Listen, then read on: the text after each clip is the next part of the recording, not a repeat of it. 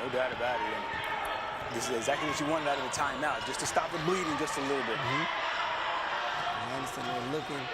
Ohatchee's done a really good job. They see that Perry is floating on the baseline there, so they've made the adjustment to shade her side. Make someone else beat you. And there's Kayla Perry. She's on the baseline, and here's Anniston again. They're going to try to overload one side.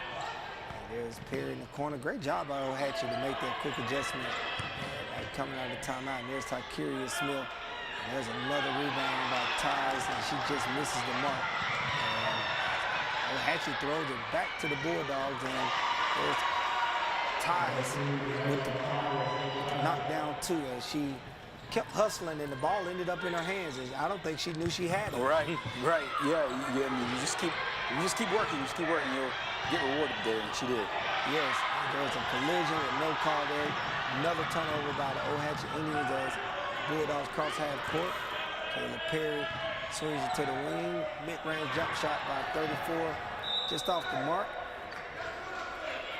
And it'll go out of bounds, and it'll be Ohatchee ball again as they line it up to try to figure out this press defense by the Anniston Bulldogs.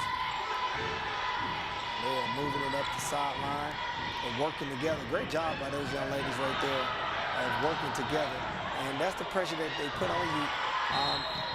You have Kiana Gardner, who missed that layup right there. She has to understand that if two people are going to stay with Jordan, you just lay that ball up. Yeah. You make that layup and they're going to have to make a choice. Either you're going to stop me, which you're supposed to stop the ball, but with Jordan scoring as many points as she's scoring, great job by the Bulldogs. Say, you know what, we're going to make Garber beat us. Exactly. Yeah, and if you have like I said, when you have a player that commits so much attention, you got to have other players to step up and knock down big shots. And right there, Johnny on the spot, right at the same time as we talked about it, Lindsay Searching does just that. Yeah, she did.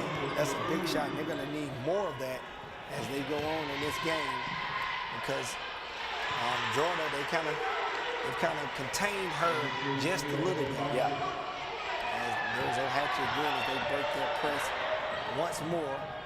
There's another shot. Great job. There it is again. Ohatchee as Kiana Garber goes off the glass. I guess she heard what I said. Exactly. Yeah, and I think she was a little bit more comfortable with the perimeter shot more so than taking it to the rim, because you saw on the layup attempt, it was really strong. So I think she's a little bit more comfortable shooting it from deeper. She is, as Perry loads up the three from the corner, just long. Anniston will get another opportunity as there's an offensive rebound. Jada Fundy on the drive. We may have a 3 seconds call on the Bulldogs. Someone is camping out in the paint. That's always a weird call, man, when they call 3 seconds, because everybody's being engulfed in the game. You're looking, you're engaged, and you're like, we're going to do it. And then you just hear this inadvertent whistle come out of nowhere, and you looking like, what's going on? And you see him just throw the 3-second call. So, because there's only one set of eyes on the paint. Yes. Everybody else's eyes are on the basketball. Yes, man. So it's tough doing that, man. And I know that young lady, she'll hate that. Coach Bullock won't let her hear about that in the paint. But as Ohatchee is breaking that press right now, done a really good job. There's a travel call. Great defense by the Lady Bulldogs there. That time they cut her off. Doing a good job there. Garbo's trying to get to her spot, same spot that she knocked down the jumper just a moment ago. 19-18 as the Anniston Bulldogs has the lead over the Ohatchee Indians. So we're coming up on the 3-minute mark here in the second quarter, and that score is brought to you by Sunny King Ford. Also, this game is brought to you by Calhoun County Commission Office. They make it possible to stream this for our community as Perry loads it up and just misses it again. And out of bounds on the Bulldogs. Indians, let's see if they get something here going to Jordan again. It's been a little while because the Bulldogs has done a really good job, like I said, just containing her. And if they don't let her get a full head of steam and make others beat them, it's going to maybe this way for quite some time. There's another turnover by the Ohatchee Indians. Yeah, it's another live ball violation there, as we have a travel once again here by Ohatchee, and so that turnover number has to come down a bit, and that's something I'm sure Bryant Ginn will talk to his ladies about at the half. He will. And the Bulldogs have been doing a really good job of taking care of the ball. Yeah, Most of the time when they was making the guard-to-guard pass at the top of the key, you have Jordan in that passing lane there, and now you can kind of see they're faking that pass to make a pass, so because they know she's jumping that passing lane, and so they've done a really good job. Good job by those young ladies of making that adjustment. No doubt about it. And you see shot there of Coach Brian Ginn doing a great job with the ladies here, has them ranked top 10 in the state in Class 3A. We'll let you know about the latest polls coming up a little bit later. Missed shot there by Kiana Garber as Jordan Cook cleans it up with another offensive rebound. And that's what's really tough about Crook is she's doing this and they haven't ran out one set to her. Right. So she's either getting it off a steal, full court, coast to coast, or she's getting a putback. And so you can't really, it's hard to game plan for that. Like you can't say, well, we're going to take this away when they run this. Like, how do you say I'm going to take away her stealing the ball? That means you have to take care of the ball. Right. Or somebody else steals it and she gets out in transition. Yeah, so it's hard to plan for that. And then when you're talking keeping her off the glass, she's so athletic and quick and she's so tall that she reads the ball off the rim so well. Where a lot of rebounds she's just gonna get just because of who she is. Exactly. And rebounds are obviously such a reactionary action. You're waiting for it to bounce off the rim or off the backboard and then engage where it is and make a play on it. Well, she plays volleyball. You're used to doing that. You're used to being reactive to the basketball, finding out where the ball is, and then making your play, whether it's a dig or a spike. And so the fact that she's a naturally great rebounder on top of her offensive skills, no shock at all. Good job by Tykeria Smith there, what she did. She actually helped double team Crook all the way to the goal so her teammate can get back, and when she released her, just in time to defend the ball also. That's a lot of people don't see those little things, and that girl, that lady Bulldog right there has been taught really well, and that was a great job by her as Jordan Cook pulled off a mid-range jumper. She skies over everybody and knocks down the mid-range too. Yeah, we talked about all the damage she does in the paint, and I know that shot was technically in the paint, but it was a really, really good perimeter jump shot, being able to get up.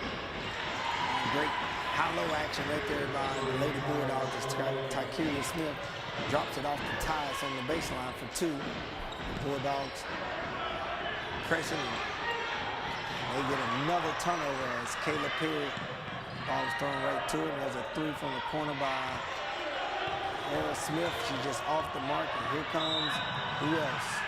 Jordan Cook.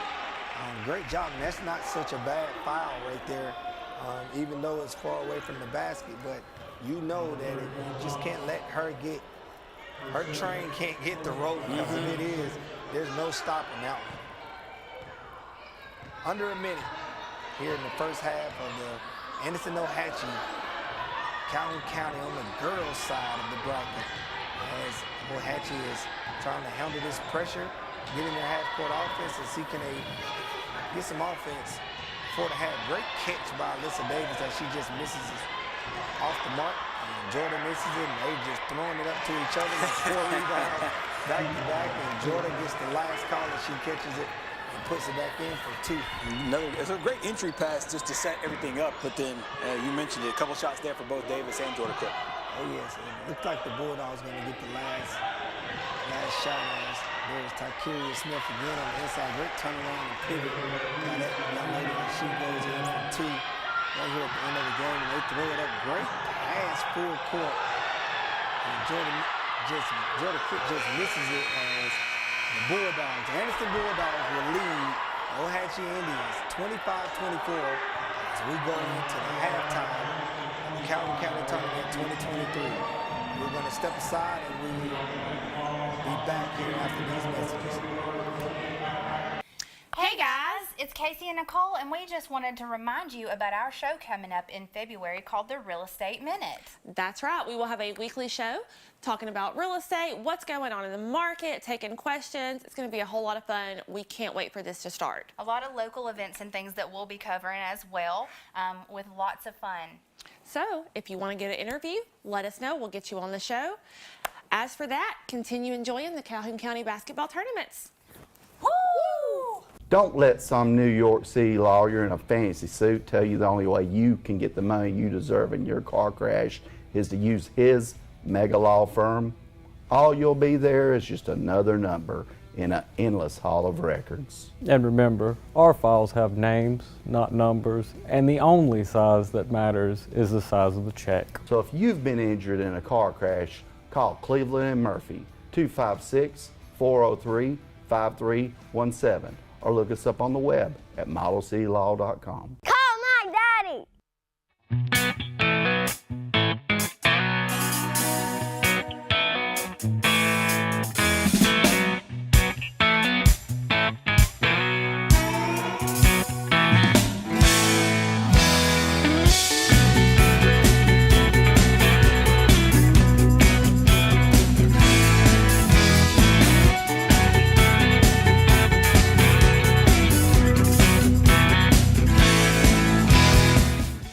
Come on down to Ollie's Car Wash here in Jacksonville.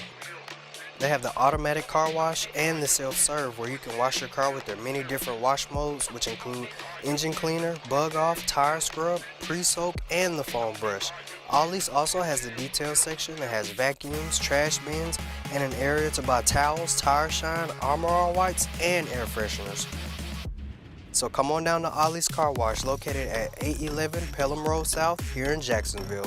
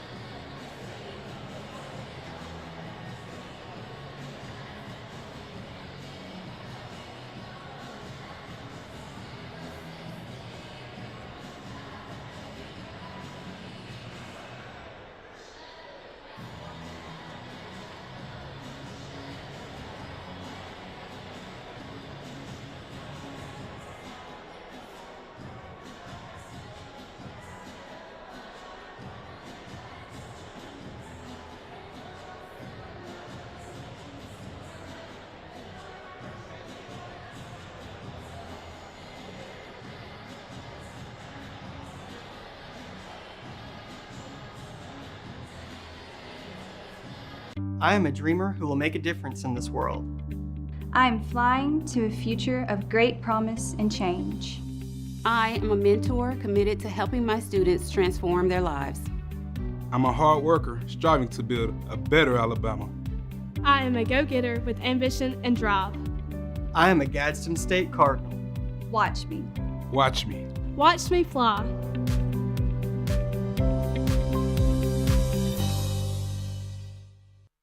Hi, I'm Susan Shipman, Director at Second Chance. Second Chance provides safe shelter and supportive services for victims of domestic and sexual violence and educates residents of the communities served, empowering victims in their recovery and the public towards intervention in these crimes.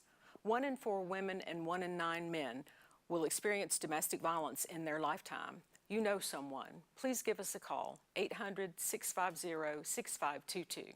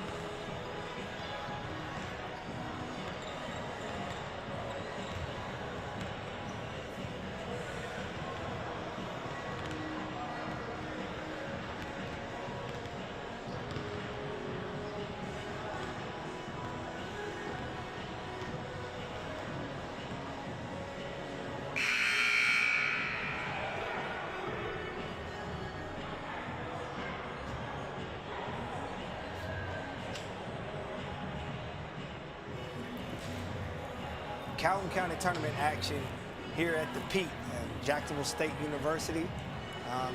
The Lady Bulldogs have done a really good job on Jordan Crook here in the first half, even though her stats says she has a lot of points. But what they're doing a really good job of containing her, which gives them the lead here at the half. Right. Where Jordan Crook really made her mark in the quarterfinal round was the consistent runs.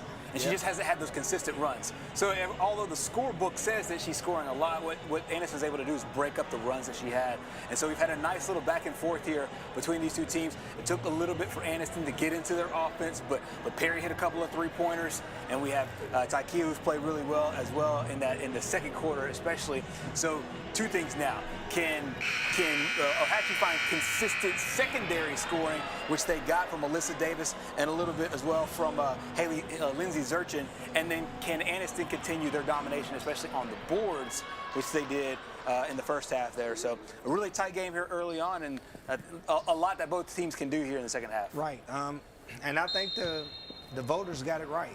You know what I mean? As far as seeding and things like that, these are two of the better teams in this tournament, and they are showing it here tonight as the game is is really tight, and you'll be able to see who makes the adjustments and who can continue to do the right things here as Anniston swing the ball to the wing to Kayla Perry as she misses a long three, and there's Tykeria Smith on the inside. She's working in there, man. As Perry will load it up again and just in and out. There's another second chance shot. You can probably tell Coach Bullock said, you know what, hey ladies, keep hitting the offensive glass. Get many as opportunities as possible. Yeah, it's 6 in this possession already. Yes, it is. And there it is again on another one, as that's Perry's third shot on this one possession as they get it again. And there's a charge call as she dropped her shoulder into the chest of Alyssa Davis. Great job by Alyssa Davis. She took 2 charges last night. Right. So she has no problem getting in the way in position. And she is really tough enough to take those and sacrifice that for the Lady Indians. No doubt about it. The Lady Indians got the basketball back, or got the basketball for the first time this half with 7:10 to go. That's a 50-second possession there for the Anniston Bulldogs coming out. And they didn't hold it. Right, They exactly. shot it like 12 times on that one possession. So, Right. Man. It just lets you know how much they're crashing the glass. And I think you said it right. I think that the key now is keep putting it up, but just crash the glass, because we'll give ourselves an opportunity every time. Right, and Coach Ginn, if that happens again, I think he will call timeout. Oh, yeah. And we have to talk this over, like, ladies, we can't give them that many opportunities. Right. And there's an inside pass to Davis as she just off the mark there, and there's Jordan Cook with the second chance shot. And she get on the board for the first time here in the second half. And she lead all scorers in the game. Right. I was just about to clarify what I was saying. I was saying that Ohatchee's not a bad rebounding basketball team. Alyssa Davis has been great on the boards. You just saw right there the second chance opportunity for Jordan Cook as well. Yes, as you can see it as Jordan Cook in that passing lane causes a turnover. And Anniston throws the ball out of bounds. And also this game is brought to you by Calhoun County Commission Office. And the Bulldogs are setting one of the staples of their defense. They're going to press up and make you have to handle that basketball 94 feet. And you see Jada Fundy, she's taking the blow. You know, after a while, that wears on you as a team. And you get slower and slower. And I don't know if Jordan Crook's going to get slower, but, you know, but Anniston Bulldogs going to do everything they can to try to stop them. I assure you, Coach Bullock has brought that to his girls' attention as the Indians are trying to work it inside, and there's see what we have here. We have a foul call that looks like Cook hooked her a little bit, but like the foul call is going to be on the Bulldogs. As the Ohatchee Indians have the lead 26-25 over the Anniston Lady Bulldogs. As they take it out on the baseline underneath. Line set, and there it is in the corner to McFry. She buries the Mountain Motorsports 3 from the corner. Ohatchee's going to need more, right? Yeah, most certainly. We've already seen a couple of different players knock down those 3-point shots wide open. Good play there from the baseline by McFry, who had a really solid game, complimenting the efforts of Crook and Davis. Great ball screen action up at the top by the Bulldogs. As Fundy misses her first shot to get another offensive rebound, and Tyus get another opportunity. There's Anniston again working hard on that offensive glass, and Anniston may need to go back to that. Jordan Cook been so high at the top, maybe set a ball screen and make everybody else rotate over, and there's no help because there's nobody in the middle of the paint as Fundy got all the way to the goal on that possession. No doubt about it. And those defensive adjustments are going to be key here, especially when the Anniston Bulldogs have done such a great job rebounding the basketball as well. So you want to do 2 things: contest the shots and put yourself in a position to be able to get some boards. Tyus, she splits 2 free throws there. She made one and missed the other. There's a great pass by Crook. As you can see, they just mishandled it there, but they got the ball back. Just keep playing the game, you know, just have short-term memory on mistakes because Anniston does a good job of making you make mistakes, you know, because they apply that pressure to see if you can handle it, see if you can figure it out mentally and physically and together, and they just make it so tough because they're so quick and fast and they're everywhere and they're disciplined. Right. So they don't jump out of position a lot. Shout out to the Calhoun County tournament. Great rebound by that young lady. Jordan Cook again. Shout out to the lady teams in the Calhoun County tournament. I never really got a chance to watch a lot of them because I was coaching on the boys' side. Right. But I've seen some really good basketball from on the girls' side, where those girls are playing really well defensively. They are rebounding. They're trying to execute offensively.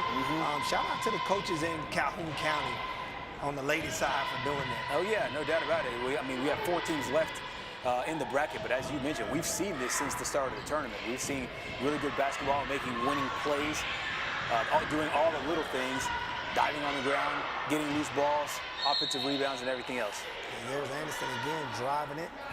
And there's a foul call as Kiera Thomas will go to the free throw line. These free throws are brought to you by Bolton Kyle Partner. And we have Ohatchee leading the Lady Bulldogs 31-26. And it's a game of runs. As Ohatchee is on their run a little bit here because Jordan Crook has decided to hit the glass. And here's Anniston at the free throw line. And they've missed a pair of them. And right now it looks like Anniston, this is going to be one of the sources of scoring. So use that free throw line to your advantage and get as many points as you can. Yeah, we've seen that same dynamic play out in a bunch of different games here, especially when teams get into foul trouble. If that whistle keeps going. Great steal by Perry as she lays it up off the glass. Needed a bucket right there because they missed quite a few free throws. Needed to see the ball go through the net here in the second half a little more because Anniston, like you said, they go on a little drought, and there's another steal as Ty's deflect that ball and it ended up in Perry's hand. So can Anniston run something, execute something offensively here in the half court to get something easy?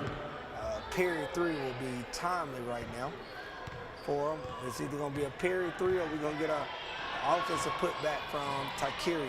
There's Tykeria on the inside. She's looking. Just not going to guard Kiera Thomas. She's going to have to step in there and knock that down. And I assure you, Coach Bullock, at some point in this game, is going to tell her, like, look, you're going to have the courage to take it and make it. Right. No doubt about it, because they're collapsing in very, very quickly when Tykeria Smith, has that basketball. So great drop down pass inside to Tykeria Smith. Perry to Smith. Remember the name of this game for the Bulldogs. Smith has putting together a solid game here in the semifinal of the Calhoun County tournament.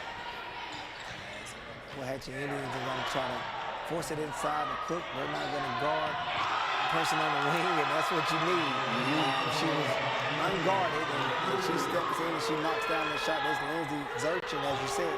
She made a three-pointer earlier. Right. And here she is again in the second half. And Ohatchee's going to need more of that, and if they could do that, it's the same thing on the other end. Anniston, Ohatchee is leaving a player open on Anniston's side, and Anniston is leaving a player open on Ohatchee's side. So who's going to score it while they are open?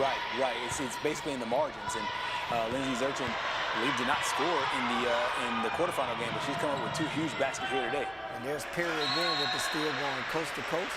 Coach Bullock's going to call a timeout because he's seen enough. as he picks up his board, his whiteboard over there on the sideline, and he's going to draw up and try to make this adjustment. As you see him there coaching extremely hard, trying to get them to see like this is what we need to be doing. Very intense. I like it. And look at those girls. Those girls are looking at him in the eye, and they're going to respond, I bet you that. And I assure you Coach Kidd is doing the same thing to his ladies at the timeout also, as this game is knotted up at 34. And that score is brought to you by Sonny King Ford in the third quarter. Let's see who can make these adjustments. And also, this timeout is brought to you by Bob Key and Alpha. Good game. This is what you want to see from your semifinal games, where the game is close and tight. I don't think too many teams in the bonus. We haven't had a lot of fouling, so it looks like we're going to score a lot of points off of field goals here unless something change in the next 3 minutes. And I like the old boxing adage, styles make fights. And I love seeing the 2 different styles here. Jordan Crook once again. That shot just rolling off the rim there, but different strategies here as Anniston crashes the boards really well. Tykeria Smith once again going to the basket. and getting herself back to the free throw line. It's been a real staple of her game, and she's really turned it on since the second quarter. 2 points in the first, but she has dominated ever since then. She's been really aggressive with the basketball. So Ohatchee's getting, you know, one player, dominant player scoring right now with Jordan Crook, and then really great outside play from Whitney McFry as well as Lindsay Zurchin and Alyssa Davis. Anniston has been a kind of a two-headed monster, so to speak, with both Perry and Smith. They're gonna need more of that from Smith. She plays with really good pace, and she's quick. So she's quick to the ball. She rebounds the ball really well. There you see a good shot of Coach Ginn as he is trying to figure it out also. Great matchup here. Ohatchee is looking to feed the ball inside, and they're going to leave another player open for the wing three. Just misses it off the mark. And Ohatchee will get an offensive rebound as the ball is getting swung around the perimeter as the ball's on the ground. As we see Perry on the floor, and they're going to fight for it. Looks like it's going to be a jump ball. Possession arrow, Ohatchee. A nice battle there for the basketball, trying to save every possession, especially with the way that Anniston has been crashing the glass, but the offensive glass and defensive glass. It's great to see that tough play down there. As you see, Anniston has two players guarding Jordan Crook. Yeah. Two players, one in the front, one in the back of her. Every time she doesn't even have the ball. It can't be when she gets the ball. She is actually being trapped and doesn't have the ball. As the ball go out, great block out by Tykeria Smith, and she's off and running. She creates a 2-on-1 situation, and she's going to put it in. This young lady is putting together quite a tournament. She goes coast to coast, great box out to keep Jordan Crook off the glass. And she gets the rebound. She goes coast to coast, unguarded, and get a layup as Anniston takes the lead, 39-34 over the Ohatchee Lady Indians, and there's a block on the inside. Great outlet pass as here comes Fundy, and she's going to go across with the Dipsy D, just misses it there, but she gets the ball right back, and she's going to float it just short, and she gets the ball again. A lot of opportunities for the Bulldogs as Kiara Thomas is going to get it, and we have a collision, and there's a block call in the paint. As Anniston is getting multiple shot opportunities every offensive possession, which is putting a lot of, which is making it tough for the Indians. You don't know, how can you stop that bleeding? They're just quicker to the ball than they were. Right, exactly, and I think that the key for Ohatchee right now is to find as many as you can and just box them out, because seemingly Anniston's doing a great job getting, it seems like all five, to the glass in order to give themselves a chance there. Yes. As Kiara Thomas makes the first free throw, and these free throws are brought to you by Bolton Chiropractic. As Anniston extending her lead to 6, and she's trying to see if she can push it to 7, and she misses the second one. Big rebound by Crook, and she's going to get the rebound, and she's going to bring it up and set the offense down. And there's Kayla Perry out there in the perimeter. She turned it 3 or 4 times, and great defense by that young lady. But the thing about it, you got to keep playing defense on her. As you can see, she's in the post. They're doubling her, and guess who? There's Tykeria Smith again with the steal. She's going coast to coast and just misses the layup. Great defense by the Lady Bulldogs. Look at Kiara. Here he is again. We saw it last night with the Valley Cubs, Lady Valley Cubs, and she just turned her 5 times. And that's what you want on-ball defense, and they're going to throw it up to Jordan Crook. They got 2 bodies on there every time. There's great defense by the Bulldogs as Jordan Crook steps out of bounds. Great game plan by the Lady Bulldogs. Yeah, no doubt. And they're executing it really well as well. We talked earlier about the efforts of Tykeria Smith, but give a lot of credit there defensively on that sequence from Kiara Thomas. The Bulldogs has come on to 30 seconds here in the 3rd quarter. The Bulldogs are hanging out at half court. Look like they're going to take the last shot and try to shorten the game as Tykeria Smith is going to pass it around the perimeter, and we're coming up on 10 seconds. And they're going to take this last shot as Smith is coming, and it's coming down to 7. Looks like they need to be attacking right about now. She is attacking, and she shoots the short jumper, just misses it there. Anniston Bulldogs 40, Ohatchee Lady Indians 34 at the end of the 3rd quarter. We'll be back with more action with Calhoun County Tournament action after these messages. serving Calhoun County in the state of Alabama since 1994, offering some of the most competitive interest rates in the mortgage industry, along with a wide variety of mortgage products. We are with you throughout the home buying process, offering you service before and after the close. Fast, reliable, local. Visit us today or apply online at our website, jacksonmortgageco.com. And you remember, if you need a home loan, call my daddy. And we are back at the 72nd Calhoun County Tournament here at Pete Matthews Coliseum at Jacksonville State, as the Anniston Lady Bulldogs are leading the Ohatchee Lady Indians 40-34 as we go into this fourth quarter. And really good game plan on both sides, and whoever has the best start to this fourth quarter, I think, will win this game. Yeah, I think that the tone of the third quarter was set in the very first possession by the Anniston Bulldogs. They got about 6 or 7 different offensive rebounds, and the possession lasted about 40 seconds, 50 seconds before Ohatchee got it first. That theme played out through the rest of the quarter, and Ohatchee was never really able to get, really solidified offensively. They scored 10 points in that quarter. The Bulldogs scored 15 in the second quarter, and so the adjustment now, can they get Jordan Cook back in the game as far as offensively? She only had 4 points in the quarter, which is very low considering her average is probably about 16 per quarter. But the Anniston Bulldogs right now playing really good team basketball and getting some efforts here from girls like Kiera Thomas as well as Lila Tyus. Yes, here's Tykeria bringing up the court. She's going to pull it out and get something, and there she is on the inside. And what's interesting there she is again for her 20th point of the game as she kisses off the glass. And what's interesting is Ohatchee is in this 1-2-2 zone, and you have Jordan, the best rebounder, best athlete, the bigger.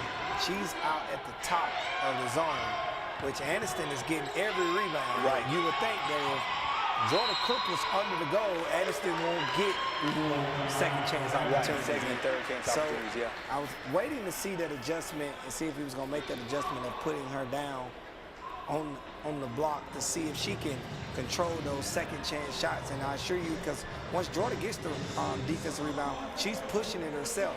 Right now, she's hanging out at half court where she's been getting steals, but the Bulldogs have been doing a really good job of taking care of the ball. So she hasn't been getting any steals, so she can't get out in the open court. Right. So let's see if Coach Ginn can see that and make that adjustment. And sometimes when you're the head coach, you don't really see those things. You really need some eyes right there on your bench. Yeah. And those people are the ones that say, you know what, Coach, let's see, can we change this a little bit? And let's see, can we put her there, because this is getting us beat. So let's see if they make that adjustment as Anniston stretched their lead to 8 as they lead 42-34 here in the fourth quarter. Yeah, no doubt, and a really, I think, pivotal point in the game right now, and I think that Coach Ginn is relaying that message to his ladies as they come back out. Same 5 dollars out there earlier that includes McFry and Jordan Cook, as well as Alyssa Davis and Kiana Garber. So, and Lindsay Zurchin, who's knocked down a three-pointer in both halves. They're going to have some open shots on the perimeter. It's just a matter of taking and then make it. So as you see, they still have two in the paint. And Anniston is doing a really good job of having 3 players guard 4 players. And there's an open 3 from the corner, 24, no good, and there's Cook on the rebound, put back, and she is fouled. One of the Lady Bulldogs, and she will shoot 2 shots. And this is really good for the Lady Indians because the clock is stopped, and she get a chance to score while it's stopped. And it's what you were talking about earlier. If you have her underneath the basket, you give yourself, when you're playing the probability game, you give yourself a better situation, a better chance to pick up the offensive rebound when Jordan Cook is down there. So if there's a missed shot, it's still fine because you have one of the state's best players there in the post. Right. These free throws also are brought to you by Bolton Chiropractic.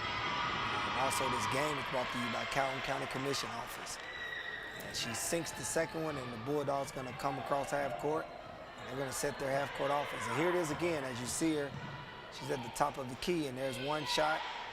There's the Bulldogs fighting for it again, and there's another opportunity. And great job by the Indians that time as they get the ball back, and we're out at half court, and everybody's on the floor. And guess who comes out with it?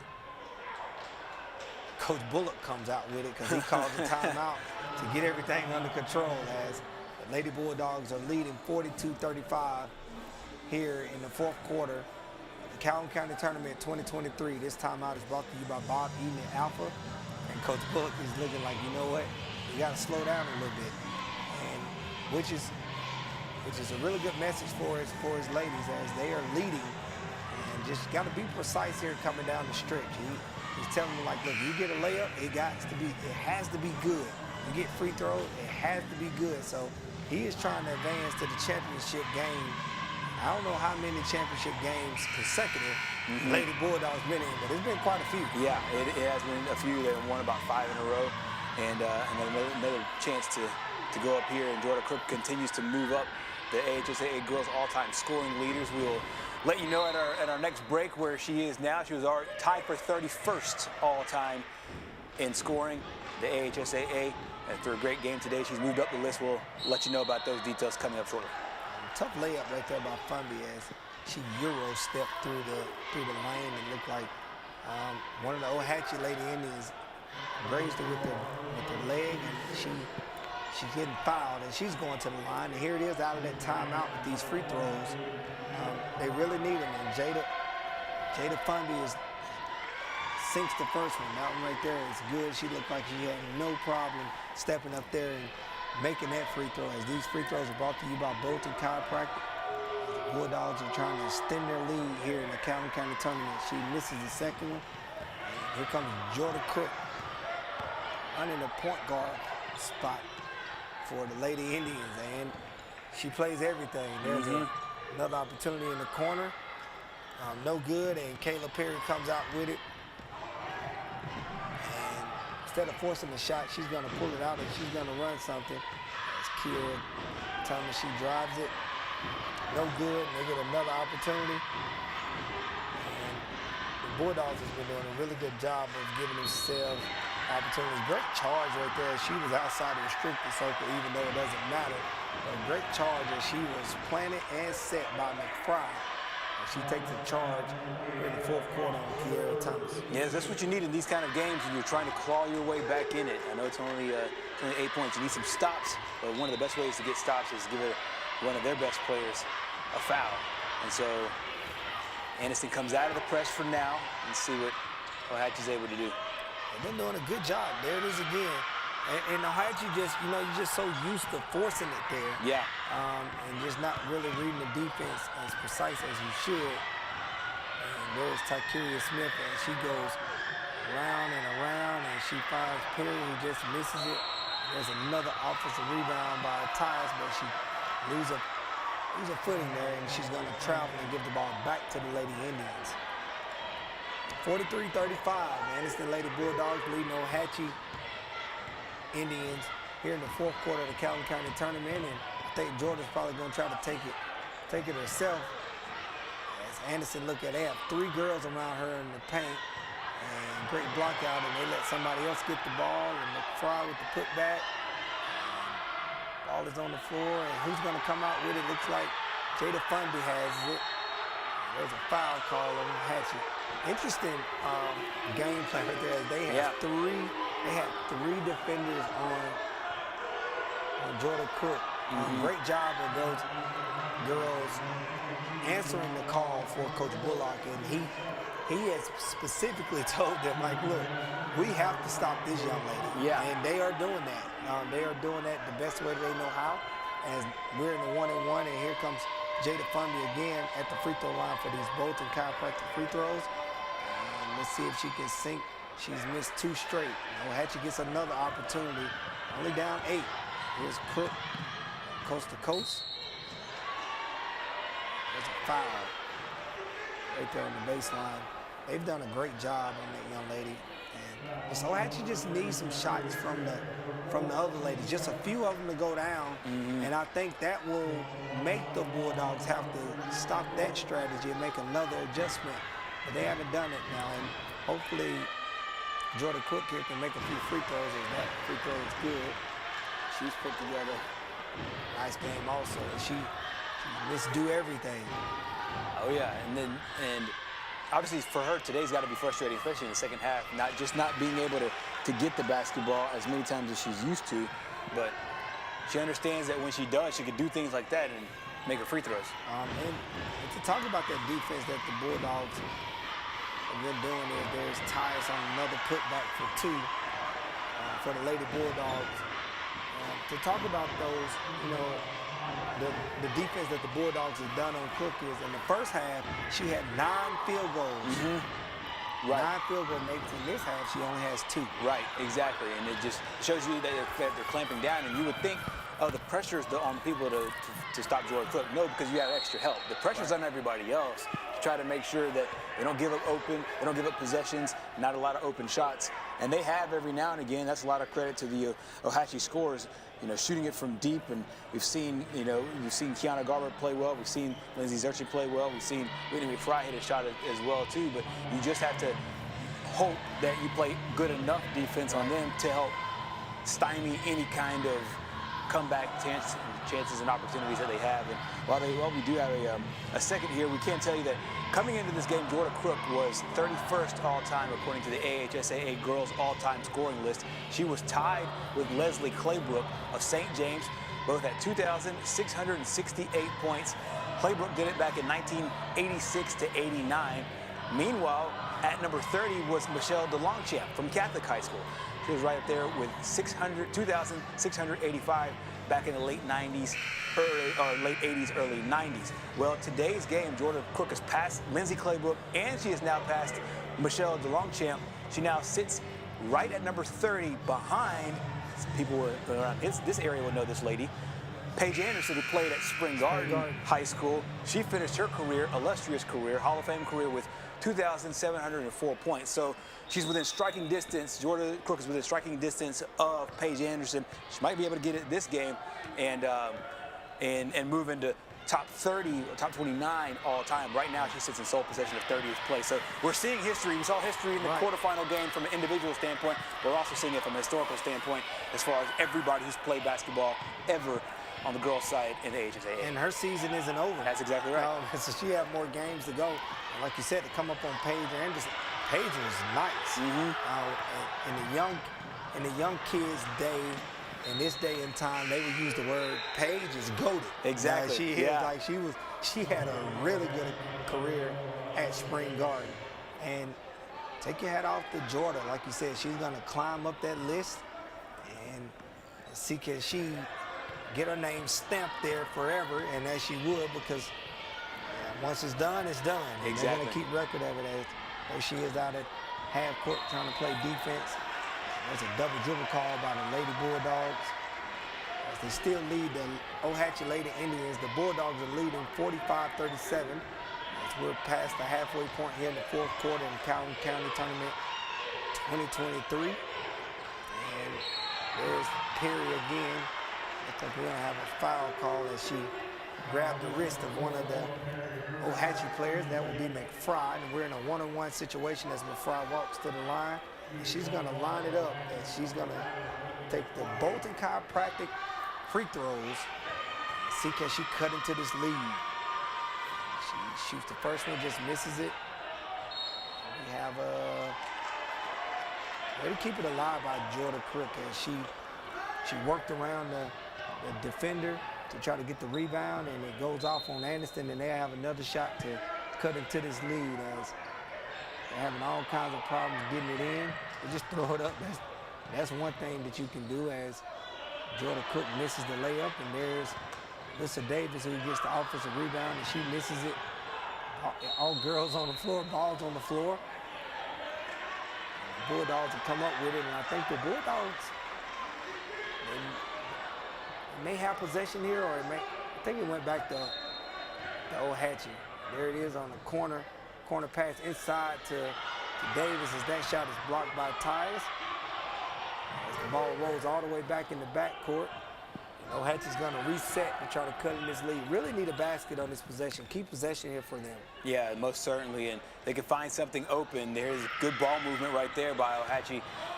Unfortunately, just a little short there on the shot, but great job by Anniston making it a one-and-done situation as far as the shooting goes. And so cleaning up those rebounds has been a really important part to Anniston trying to seal this thing off. Yes, Anniston gonna run some clock here to try to shorten this game, shorten the possessions on this game as Caleb Perry picks a dribble up at half court. There's Tykeria Smith. Ball is getting turned over, and there's Perry and Crook. And there's another great job by Perry to stop that train before it gets going. She didn't let her run by her to get a wide open layup, so she fouled her away from the basket, and they're gonna make Crook beat you from the free throw line rather than by field goals. Yeah, go earn it on the free throw line, and we're sitting now in the one-on-one situation here for Jordan Crook. See if Crook can make two of them here. She sinks the first one. A much needed free throw by that young lady. These free throws are brought to you by Bolton Chiropractic. Anniston leads 45-38 here in the fourth quarter, and let's see, we got a tie up, and this time the possession arrow says Anniston Bulldogs as they lead by 7 here, coming up on the 2-minute mark in the fourth quarter. As you see, Ohatchee's gonna apply some pressure themselves. Bulldogs gotta stop picking their dribble up. You know, just pick it up when it's time to pass it. Don't start dribbling until you have to start dribbling. Exactly. And that'll help run some clock off. As you see, Jordan steps inside to the 5-second mark and drop-off pass by Smith to Ties, which is no good. And Coach Bullock is like, you know what, we really didn't need that. So, and that's how it is. If you do that and you take it, you have to make it. Right. If you don't, you didn't need it. Exactly. So, you know, she got to do a better job of concentrating and making that right read by Smith. But I think Coach Bullock realizes that he can run more time off the clock. And here's Smith coming out of there like a rocket. And she is boomed in the open court. That was a heavy collision. It was a really big collision there, and she's gonna shake it off, and she's gonna walk to the free throw line and see can she extend this lead as they lead the Ohatchee Lady Indians by 7. A minute and 30 to go here. The Calhoun County Tournament 2023, and these free throws are brought to you by Bolton Chiropractic. Let's see what we have here. She's gonna line it up. She's been doing a really good job this game as that free throw right there she makes. It's nothing. We haven't had too many players that made a pair of free throws this game. It's always been split 1 and 1. Let's see if Tykeria can change that for this game. And she does. So the Lady Bulldogs 46, 47, and the Ohatchee Lady Indians 38.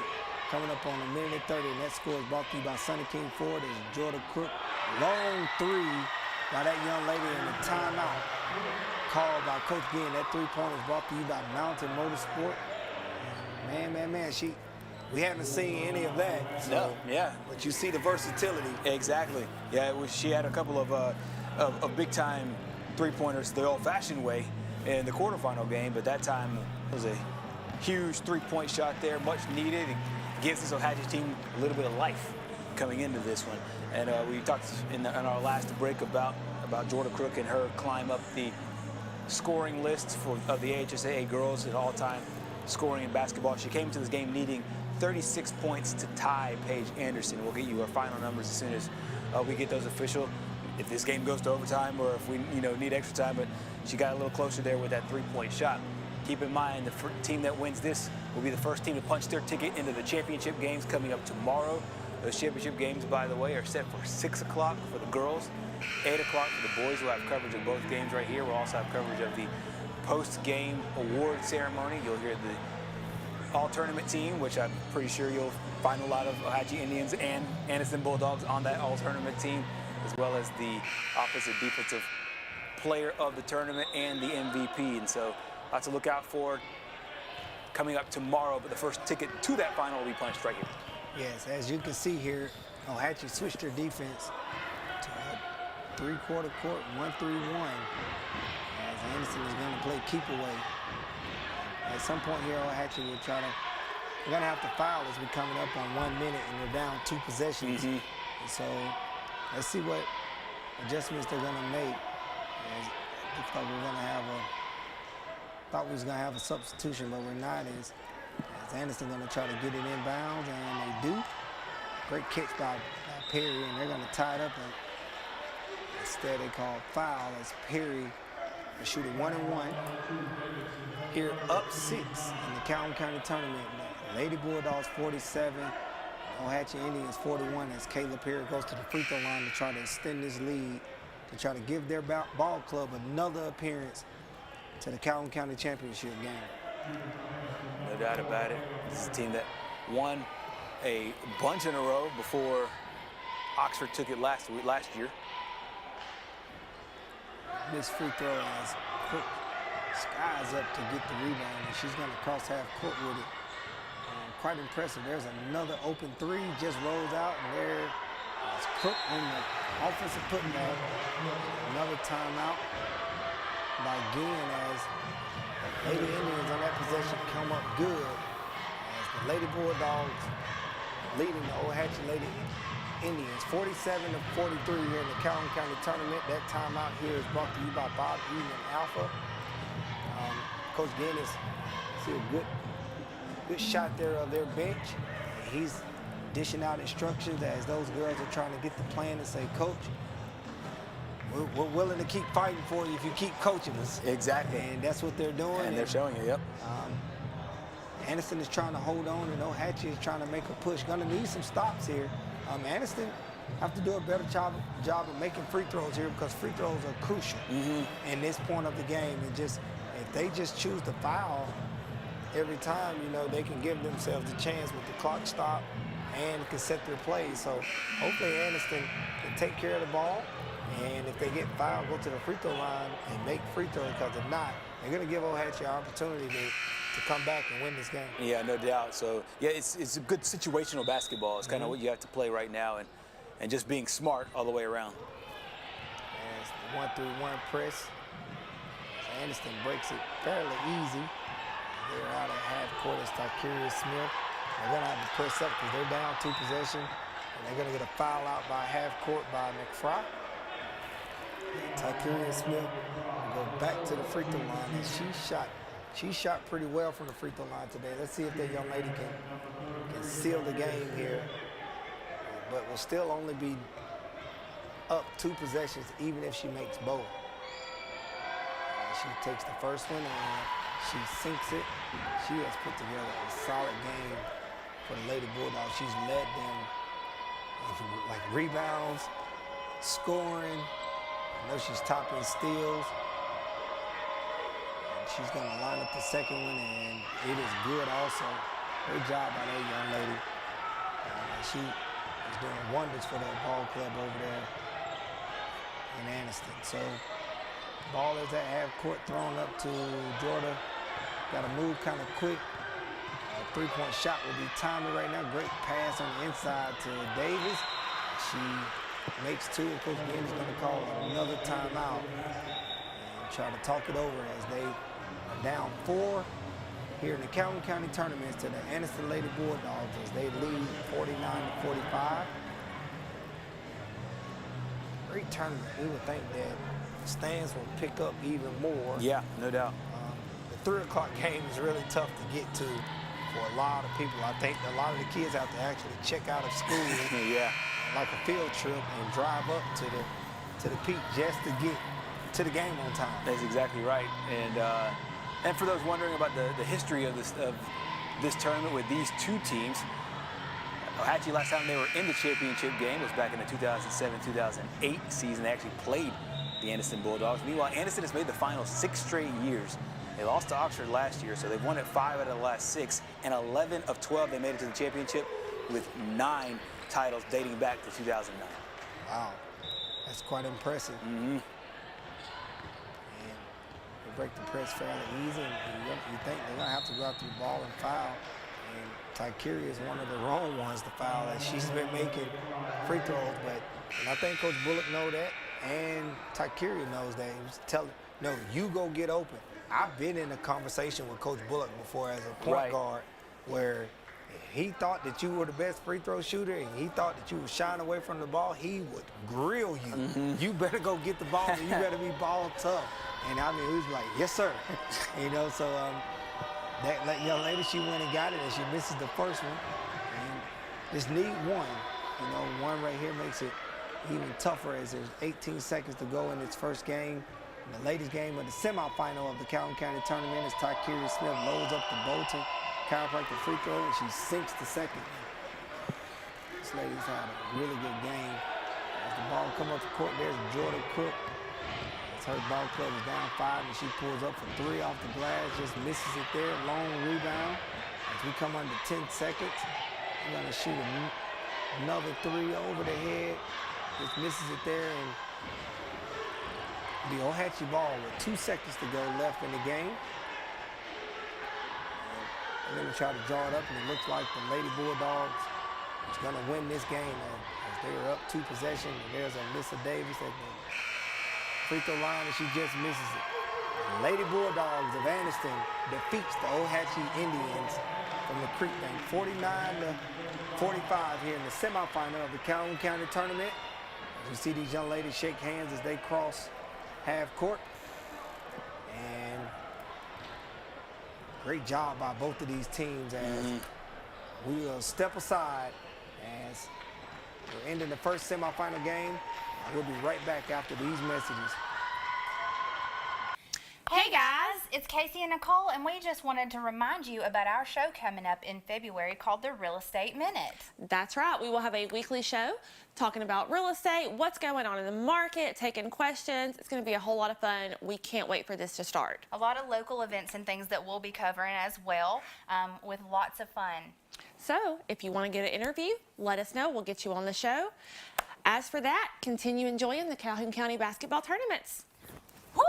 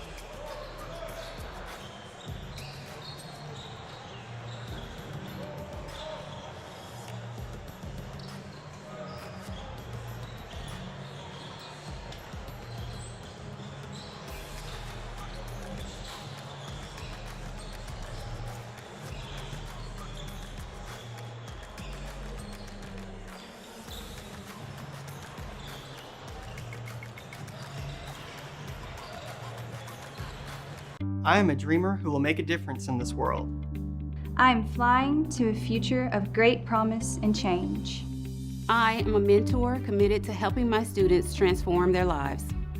I'm a hard worker striving to build a better Alabama. I am a go-getter with ambition and drive. I am a Gadsden State Cardinal. Watch me. Watch me. Watch me fly.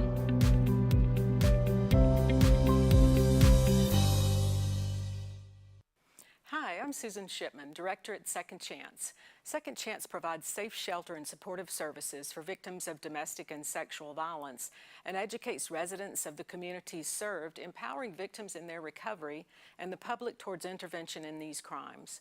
1 in 4 women and 1 in 9 men will experience domestic violence in their lifetime. You know someone. Please give us a call, 800-650-6522.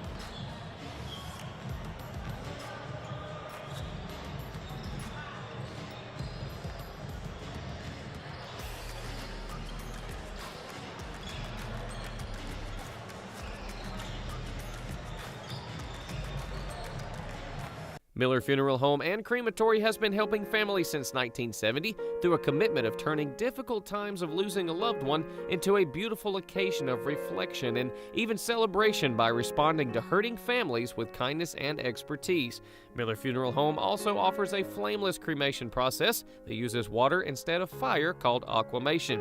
Let Miller Funeral Home and Crematory make hard times a little easier for your family. That's Miller Funeral Home and Crematory, located at 50 Hamrick Drive East in Oxford. Serving East Alabama for over 20 years, Samco is your local convenient, clean, and friendly gas station. Fill up your tank with gas, diesel, or your favorite snacks and drinks. Samco has 48 locations to serve you in Calhoun, Etowah, Marshall, Talladega, and Cleburne counties. Samco is a proud community leader in giving back to help support local schools in East Alabama. For your convenient, clean, and friendly gas station needs, it's Samco. Good afternoon, everyone.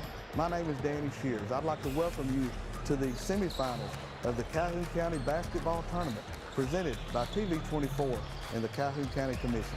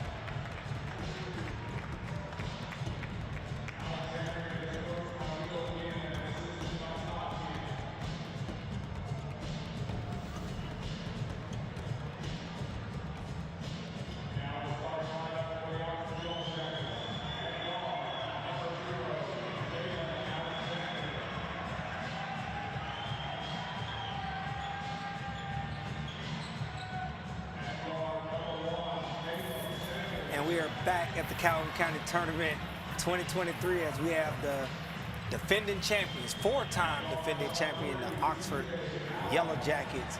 They're going to take on the Alexandria Valley Cubs in this 72nd county tournament.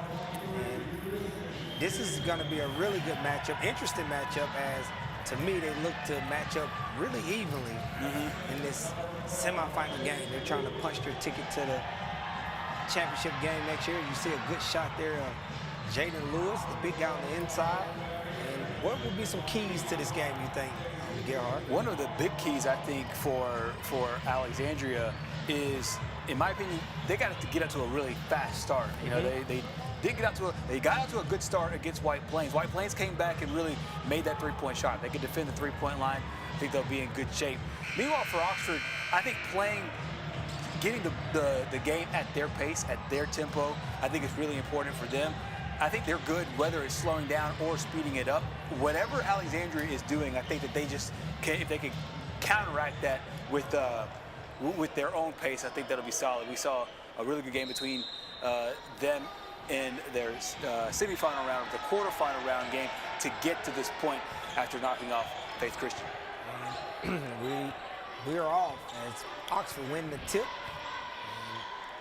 And they're going to set their half-court offense, try to figure out this zone defense of the Alexandria Valley Cubs with T.J. Allen with a long three-point basket and a miss, and Drake Davis comes out of there with the rebound as he's going to set up the Valley Cubs. He's going to try to do the same thing as he's under all kind of pressure out near half court. And they're going to see can they execute. They love to get in that guard around offense. As you see Jalen Alexander, the sensational ninth grader, pushing the tempo as he had a good steal right there against the Valley Cubs. And they're going to take it out, ball underneath, and see can they execute here. This game is brought to you by Calhoun County Commission Office.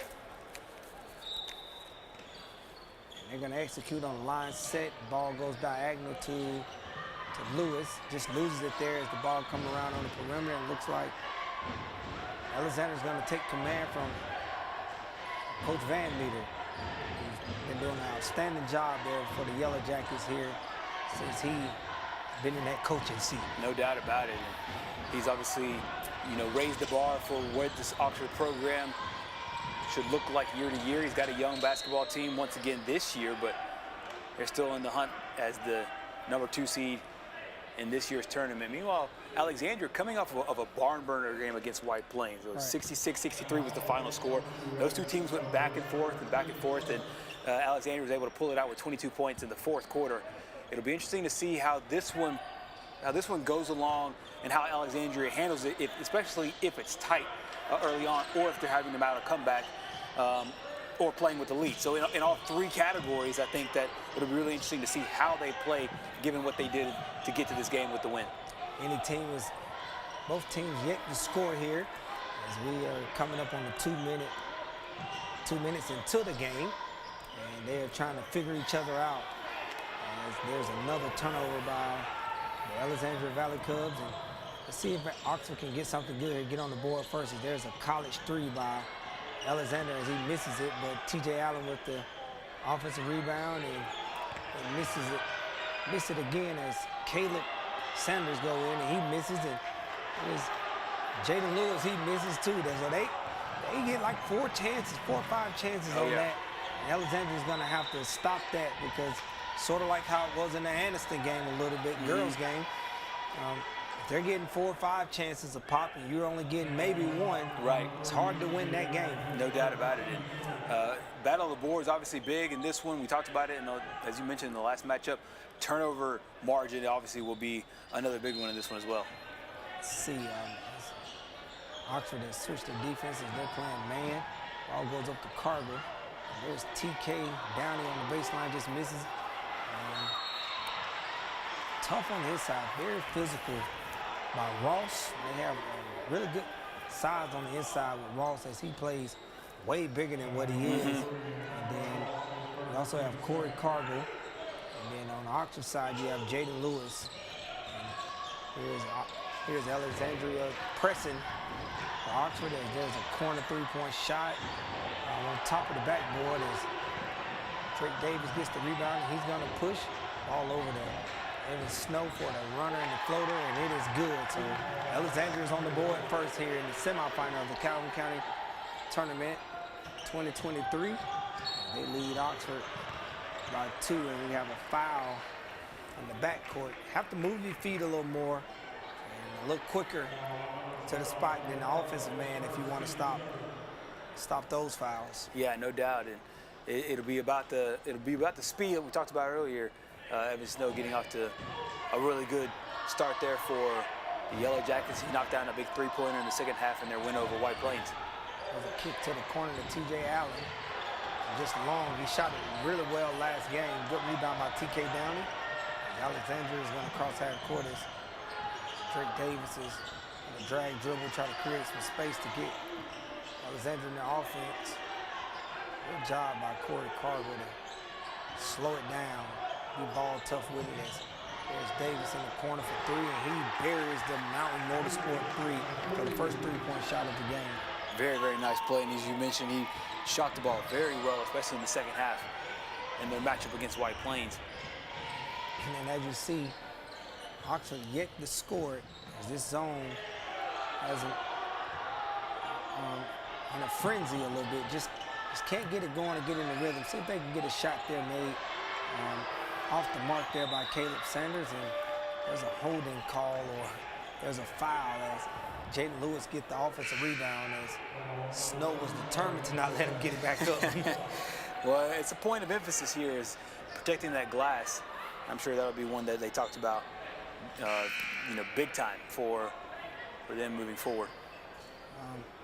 Into the game now is another 8th grader who's playing at Oxford. The name is Marcus Perry Jr. Yep.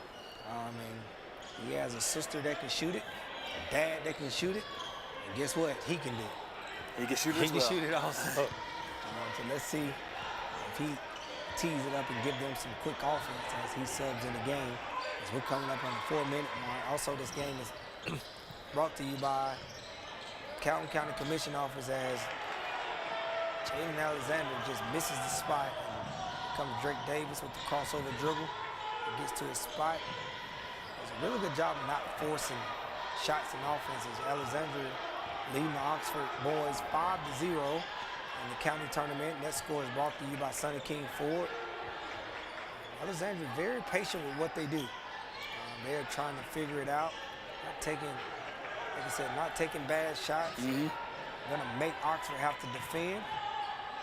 This is off the glass by 22. Another opportunity, a big time block by Jaden Lewis on Ross, and another block by Lewis.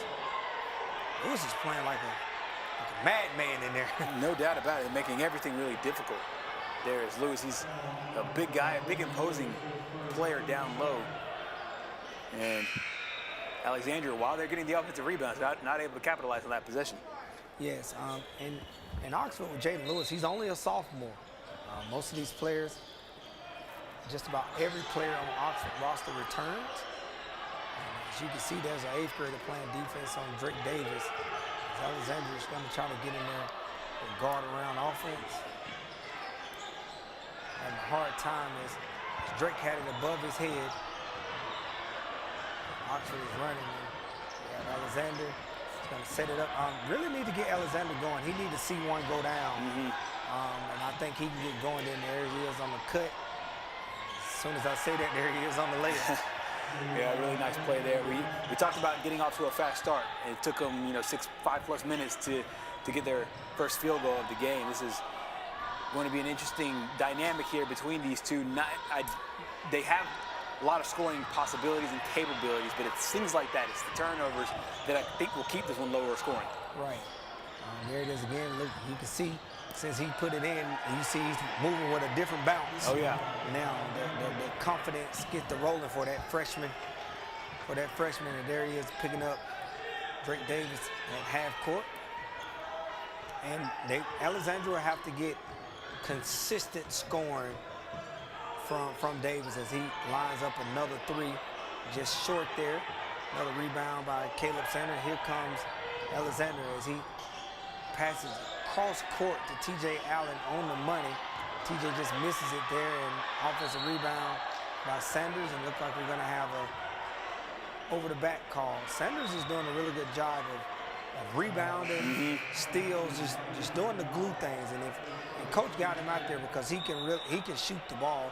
Just needed him to be able to step in there and make some jump shots, and he could help this ball club play at a different level just by doing the things he do and making open jumpers. Yeah, and especially whenever you have a guy like you said, he can be a glue guy, a guy that can make those winning plays. And then, of course, you have your guys that will give you 15 to 20 points each night. But it's always great to see some of the other kind of the pieces that help teams solidify themselves. And another word, glue is used a lot, but the real tactical part of that really helps out as far as the team dynamic goes. That's TK on the strong drive there as he's going to be fouled on the floor. TK is strong. TK Downey is really strong as he took a hit there, and it looked like they just bounced off of it. As Alexandria will get the ball here on the baseline, and they're going to try to figure this thing out. It's a low-scoring game. Alexandria 5, Oxford 4. At the first quarter, as we're coming up on the 1-minute mark, and that score is brought to you by Sonny King Ford. Let's see who can break the ice right here, as we've been on Alexandria been on the drought since their first 5 points, and they're in the line set. It's going to come back out to Davis as Davis lined it up, and it is good. Long three by that young man. That three is brought to you by Mountain Motorsport. And timely three, they needed that. No doubt about it. Yeah, and not only just timely, but great patience there. They waited till it all cleared out, and then Davis was able to get the open three. Didn't even put the ball on the floor, just popped it up. Yes. And Oxford would need that scoring, so some scoring going to have to come from somewhere as they run the zone. And I think Alexandria is fine if all the scoring comes from the inside. Just Oxford missing a lot of easy layups around the basket. Need those guys to make those layups as Davis Croft half court as we are under a minute in the county tournament in the first boys semifinal game. And Alexandria is going to execute their half court offense. There's another three-point shot that is off the mark. TK Downey comes back up with it to give him another opportunity. And there's Drake again, who set those feet with the quickness and put it up. Rainbow shot as he made another Mountain Motorsport three-point shot. And that kid can really shoot the pin. No doubt. He only gets that ball if they get the offensive rebound. So off the Henderson miss, they were able to take it back and give their sharpshooter yet another three-point opportunity. He's got 3 on the day. He does. And they'll get the last chance here as you see a good shot of Coach Will Ginn of Alexandria High School. This play right here is probably going to the point guard as Drake picks up his dribble. He's probably going to take this last shot. Given his range, probably take it from here. Now he has stepped back 3 and just short. As the Alexandria Valley Cubs lead the Oxford Yellow Jackets in the Calhoun County Tournament 11-4. We're going to step aside and we'll be right back after these messages. At Dunn's HVAC Plumbing and Electrical, we know how hard it is to find a dependable company you can trust. The time-consuming effort can be frustrating and overwhelming. We believe what matters is getting back to what's important to you. Dunn's HVAC Plumbing and Electrical is built upon honesty, integrity, and also trust. We are your local choice for all your HVAC plumbing and electrical needs, serving Calhoun, Jefferson, Shelby, and surrounding areas. Visit our website at callduns.com to schedule your appointment for dependable service done right. I'm Bill Newman. I want to welcome you to our store, Oxford Lumber and Ace Hardware, and I want to promise you that when you come in here, you're going to get service. We're going to greet you and take care of you and get you what you need. Today I've got Shaw Williams with me, who runs our steel power department. Shaw, tell us a little bit about our steel department. We've got a full line of steel power equipment, parts, service. If you need some advice on taking that tree down, we can give you that too. We welcome our customers in to come in anytime and take care of these advantages that we have here at Oxford Lumber. And we are back at the Calhoun County Tournament here at the Pete Matthews Coliseum on Jacksonville State University campus. As you see a great shot at the Oxford Yellow Jacket band. And Oxford is having a hard time finding offense right now. They really need some offense to cut into this league, as Alexandria has had some really hot shooting from their point guard, Drake Davis. Yeah, 9 of the 11 points came from Drake Davis, and the last 3 came from a great offensive rebound off of a miss. And so Alexandria playing really well off the glass, but then also getting the ball into their sharpshooter's hand. And you're right, Oxford has some opportunities, especially at the basket. They can capitalize those. They'll climb back into this one. And as you can see, great defense there by Sanders on the layup. Let's see, and it is blocked by Alexandria. Great hustle by Alexandria. As Caleb Sanders has that steal and was going in for a layup, but Alexandria hustled back to stop that conversion there. And really impressed with Alexandria's patience. Yeah. The patience that they play with. They're not chunking up bad shots. They're not trying to, they just do what they do. They're playing really strong with the ball. And I know this may sound kind of cliche, but it reminds me of old Coach Ginn's team. Yeah. They bored you to death. You like, man, we maybe should be up on them by this much, and you're trying to figure it out. You just never could figure it out. You know, it's just tough because they're just playing so solid. Right. You know, and here they are again in the county tournament, and there's a long three-point shot there by Jalen Henderson, and they extend the lead to 10. This is one of those things where I know basketball has swung a lot to the three-point shot, but of the 5 field goals made so far by Alexandria, 4 have been from downtown. Wow. Their rim is bigger than everybody else's, I believe. And if it's not, they're thinking that it is. It doesn't surprise me that Coach Ginn he's promoting them to take shots because he was an outstanding shooter when he was a player. Right. And shooter thinks like shooters. So, I mean, great job by Alexandria as they get another turnover as Drake Davis is going to try to change speeds. Get the steal across half court, throws it to the post to Cargill. Cargill looks like he wants to work, and they get a travel call there on the baseline. Missed opportunity right there by Alexandria as Oxford is still yet to score here in the second quarter of the Calhoun County Tournament 2023. It took them a long time to get the first points in the first quarter as well, and that was part of the issue for Oxford that we talked about, you know, at the top of this, where they need to get out and play with some pace. And it's not that they haven't had opportunities. They've had opportunities both up close and as well as, you know, from the perimeter. Just haven't been able to capitalize. Good drop-off pass by Alexandria as Lewis just misses it there. Ball up at the top of the key, long three-point shot. No good. Great block out there by Alexandria, and they're off and running. Drake Davis is going to try to get his team in his offense. He's got to have court. Great move there by Cargill. A little too deep. And it's going to get tied up by Jalen Alexander. Slow down just a little bit, young man. I think it'll come to you. Exactly. And, you know, that's one of the hardest things to get across to younger kids and to teach your players is letting the game come to you. Because a lot of times we get so impatient. We're in the microwave generation now where we want to go get it rather than wait on it to come to us because we think it'll never come to us. But if we can just slow down a little bit, and I think it will, as there's Alexander coast to coast on a layup. He finished over the rim. They're going to need more of that from that young man. No doubt. And you saw the athleticism there on full display. Both his ability to get the ball down there, but then also the acrobatic layup. Great move there by 22. And there's a charge call as Jalen Alexander, the freshman, is looking for one of his teammates to help him up off the floor after the sacrifice of his body as he steps in there and takes a charge. Great job by that young man. You don't see too much of that as Alexandria is in there 2-1-2 press. Oxford is just going to work it up the court, using each other to help each other as it's going to be dropped down to Lewis, and he drops it over the left shoulder. And good. Lewis is on the board now as Alexandria leads 14-8 here in the second quarter, and this is good with Oxford scoring because now you can set your defense. As TK down there is going to pull it out, and Drake Davis is going to set their offense. And there's the ball screen action as he takes a three. They're looking for a call, but they get it there. The referee's not going to call that one. You know, you probably could have got a better shot there. So, but I like Davis's confidence. They're going to need some hot shooting from TJ Allen.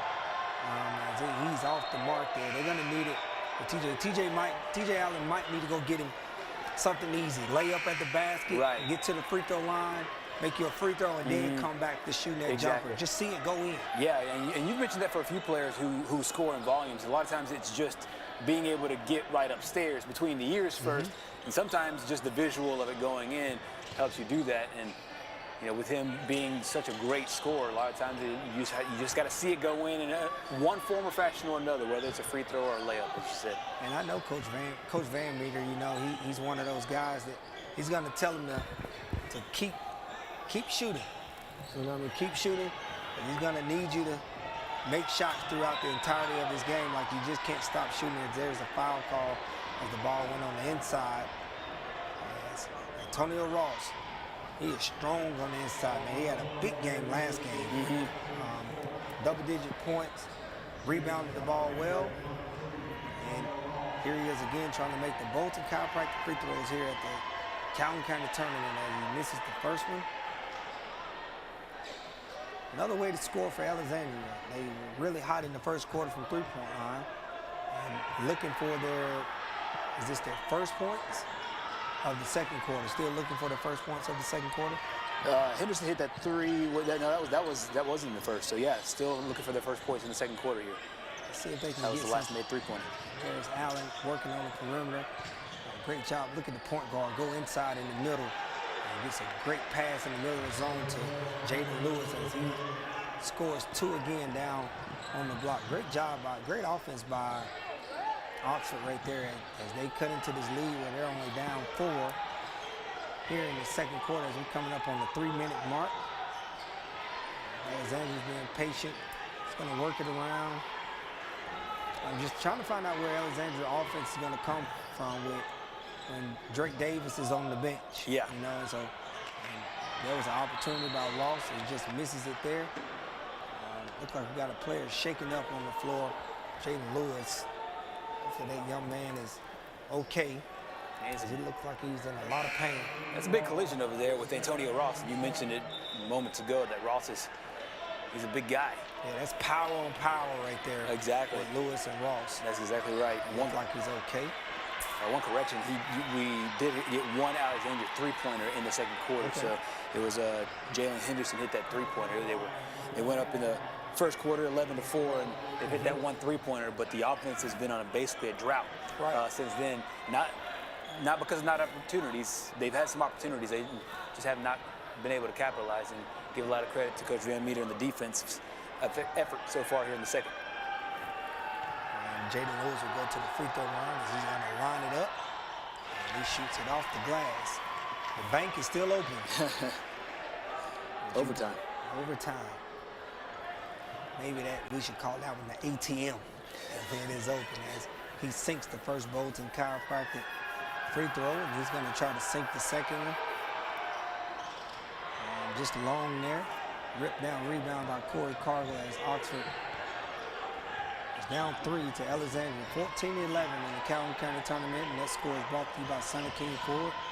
As Evan Snow drives the baseline as the ball gets whipped around in reverse, and Corey Cargill at the free throw line, and he's going to do some pivoting, and I think they're going to call foul. And it's a great defense by Lewis. Just think when Cargill stopped, it looked like he bumped him. You know, it seems as if he just stopped him. And Cargill did some pivoting there, and he was fouled, and Lewis will have to take a seat as Kelly, the son of Wendell Kelly, will come into the game here. Jordan Kelly's, came in, played some solid minutes in their quarterfinal round win the other day. A lot of young guys on the court right here for both teams. You can see Jalen Alexander is applying pressure, and you have the 8th grader. Great tag there by TJ Allen as Alexander is having trouble getting any kind of offense right now. And I think Coach Ginn is quite content with keeping the game low scoring. Oh, yeah. And, you know, long as they're out there and they're not turning the ball over, which they're not, they're just working the ball around to see can they get something good? And there's a foul call right out here at half court by Caleb Sanders. I think they're content with that a little bit. But there's Drake Davis coming back into the game.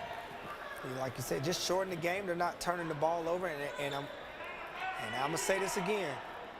We played Alexandria. And I was at Anniston. The county championship. Will Gibb was on that team. And it was just like this, man. It was just, it's like we never could get anything going, but they did take care of that ball. And they made timeless shots, and let's see if Sanders can make one. He just missed, and I mean, just playing just like that, just controlling the pace and controlling the game. And they're doing a great job of that right now. And as Drake Davis cross half court, let's see, there is Cargo working his way in. And there should be a travel call there, but they're gonna miss it. And there's a three by Snow, just long. As TK saves it and gives them an opportunity. And guess who steps in? There's Drake Davis on the miss, and there's an offensive rebound by TK Downey. He's working in there. Look at them guns on him, man. He's a pretty good-looking athlete. Yeah, he's a big guy. Plays some wide receiver. A really tough guy that could go across the middle of the field, beat you deep. Has some speed as well. I give a lot of credit there to the Valley Cubs continuing to crash the boards. A lot of physicality down low. Coach Van Meter, as you see on the left side of your screen, towards the middle of the screen, is having a word with the official. Meanwhile, the official down in the paint, making sure that everybody's lined up right. So we'll give the shooter the basketball back at TK Downey, and we'll see if he can knock these free throws down. This has been Oxford's quarter so far, just 3 points for the Valley Cubs in this frame. Yes, as TK steps up and makes his first free throw. These free throws are brought to you by Bolton Chiropractic. Also, this game is brought to you by Calhoun County Commission Office. We have us a good one with Alexandria and Oxford. Always a showdown when these two teams play. Some good games over the years as TK Downey sinks his second shot. And here's Alexandria in a 2-1-2 half-court trap press. And they do a great job of breaking it. And there's Jalen Alexander. Thought about it, he's going to pull it out and see can they execute something. As Alexandria leads 16-11, coming up on 1 minute here in the first half. Ball gets swung around. Let's see if Oxford can figure it out. Great drive by Alexander as he dropped it off for the pass to Kelly for two. Great job.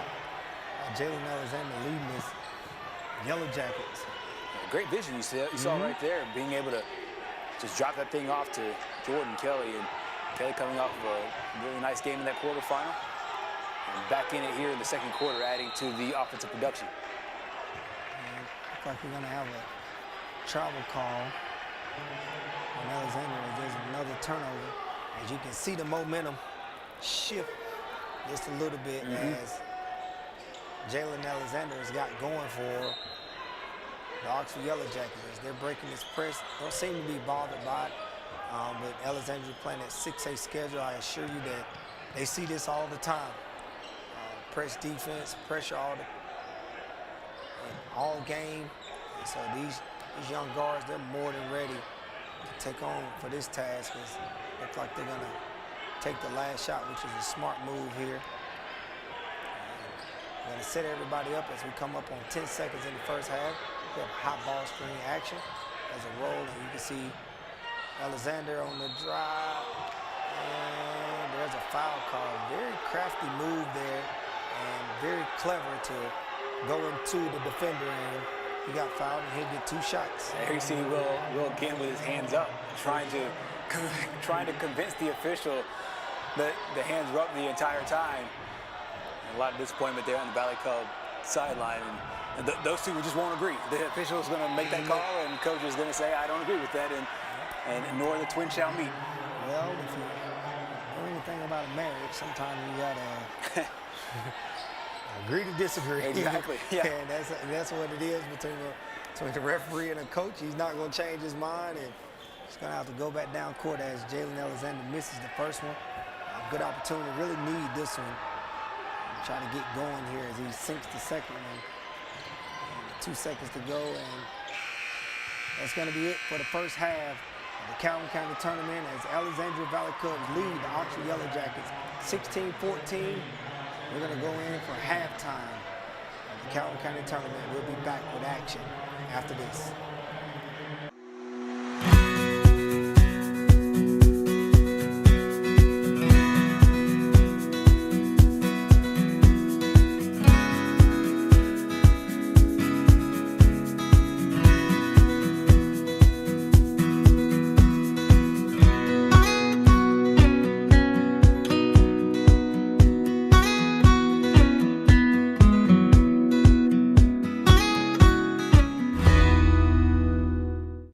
The Civilian Marksmanship Program, also known as CMP, is a national organization dedicated to training and educating U.S. citizens in responsible uses of firearms and air guns through gun safety training, marksmanship training, and competitions. Their vision is to lead the nation in marksmanship excellence, providing safe, high-quality, and innovative programs with a focus on youth. For more information about the CMP and upcoming events, visit thecmp.org. Beginning Monday, January the 16th, join Dee, Wayne, and the entire gang for the all-new Dee Ford Show. Dee, how did it come to be? It goes back to the days we was riding around down in Panama City Beach. Yeah. And I said, you know, we ought to do a TV show. Like Country Boy Eddie. But you told me I had a good face for radio. Right, so, you do. You know, okay, thank you very much. The Dee Ford Morning Show, weekday mornings from 5:30 to 7, right here on the Community Television Network.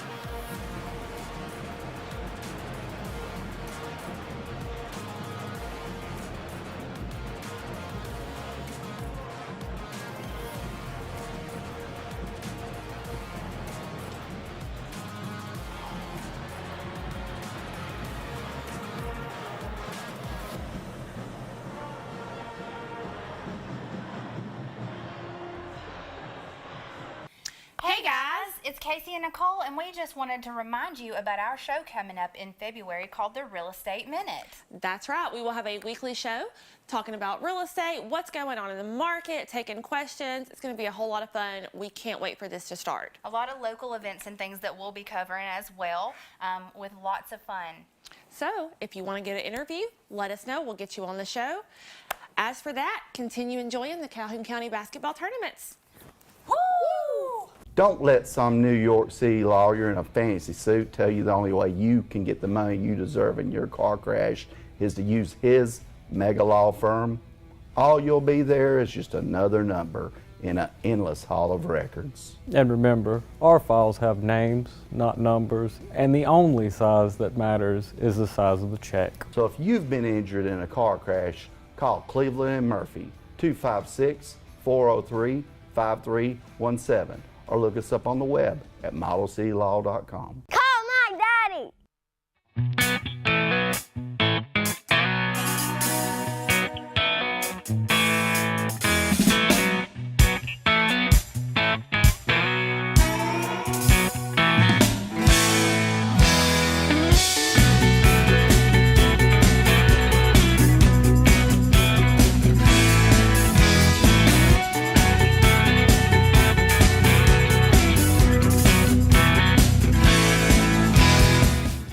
Come on down to Ollie's Car Wash here in Jacksonville.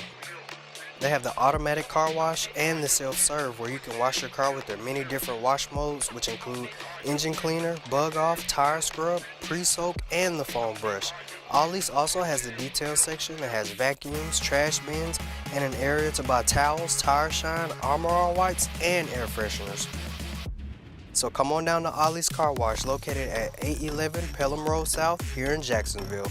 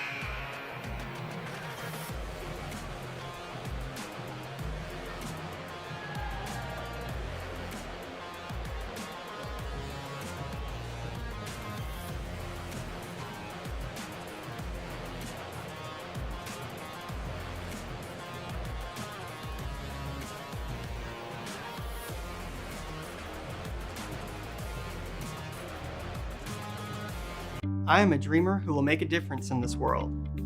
I am flying to a future of great promise and change. I am a mentor committed to helping my students transform their lives. I'm a hard worker striving to build a better Alabama. I am a go-getter with ambition and drive. I am a Gadsden State Cardinal. Watch me. Watch me. Watch me fly.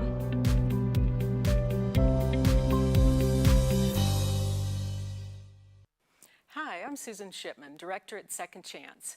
Second Chance provides safe shelter and supportive services for victims of domestic and sexual violence and educates residents of the communities served, empowering victims in their recovery and the public towards intervention in these crimes. 1 in 4 women and 1 in 9 men will experience domestic violence in their lifetime. You know someone. Please give us a call, 800-650-6522.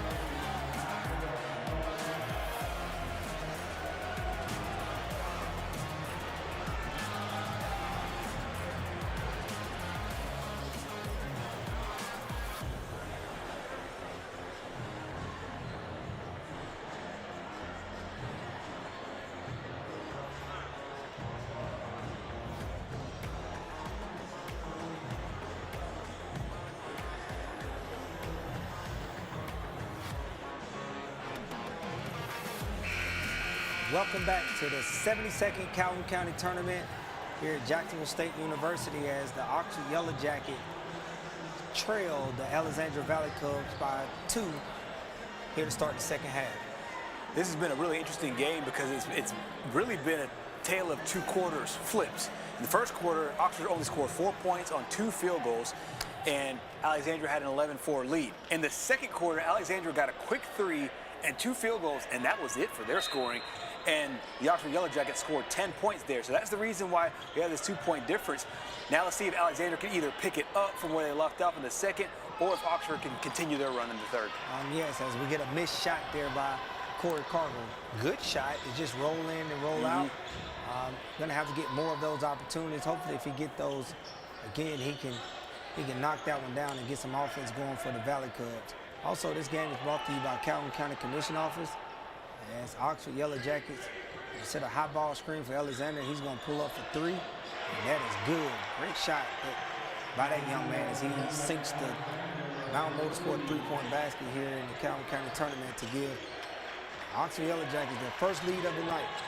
That's exactly right. They've had 3 the old-fashioned way, but that's one of the first ones there knocked down from the perimeter. Great ball fake there by Cargill as he just misses it on the inside, and there's Ross on the putback, and he misses it also. Offensive rebound come down, and it'll go out on Oxford as Alexandria will take back over. I don't know if you've seen the defensive switch that Oxford made, setting up in 2-3 zone, and as Drake Davis gave it up, they denied him the ball. And there's a steal again by Sanders as he's going to drop it off on the pass, and it is good. Textbook transition 2-on-1 for Oxford as they extend the lead to 3. Yeah, really nice play there to finish it off. As you mentioned, in transition, just a great basketball move there. As Davis is trying to figure it out, he lines up the 3 just off the mark, and there's Corey Cargill on the spin, and it will go out of bounds on Oxford.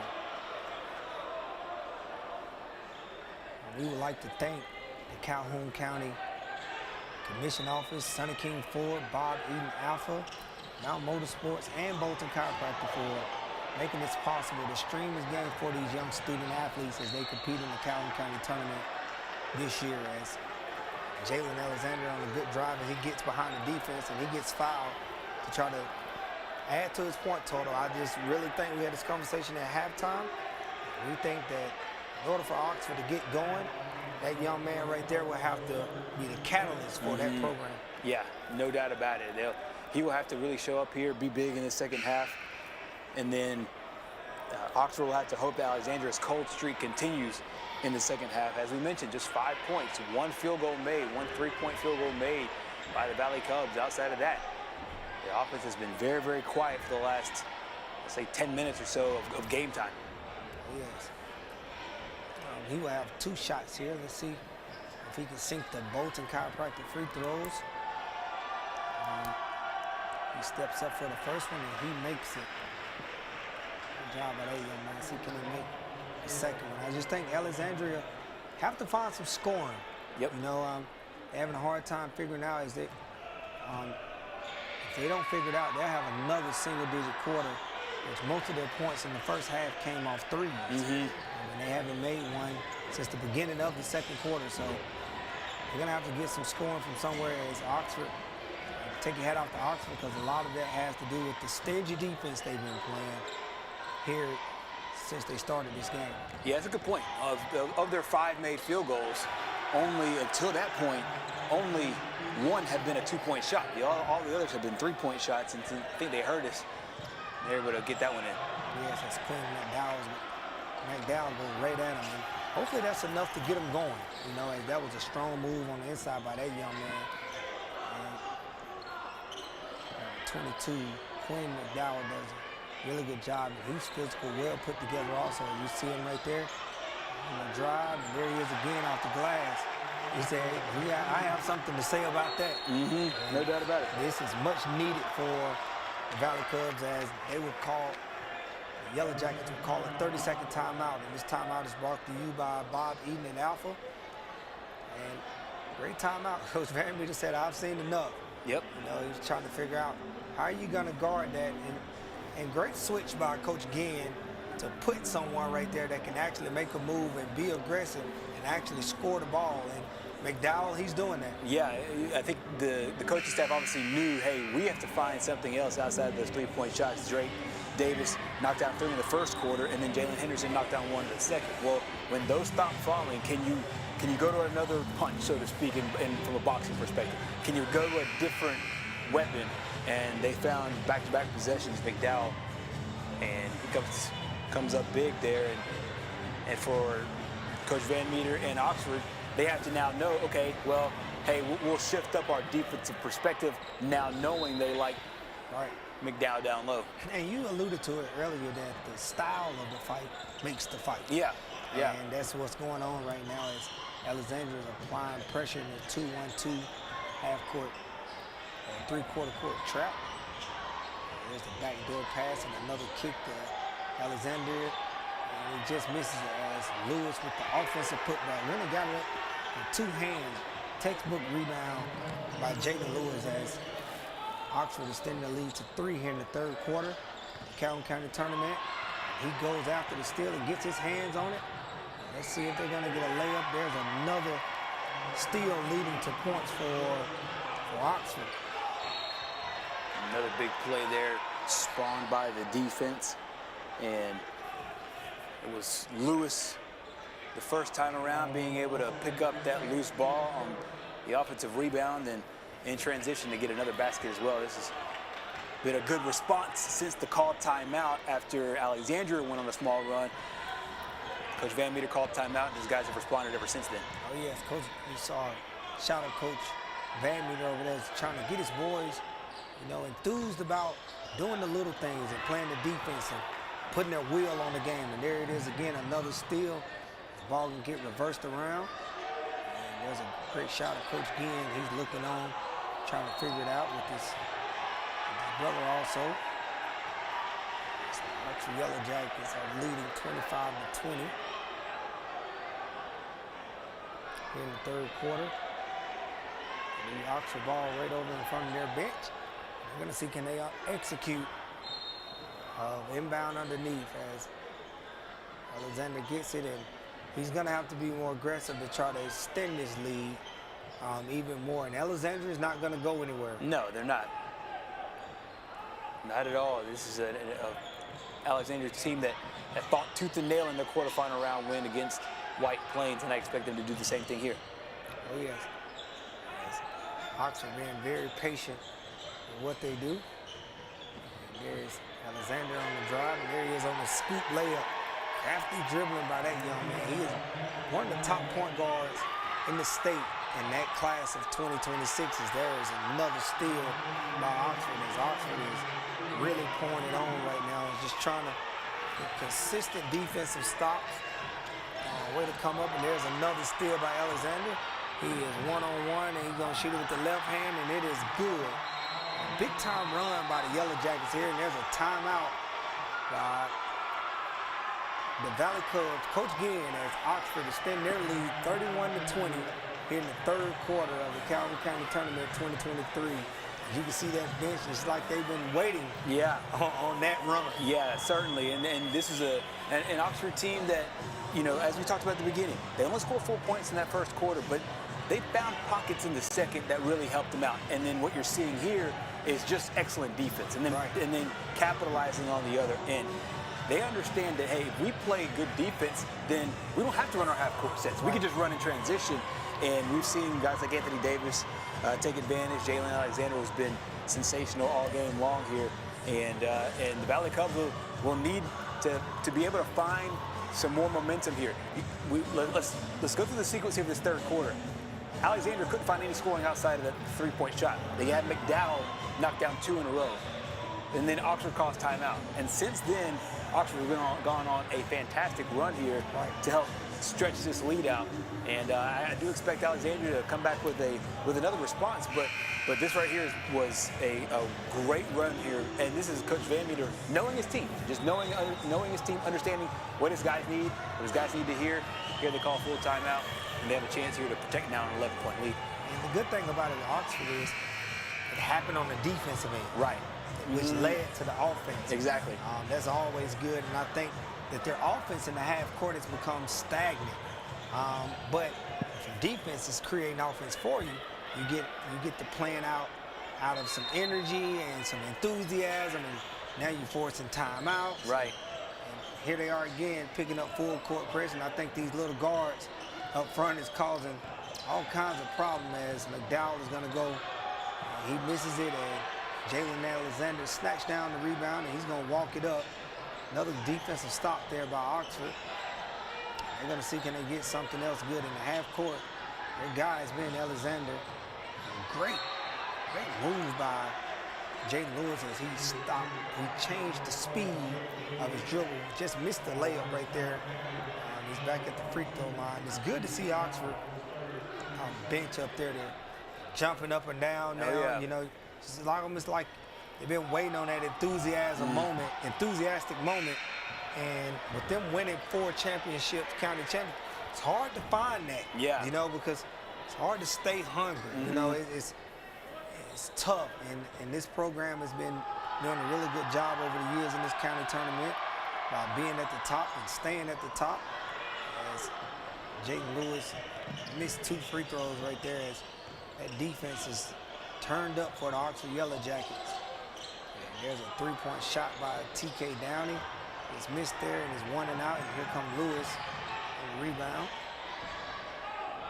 Jalen Alexander's going to take the command from his coach.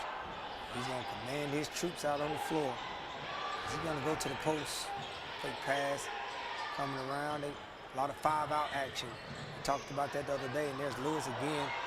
Missed layup, but those little guards gave him another opportunity. There's Lewis again. Just got to get better angles. Yeah. I think just a better angle where he can see the glass and he can put it in the square. But you know, that's that court awareness. And being a young player, that as time go on, he'll realize that, you know, let me come up on the block a little bit so when I do turn, I can see the backboard. And most of the time when guys can see the backboard, it makes it easier for the shot. When I see guys like Kyrie Irving and things like that, the only thing he needs to see is the glass. Right. And if he can see the glass and get it up there, you can count it. So that young guy, he will grow into that as he keep playing this game. As there's another steal by T.J. Allen. Oxford got a load of little guards, man, and there's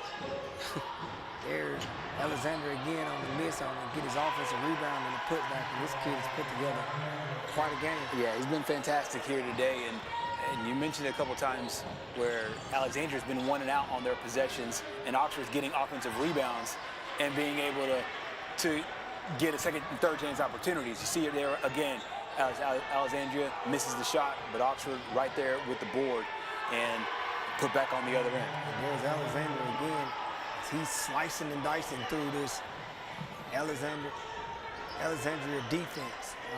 They're having a hard time scoring the basketball as there's a drive and there's a charge call as Kelly steps in to take a charge for the Oxford Yellow Jackets. And that makes it tough when there's a lot of pressure up front in the backcourt, and then all of a sudden you break the press and you're excited and you're like, man, I get a chance to score, and the guy steps in, and he takes that charge in, it almost demoralizes you. Yeah, exactly. And you just got to, try to take as much advantage as you possibly can in these situations. And here it is, where the second-seeded Oxford Yellow Jackets, a little over a quarter away from going on to the second round. We'll see if Alexandria's got a comeback that they can mount. As of right now, we already have our first ticket punched into tomorrow's championship game on the girls' side for the Anniston Bulldogs. 1 today, knocking off the Ohatchee Indians there in that matchup. So they're into the championship game. That's tomorrow at 6. We'll have our first boys ticket punched after this one. That game's set for 8 o'clock tomorrow. Oh, yes. And the 2 largest schools in the county is Alexandria and Oxford. They're going at it here. It's like Alexandria's going to pick up full court man. As Coach Ginn said, I've seen enough. It's our turn to try to play tough, smothering defense. And there it is as they create a 5-second call. Just they come out the timeout. Great pressure there by the Valley Cubs. And see, can they get some offense going and the energy, because the game is a game of runs. Right. And the momentum has been with Oxford. But in order for you to get momentum, you have to get stopped and you have to score the ball. As they're having a hard time getting it in. Oxford guards are really quick. Really quick, as you can see where they are again, running their offense. I'm waiting to see when, you know, they can't go guard around anymore. Right. Because you're down 15 now. You need offense. You can't really slow the ball down and not score the ball. Right. So you're going to pass it. You don't have time to pass it 15 times before you take a shot that you may miss. Yeah. Because you can't come back that way. Exactly. Yeah. The offense has to be a lot more efficient. We've seen some good plays on these baseline plays and great plays all the way around for Alexandria. And we've seen Drake Davis hit a bunch of them in the first half. That's his first one to the second half. He hit 3 in the first quarter. Quiet ever since then. That's the timing one right there. Yes, they needed that basket. Yes. Oxford missed the layup. Got to make that layup. Like you said, you see Coach Van need to throw his hands up like they gave you a wide open layup at the backboard. You got to make that one. Yeah, most definitely. We're under 1 minute in the third quarter. Oxford leading Alexandria 35-23. That score is brought to you by Sonny King Ford. And Oxford his defense has been going well for him. Here's those little guards, as you see them over there. They're making everybody else have to score. And that was a missed travel call there. When Cargo get it in the paint, he got to get a shot up. And he got one up that time, just off the mark. As Alexander gets the rebound, and he's going to stop at the three-point line and pull a big-time basket by that young man. Mountain Motorsport three-point shot. Stop and pop.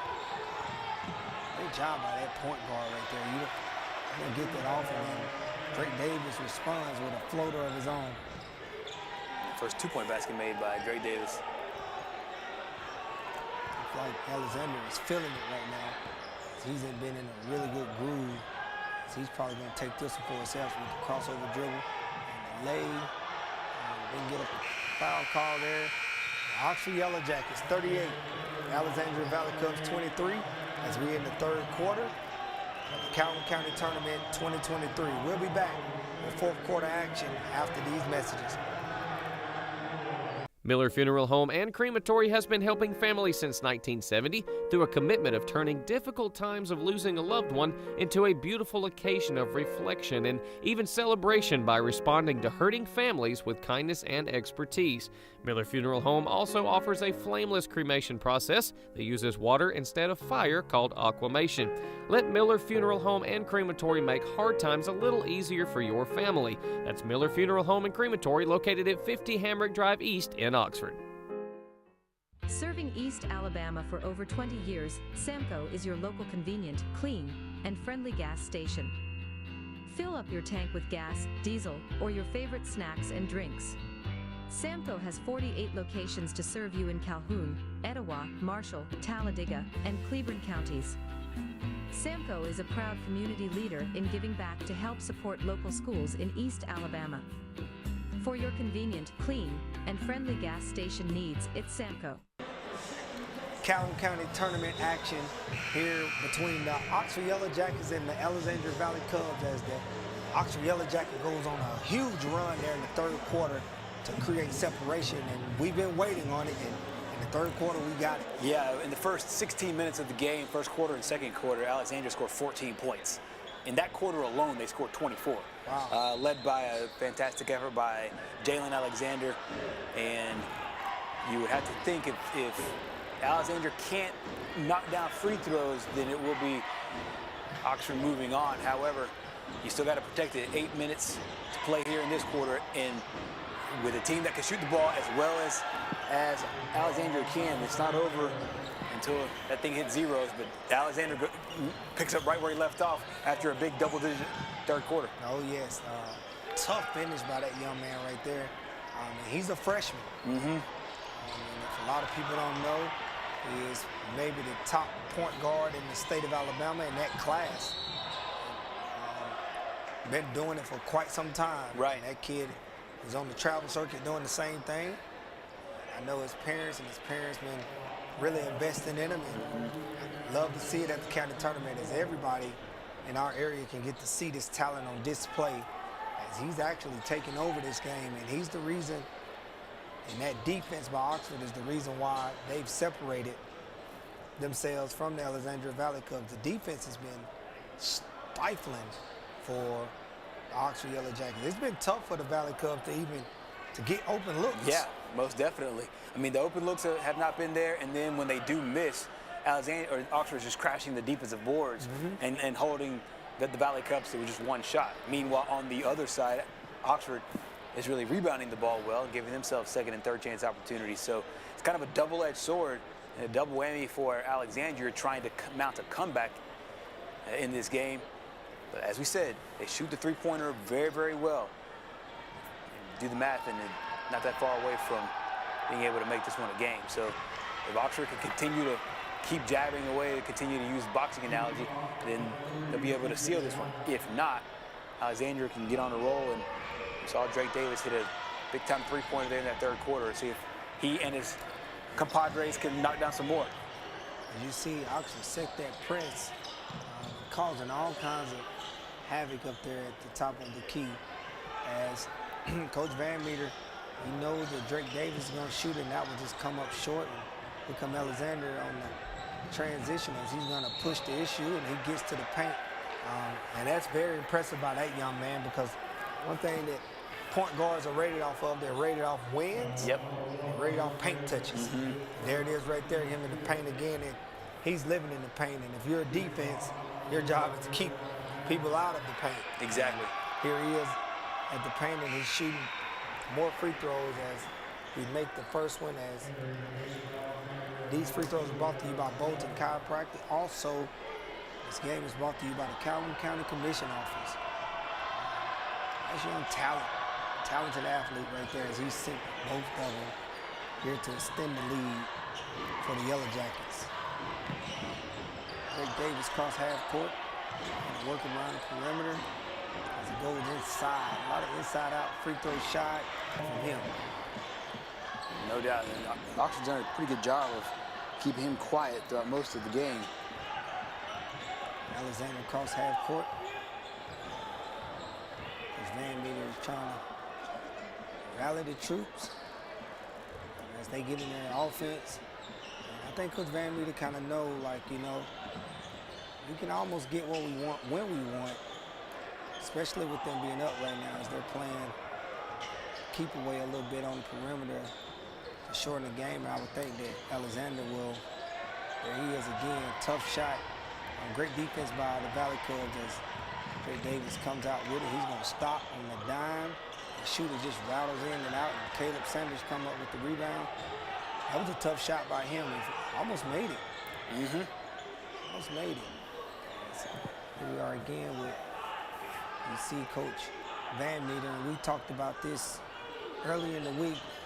On the styles of offense, you have your 3 out, 2 in. You have your 4 out, 1 in. Here's Oxford with 5 out, as you will see 5 guys around the perimeter. A lot of passing and cutting to create double gaps on the cut, so you can have a bigger and wider driving lane to help guys to step in more on the kick. Right. They do a really good job of that, of creating.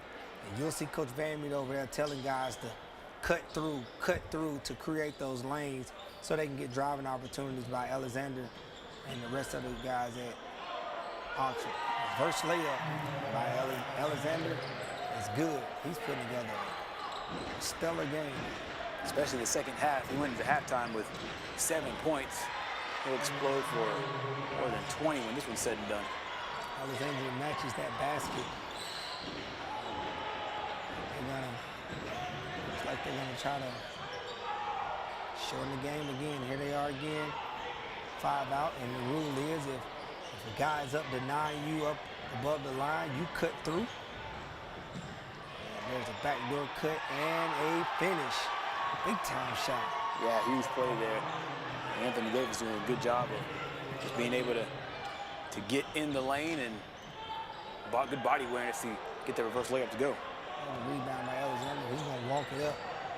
we're coming up on the 4-minute mark here in the fourth quarter. Oxford leading 45-27 over Alexandria.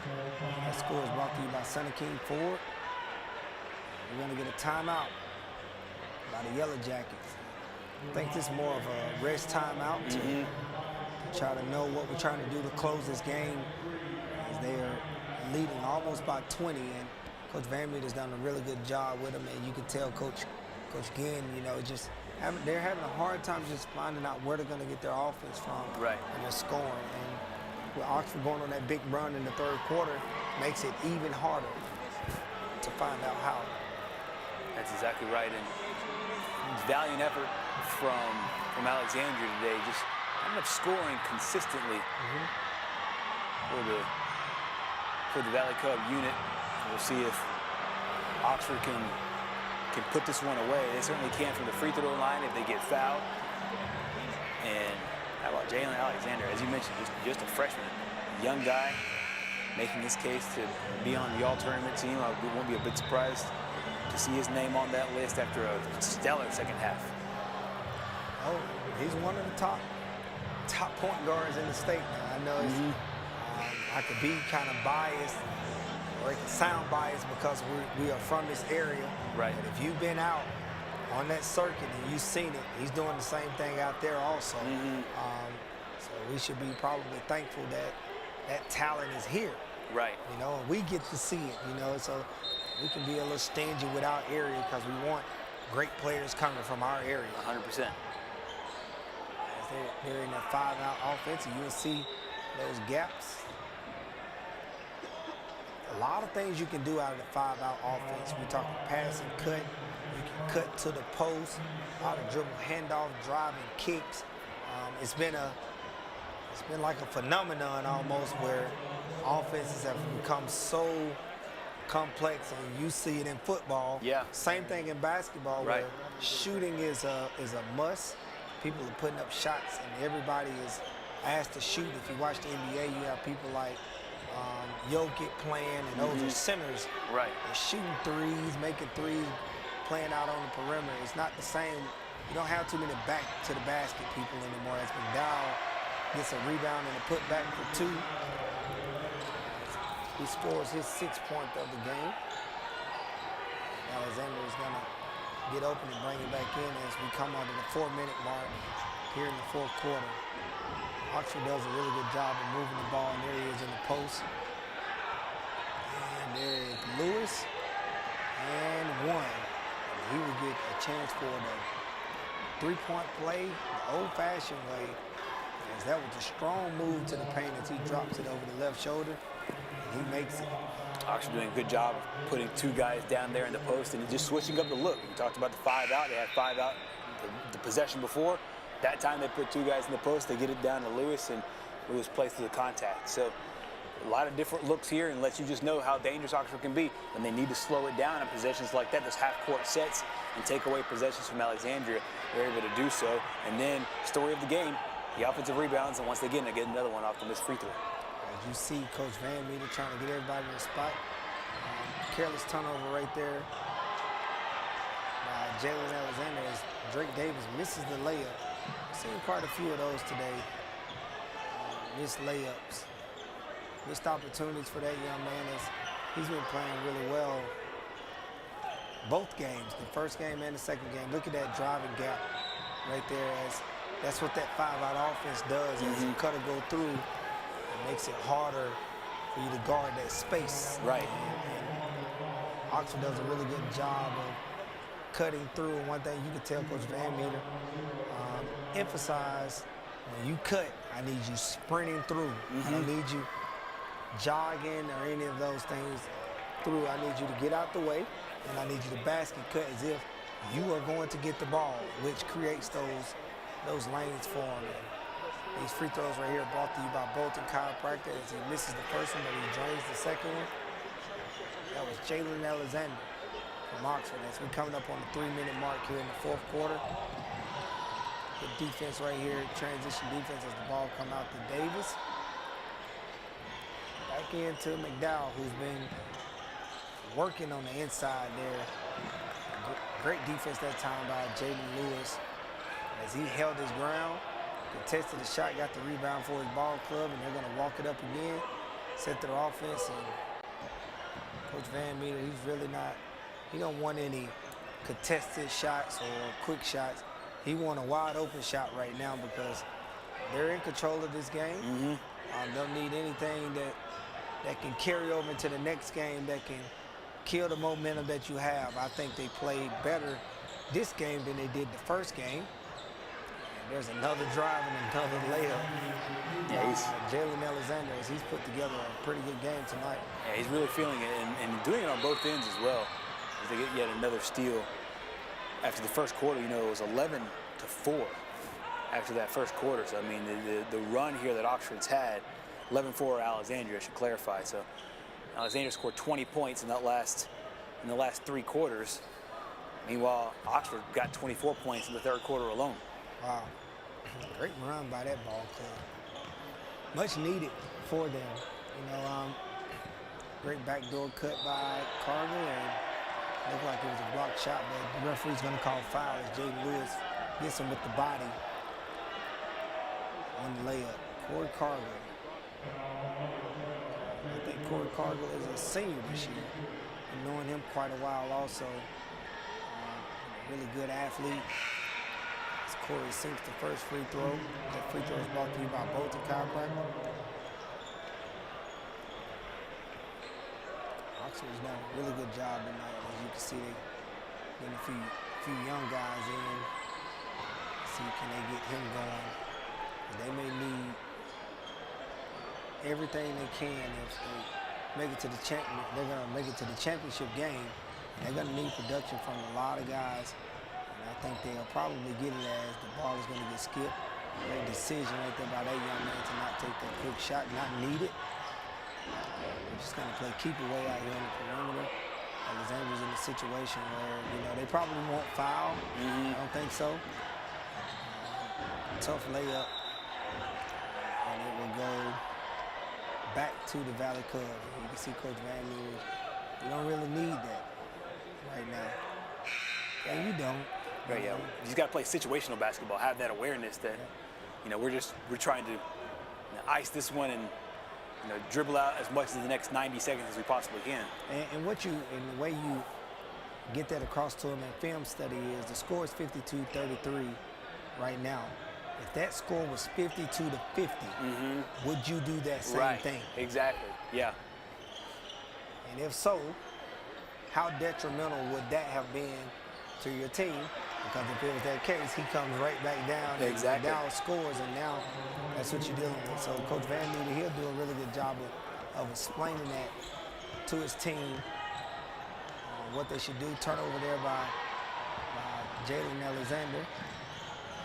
Drake Davis, and again, a bucket by Alexandria. So again, it goes back to, and this is what Coach Van Meter is about to talk about in this timeout. That play right there led to two baskets where we didn't need it, and that's you're trying to get kids to see that.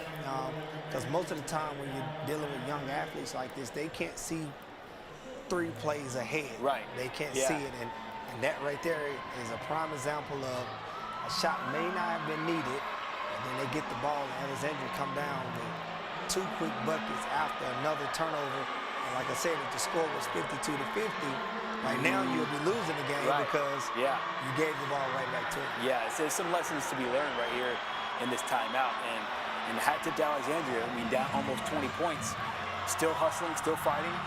Mathematics and all probabilities say that they're probably going to head back home after this one after a great showing in the county tournament, but the fight's still there for the Valley Cubs. It is. And as expected, they've always, that culture over there has always been blue collar. Blue collar type, and don't expect anything different. And you see sons of the legendary Coach Larry again. Those guys right there are great in their own right also. That's right. You know? So just happy to see them on the sideline over there for Alexandria. We knew that time was going to come one day because their dad was different, man. He was different. And I always tell them about what I thought about them. And, you know, we used to see his dad and hear all the stories about their dad. And you could just see that it seems like the three boys all got a piece of their dad. Yeah, you know what I mean? most Where definitely. I thought that Todd really got the brains of it. Like he's really smart and methodical, and he got it. And I thought Scott had the swagger, right? The swagger, and Will had the just a little more talent. And yeah, that's their dad all at once. Right. You know what I mean? Right. So their dad done a really good job with those young men over there, and now they're giving back to the Alexandria community. And those guys got children coming up in that program too. I think Will's son Hank is over there. He's a young guy, and so excited to see those guys. As Oxford gets another rebound as we're closing up on the fourth quarter of this game, and Coach Gindem have some positive things to take for the rest of the season as they are competing in Class 5A, correct? That's right. Yeah, and they definitely have a lot to take away, some good things to take away as they move forward in the rest of their season. I won't be a bit surprised to see them back here at P. Matthews for the regional tournament. As of today's poll, they're the top vote getter in Class 5A, so ostensibly they're ranked number 11 in the state right now in the Class 5A poll. All right, and this game is over as the Oxford Yellow Jackets defeat the Alexandria Valley Cubs 52-37. The Calhoun County Tournament 2023. We'll be right back with more girls action right after this.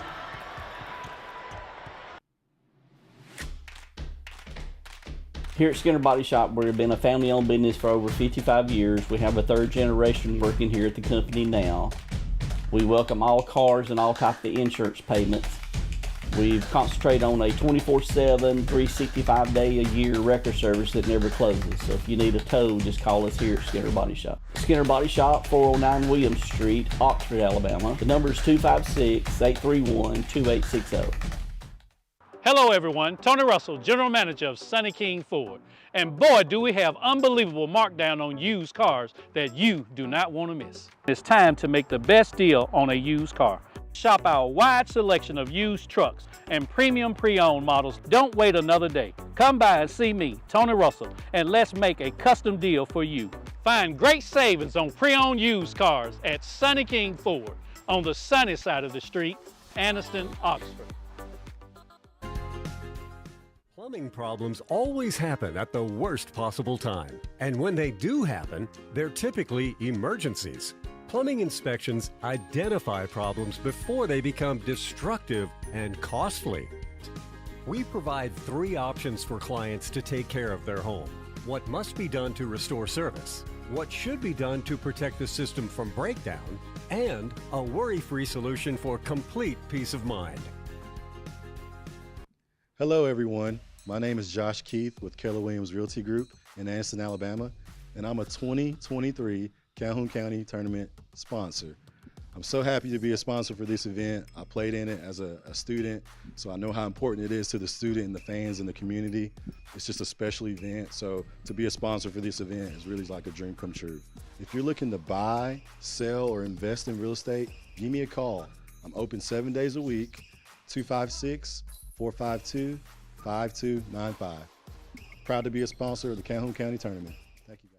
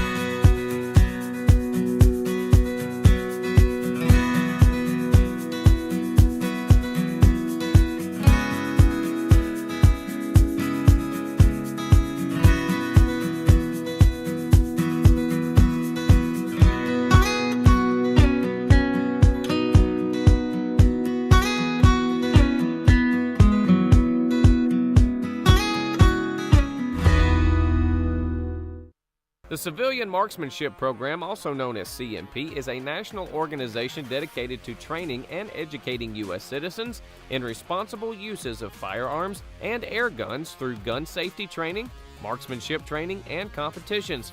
Their vision is to lead the nation in marksmanship excellence, providing safe, high-quality, and innovative programs with a focus on youth. For more information about the CMP and upcoming events, visit thecmp.org. Beginning Monday, January the 16th, join Dee, Wayne, and the entire gang for the all-new Dee Ford Show. Dee, how did it come to be? It goes back to the days we was riding around down in Panama City Beach. Yeah. And I said, you know, we ought to do a TV show. Like Country Boy Eddie. But you told me I had a good face for radio. Right, so, you do. You know, okay, thank you very much. The Dee Ford Morning Show, weekday mornings from 5:30 to 7, right here on the Community Television Network.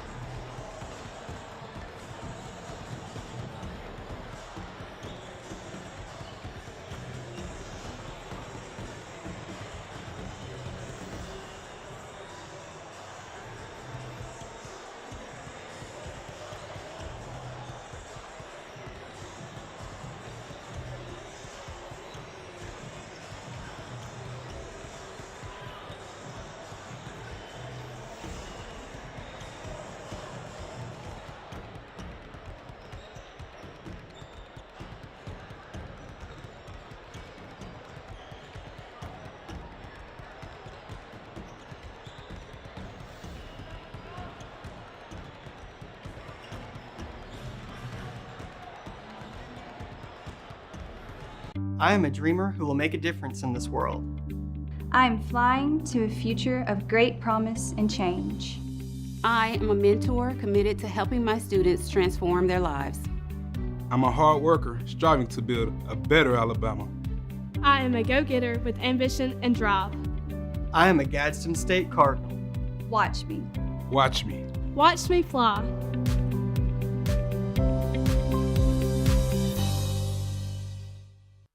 Hi, I'm Susan Shipman, Director at Second Chance.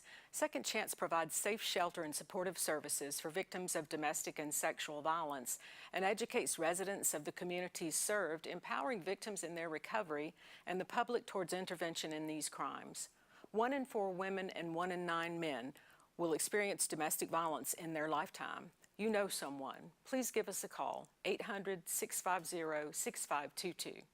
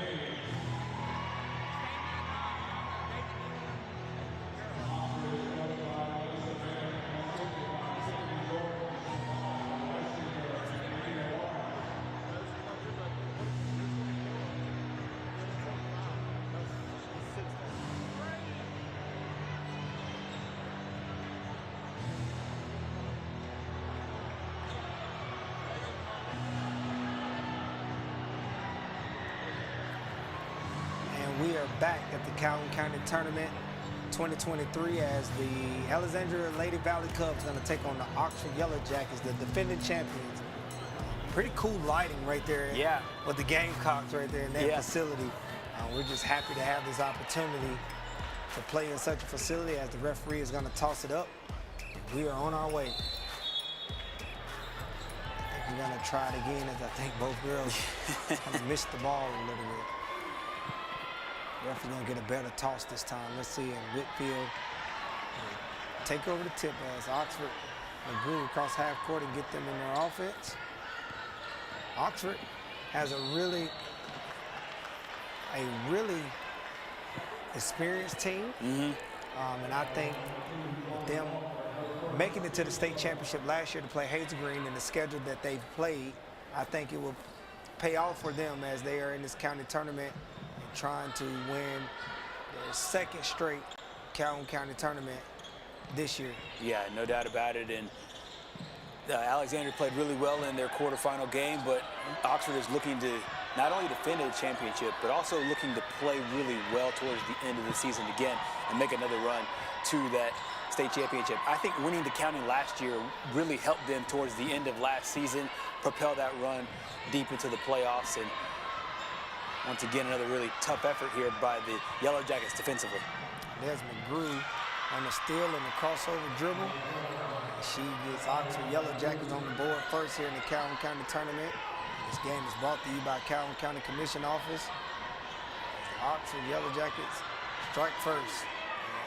And Alexandria's having all kinds of problems getting it past half court. As there's a turnover and a 10-second call. Great intensity by Oxford Yellow Jackets defense, and they are smothering. And we saw that in their previous game where they were doing the same exact thing.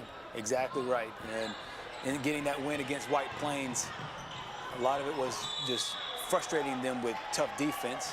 We should let you know that the Yellow Jackets starters, Whitfield, as you mentioned earlier, Keziah Mickler, number 3, Lamaya McGrew, number 4, Jamia Gaston, number 5, and Kaylin Kinney, number 24. Meanwhile, for the Valley Cubs, Coach Kiker and crew have Jordan Walker, Kristen Heathcock, Jill Cockrell, Charlie Paris, and Kaylee Dickerson. Let's see if Alexandria can get some offense going right here, because I'm telling you, Oxford defense is going to be stifling. Long three-point shot and it's missed, and it's rebound by McGrew. McGrew does a lot of things, like we go back to that glue type girl. She defends, she rebounds, she assists, she scores it. Tough senior guard there, as she does a lot for this for the Lady Yellow Jackets. As she was on that team last year that made a state run, and there's a step back shot by Whitfield, and it is good. Good shot by that young lady. Good perimeter shot, waited, stayed patient with it, and knocked down the perimeter jumper. Alexandria breaks the press fairly easy. And Jordan Walker is going to try to set their offense up for him, as Oxford is playing some tight defense here. As we talked about last game, about how it was impressive that Oxford, how close they play and they stay glued without fouling. Right. It's frustrating as a guard when you can't get open. Yeah. Or you can't break loose from someone. And there's another turnover. Calls right there about the Oxford Yellow Jackets. And Coach Bennett, she's happy about that. As you see a shot of her right there, and she's been doing a really good job down at Oxford. Looks like she got a long way to go, long time to go. I think she's just getting started. Yeah, no doubt. She's completely turned this program around from a mental standpoint, and also the results in the court have shown up as well. The development in the program, the players in the program, the games with which they leave with and they graduate with are very, very different from where they start. And Coach Craig Kiker on the other side doing a fantastic job. He had a big family situations going on this year, and good play right there by Kenny being able to get the ball in there and get that basket to drop it early. Big lead here for Oxford. It's one of the things that Alexandria just can't have happened in the early going is get down double digits early. It'll be tough for the Valley Cubs, but we'll see if Walker and Charlie Paris and company can get on the board here. She sinks the free throw, and that was a quick 3 points for her. As there it is again, Oxford causing another turnover. They will get the ball back in front of the Alexandria bench and try to extend this lead as they are leading 7-0, and that score is brought to you by Sonny King Ford. As Oxford gonna pull it out and see can they execute in the half court, and there's Kenny in the post. She pull up a jump shot. That's big time play right there by that young lady. Just cleared it out for ISO for her. She just turned her face and took the jump shot, and she made it. There's another foul by Oxford. Little too aggressive right there. Yeah, you mentioned earlier they do a good job of playing defense without fouling. That time they set the trap just a little too aggressive there. Let's see if Alexandria can finally get some points on the board here on this possession. The defense for the Jackets have not made it easy. No, they haven't. And you can see it, like you said, it's just going to be hard. They're going to need big games. It's tough, great shot, scoop layup by Jordan Walker. We said it earlier that we're going to have a big game out of her. I'm talking about a virtuoso performance in order to keep the Alexandria Valley Cubs in this game, because Oxford can give it to you in so many ways. And so there it is again. They've been pushing and transitioning. Now Gaston's at the free throw line, and these free throws are brought to you by Bolton Chiropractic. And she sinks the first free throw. And Oxford is, they're going to try to make a statement here in the county tournament, as the winner of this game will take on Anniston. That's right. And if Oxford advance this time, it'll be a rematch of last year's county championship.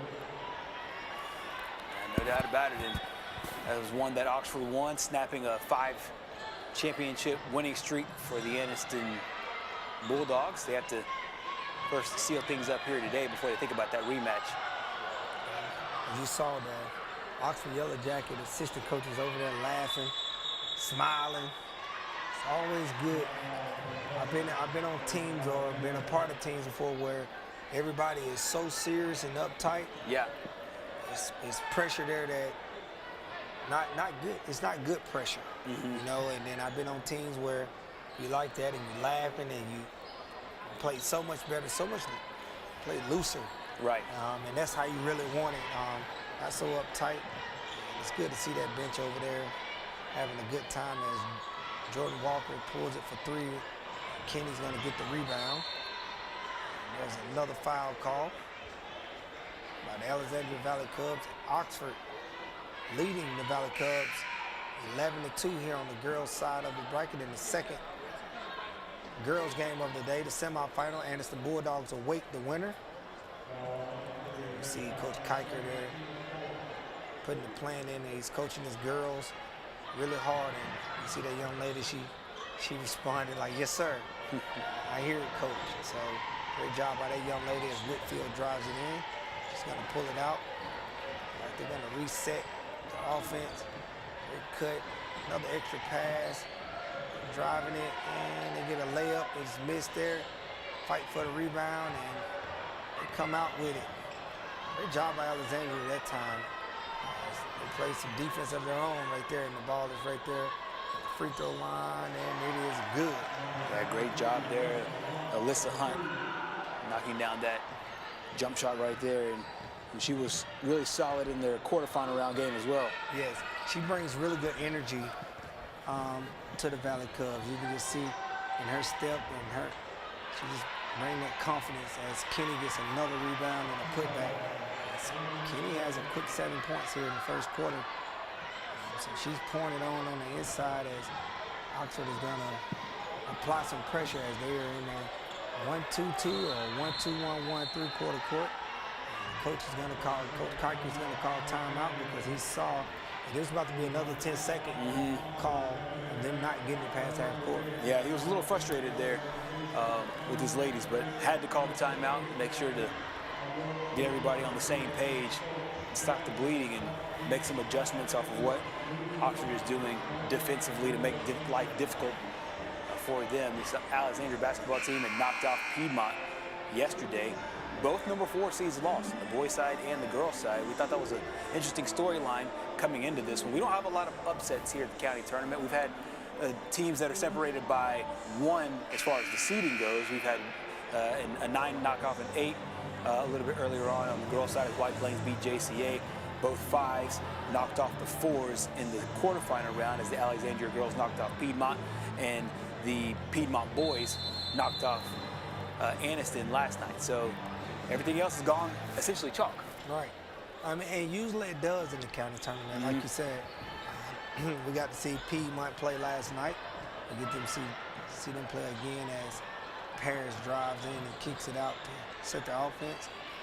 And she's gonna take a 3 and she's gonna miss it, and there's Hunt again on the putback. And as we said, that young lady brings great energy to this program. There she is again on the steal and the save. Maybe that's enough to get Alexandria going as Jordan Walker drives it, and there's a blocking call on Oxford, and Jordan to get 2 free throws. That spark comes from Hunt. Yep. And she's hustling on the rebound. She's getting rebounds, making shots, saving balls, keeping it in play for a ball club. So great job as these free throws right here are brought to you by Bolton Chiropractic as Jordan Walker is at the line as Oxford leading the Alexandria Valley Cubs 13-4 on the ladies' side in the Calhoun County Tournament 2023. Always fun this time of year as we get into the semifinal. Those games are always fun to coach in. And she makes the second one. So now I get to see someone else play in this game as Gaston brings the ball up for Oxford Yellow Jackets, and we're going to look to execute their half-court offense with a few ball reversals here. And I'm probably going to great pass, great set also ran to Whitfield to get her going. Because they're going to really need her to get going to extend this lead as they lead 15-7. Yeah, coming into this game, you would think that Whitfield would be the person you need to stop, but so far Kenya's kind of taken the load and taking the bulk of the offense as far as the overall scoring goes. And we talked about momentum, and there's been a momentum swing right here with Alyssa Hunt coming off the bench and playing really well. Yes, and there she is again on another basket. Much needed. I mean, that young lady right there is playing extremely hard, and she's keeping her ball club in the game right now as the lead is only 6. And she has a chance to make a free throw here and get it the old-fashioned, the 3-point play, the old-fashioned way, and see what she does here. She takes that shot and she drains it. So great quarter right here as she has a quick 7 of her own by Alyssa Hunt, and she's done this in like a 2-minute mark. Exactly. Yeah, 2-minute span. Here's Oxford again as they're going to set their offense on a half-court set. The ball goes on the inside to Jazz Montgomery. Remember, and there's a good drive in the jump stop. You got Whitfield. She's looking, coming up on a 1-minute mark here in the first quarter. Ball screen action as Paris is going to play defense, and there's another layup by Whitfield. She's been sensational throughout this tournament, and already a quick 6 points here for the Oxford Yellow Jackets, and they'll get the ball back again after another live ball turnover. Oh yes, the turnovers has really been as many turnovers as Alexandria has. They're still in the game. I mean, you're talking 15-10, and they've got like 6 or 7 turnovers in the first quarter. So we're under a minute as McGrew, she's looking to work inside it. There's Jazz, and Jazz Montgomery lines it up for 3 and just short. And Alexandria's going to get another chance at it as Jordan Walker, some fancy dribbling over there. She does a really good job of handling that ball. And here she is, she's trying to catch the commands from Coach Kiker and to get them in their offense. And there's Paris. She's looks like they're going to try to take the last shot. And there it is right there to Jordan. They're going to try to clear it out as we come under 10 seconds here, and Jordan's going to spread them out, and she's looking. Need to go attack right now. And there's a foul call. It seems as if Oxford was tired of them holding it out on the perimeter. Yep. But you let them go that long, just probably don't foul there, just stay in front. And I don't think they were going to get a shot off. Yeah, same. And interesting situation, interesting dynamic here for Alexandria. Walker does have the distance. And there she is on the shot, and she misses it. And it's the Oxford Lady Yellow Jackets, 17, Alexandria Valley Cubs 10 at the end of the first quarter. We're going to step aside, and we'll be back right after this break. Serving Calhoun County in the state of Alabama since 1994, offering some of the most competitive interest rates in the mortgage industry, along with a wide variety of mortgage products. We are with you throughout the home buying process, offering you service before and after the close. Fast, reliable, local. Visit us today or apply online at our website, jacksonmortgageco.com. And you remember, if you need a home loan, call my daddy. Back with Calhoun County tournament action here at Jacksonville State University. And we have the Oxford Yellow Jackets 17 and the Alexandria Lady Valley Cubs 10, as the defense has been stifling, but Alexandria has got a really good push off the bench by Alyssa Hunt, and she came in with a quick 7 and cut into this deficit as Alexandria was having a hard time scoring. By comparison, she scored 4 points in the quarterfinal game. So you needed somebody to come up, step up, and play really big. And we know that Jill Cockrell can come off and have a solid game. Kirsten Heathcock also can have a solid game.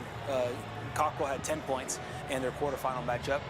And Jordan Walker, of course, the leading scorer for this basketball team, had 19. So you needed a secondary score because you knew that the defense from Oxford was going to try their best to hold Jordan Walker in check. When you need that spark, who do you go to? It's Alyssa Hunt. She answered the bell there in that first quarter, but a really solid game there so far by by Kaylin Kinney, who scored 7 points as well to match the 7 by Alyssa. Oh yeah, Oxford. Oh, great move by Jordan Walker. She euros past her player and gets an and one. She lays it off the glass. She really good athlete. She's fast, quick, and like you said earlier, the advantage for Oxford has been inside. They're 4 and they're 5. Not being matched right now offensively, but moves like that by Jordan Walker, she got something to say about that, and she's going to keep fighting for this ball club. And you can see that Samaria Duncan is coming to the game, and she has the assignment of guarding Whitfield. A really good matchup because similar in size. I don't know about foot speed or nothing like that, but they are similar in size. And Oxford only up 4 as Whitfield is looking. And they're going to try. Great ball handling by Whitfield, especially for that size. She can handle the ball. She's actually just a tall guard as Kenny drops through on the step. And the ball will go out of bounds on Alexandria, and Oxford will remain in possession. Really patient offensively there for Oxford. Didn't rush anything, just trying to get the ball down low in the paint. Good job by Alexandria denying that. Ball comes back into Whitfield. Great job. Three-point shot by Gaston is good, and that three-point shot is brought to you by Mountain Motorsports. She teed that one up, and she made it. As she extended this lead. Gonna need more of that from Gaston. Been waiting on her to make some shots because, you know, she had a good game last game also. And so let's see if she can do it again. Great move right there by Alexandria. Misses it, and guess who got it? My girl, Alyssa Hunt, with the offensive rebound and the putback. It's coming up big for the Valley Cubs. No doubt about it. She has been the catalyst for sure for this Alexandria basketball team. Big rebounds. It's not just the 9 points to lead the team offensively, but she's also doing all the little things and keeping this Alexandria basketball team still in it. She's brought some really good energy for this ball club. She's fighting back on the inside. Like you said, you can just tell by the way she bounce around and the way she get in her stance, her ponytail get the bouncing around, and you know she coming with some spunk. And she's brought it this game. And I know Coach Kiker, You see it every day at practice with her, and I guarantee you this is part of who she is. She's going to have a good tournament. And there's kind of a good-looking Coach Kiker coaching and telling him, "Oh, get in the right spot." You know, as Oxford is going to trap Jordan. And you probably can't split the trap with Oxford, especially with those little guards. They're so quick and low to the ground. They're at the spot before you even get there. So probably pass it out and just help each other work it out rather than try to do it all by yourself as they back it up into the 1-2-2 3/4 court press. Try to stay out the corners if you can. There's a travel call on Jordan Walker. Great pressure again by the Yellow Jackets. The good thing about this for Alexandria, a lot of these turnovers aren't live balls, so they're not leading to points. Right. They're dead ball turnovers, and you make the other team have to take it out, and now your defense is set. You get into the live turnovers, man, it can get ugly real quick, as we saw in the boys' game. That's exactly right. With Oxford and Alexandria. And there's Alyssa Hunt again, fighting for the ball. She tied it up. Oh, they have a foul call. I thought it was going to be a jump ball. And Alyssa Hunt will get 2 free throws. These free throws are brought to you by Bolton Chiropractic. Also, this game is brought to you by Calhoun County Commission Office. As Alyssa Hunt is going to try to cut into this lead. As they're in the 1-1, 6 minutes to go in the second quarter.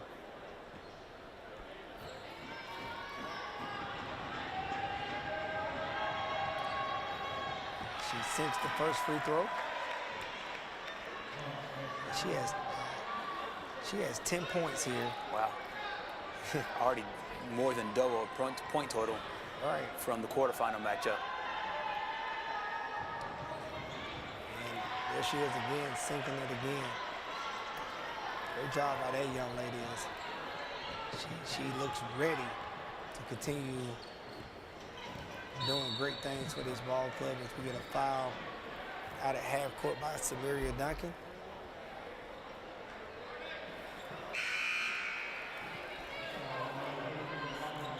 Another substitution in for the Valley Cubs. It's Jill Cockrell, and Cockrell before played excellent defense once on a strip of Whitfield a little bit earlier, and so they'll need, as far as team play goes for Alexandria, they'll need to continue what they're doing right here, getting some contributions just about everywhere.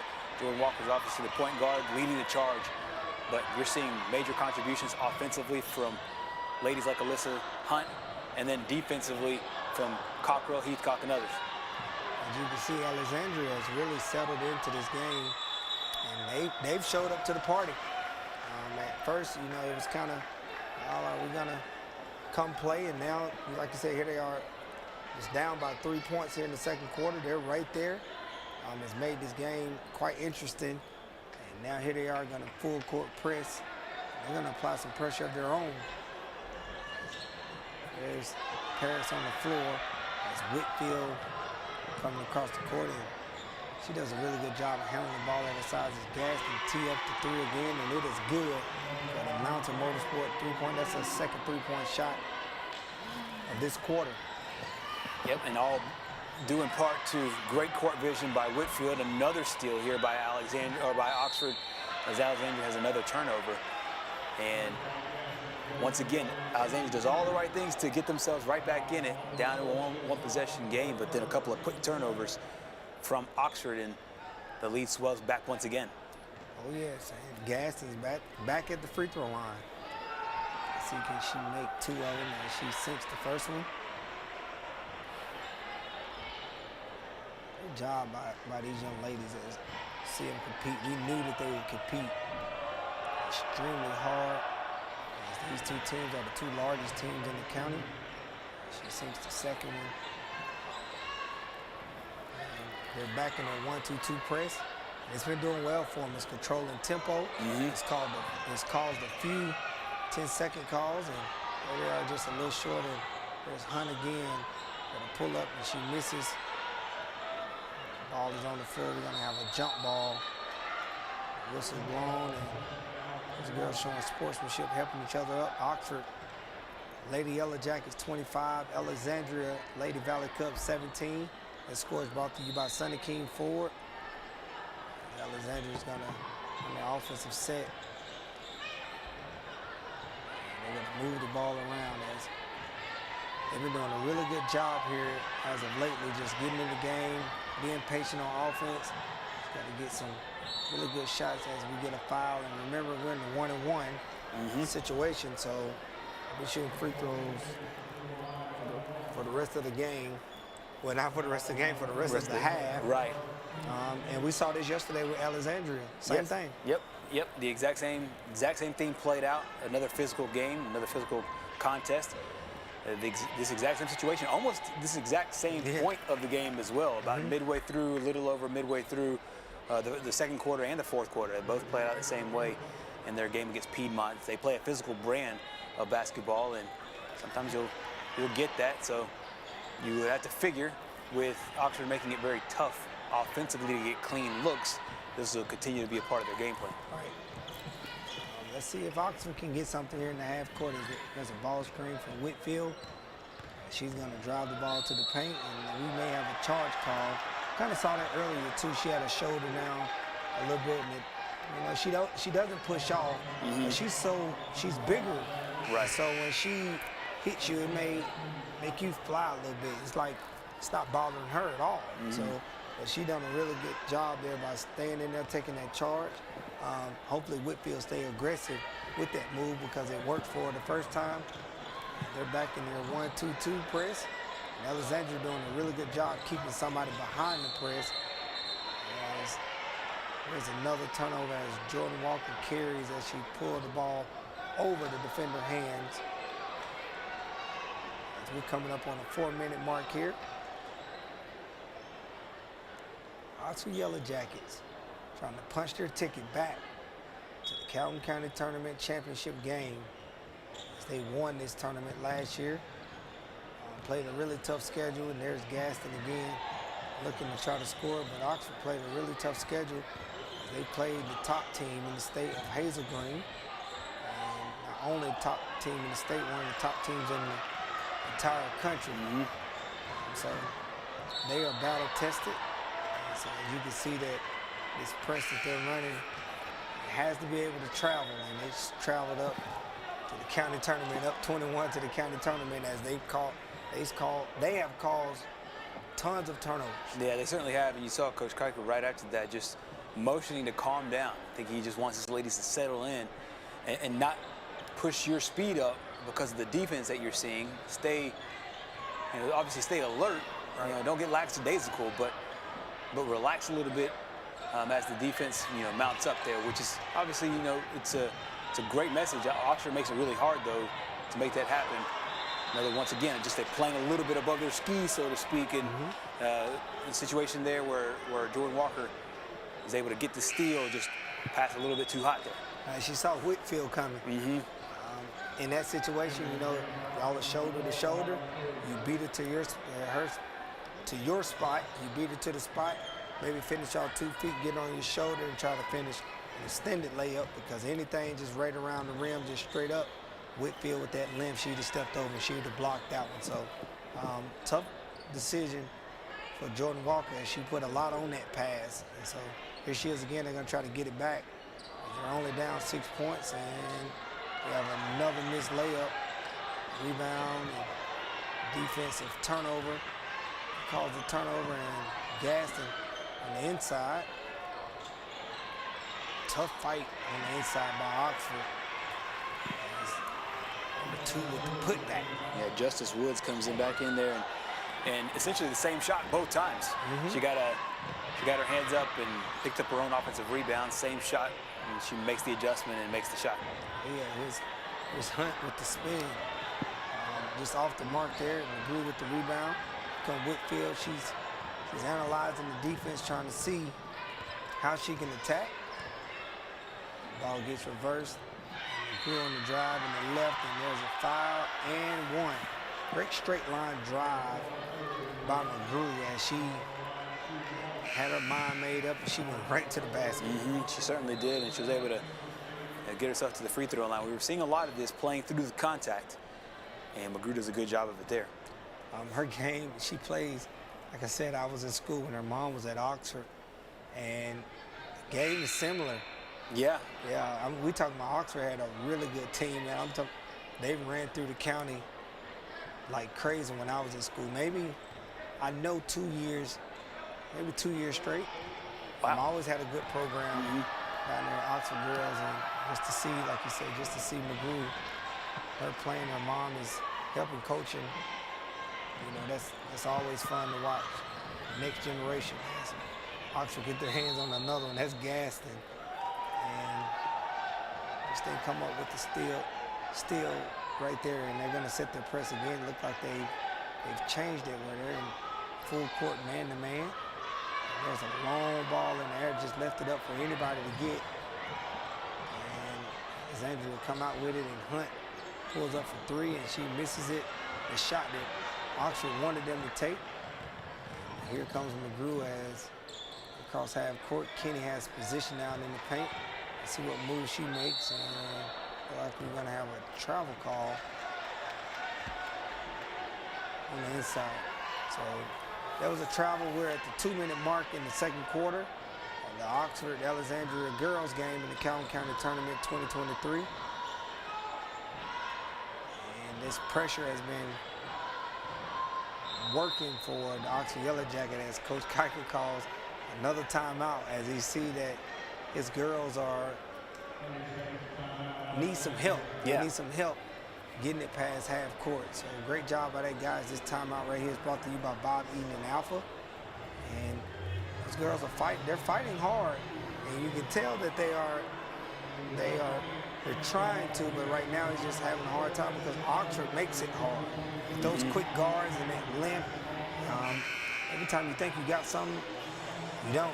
Yeah. Every time you don't have anything, you do. Exactly. You know, so yeah, I mean, they close out. Oxford closes out so well, so whatever is open looks open, but probably a second or two shorter than it actually is and what you anticipate.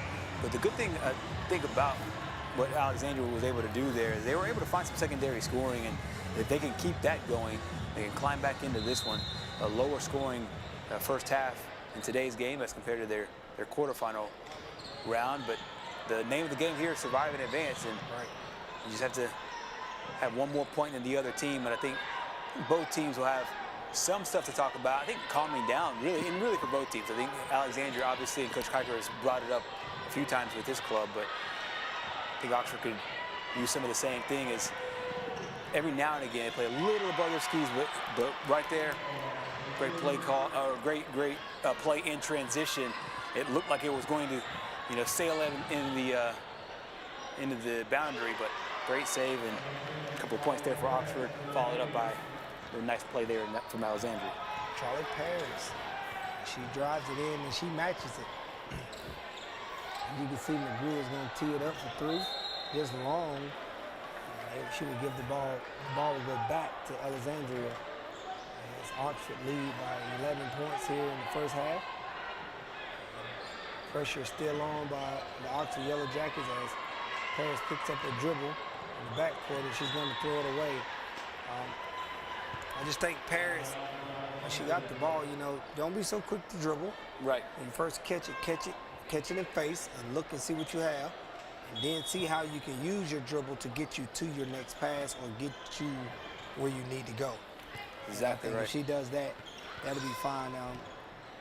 Here it is right here with the crossover dribble at the step back.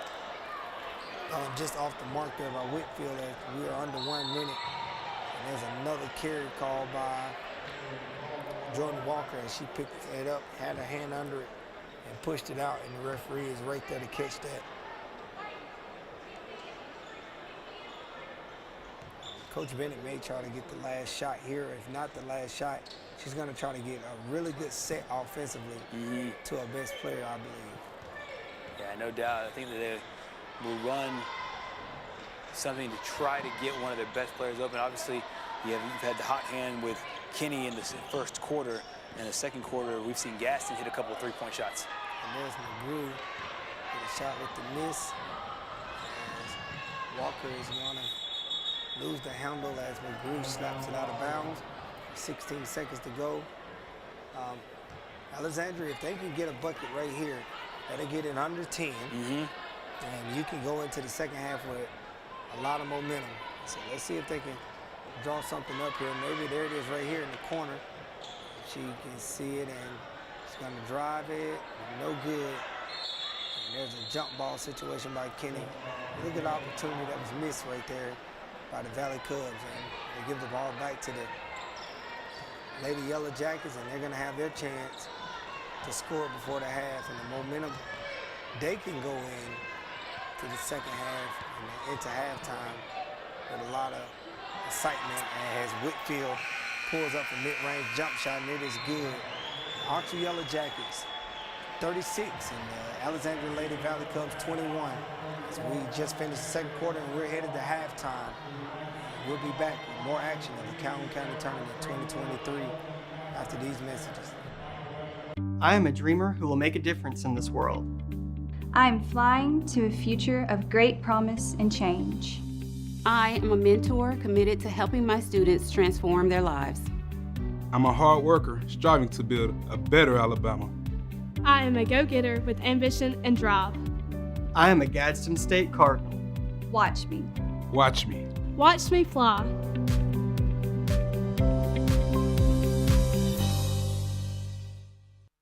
Hi, I'm Susan Shipman, Director at Second Chance. Second Chance provides safe shelter and supportive services for victims of domestic and sexual violence and educates residents of the communities served, empowering victims in their recovery and the public towards intervention in these crimes. 1 in 4 women and 1 in 9 men will experience domestic violence in their lifetime. You know someone. Please give us a call, 800-650-6522.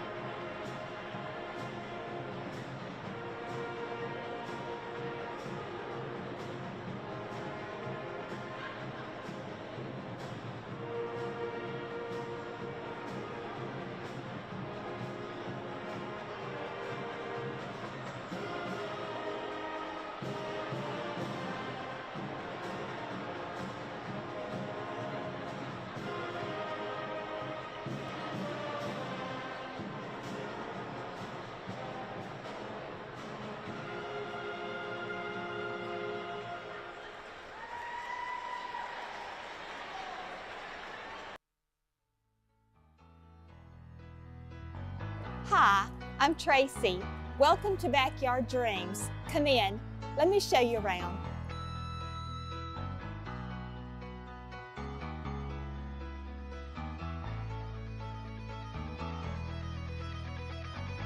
Hello, I'm Adam, store manager with Backyard Dreams and Design.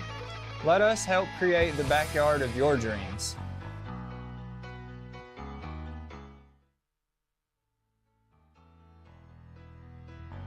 Hi, I'm Tracy. Welcome to Backyard Dreams. Come in. Let me show you around.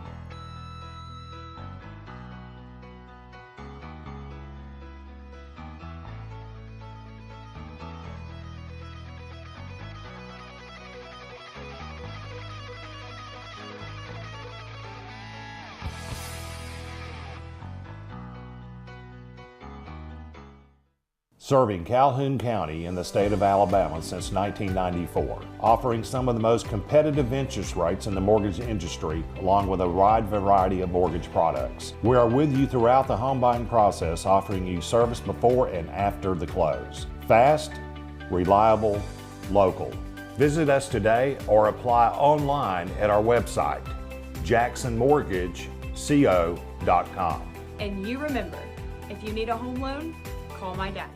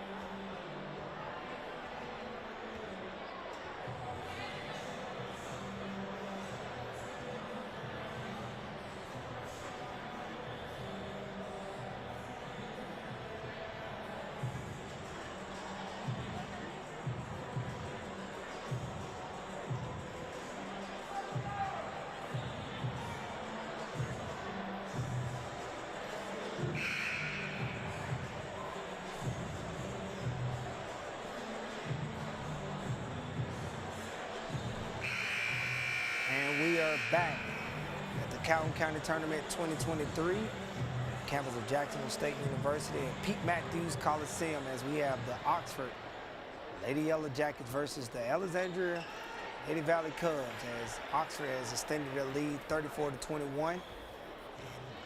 Alexandria's going to get the ball first to try to cut into this lead and try to make this a game before Oxford try to run off with it.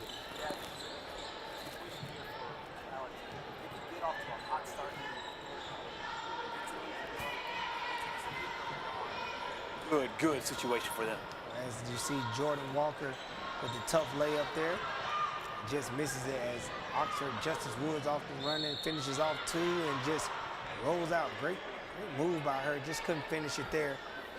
Great transition sequence by Oxford as Whitfield got the rebound. She comes out sideline break, one pass and one dribble, and Woods was at the rim as she's about to take these Bolton chiropractic free throws here in the county tournament. She's going to load it up, and she drains the first one.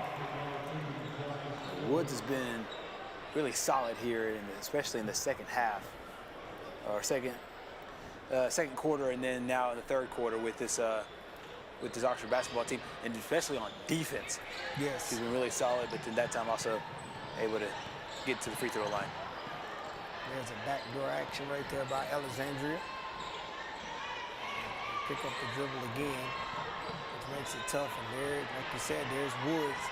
And the defensive stop, and she's going to finish off two again. This time she's going to make smooth left.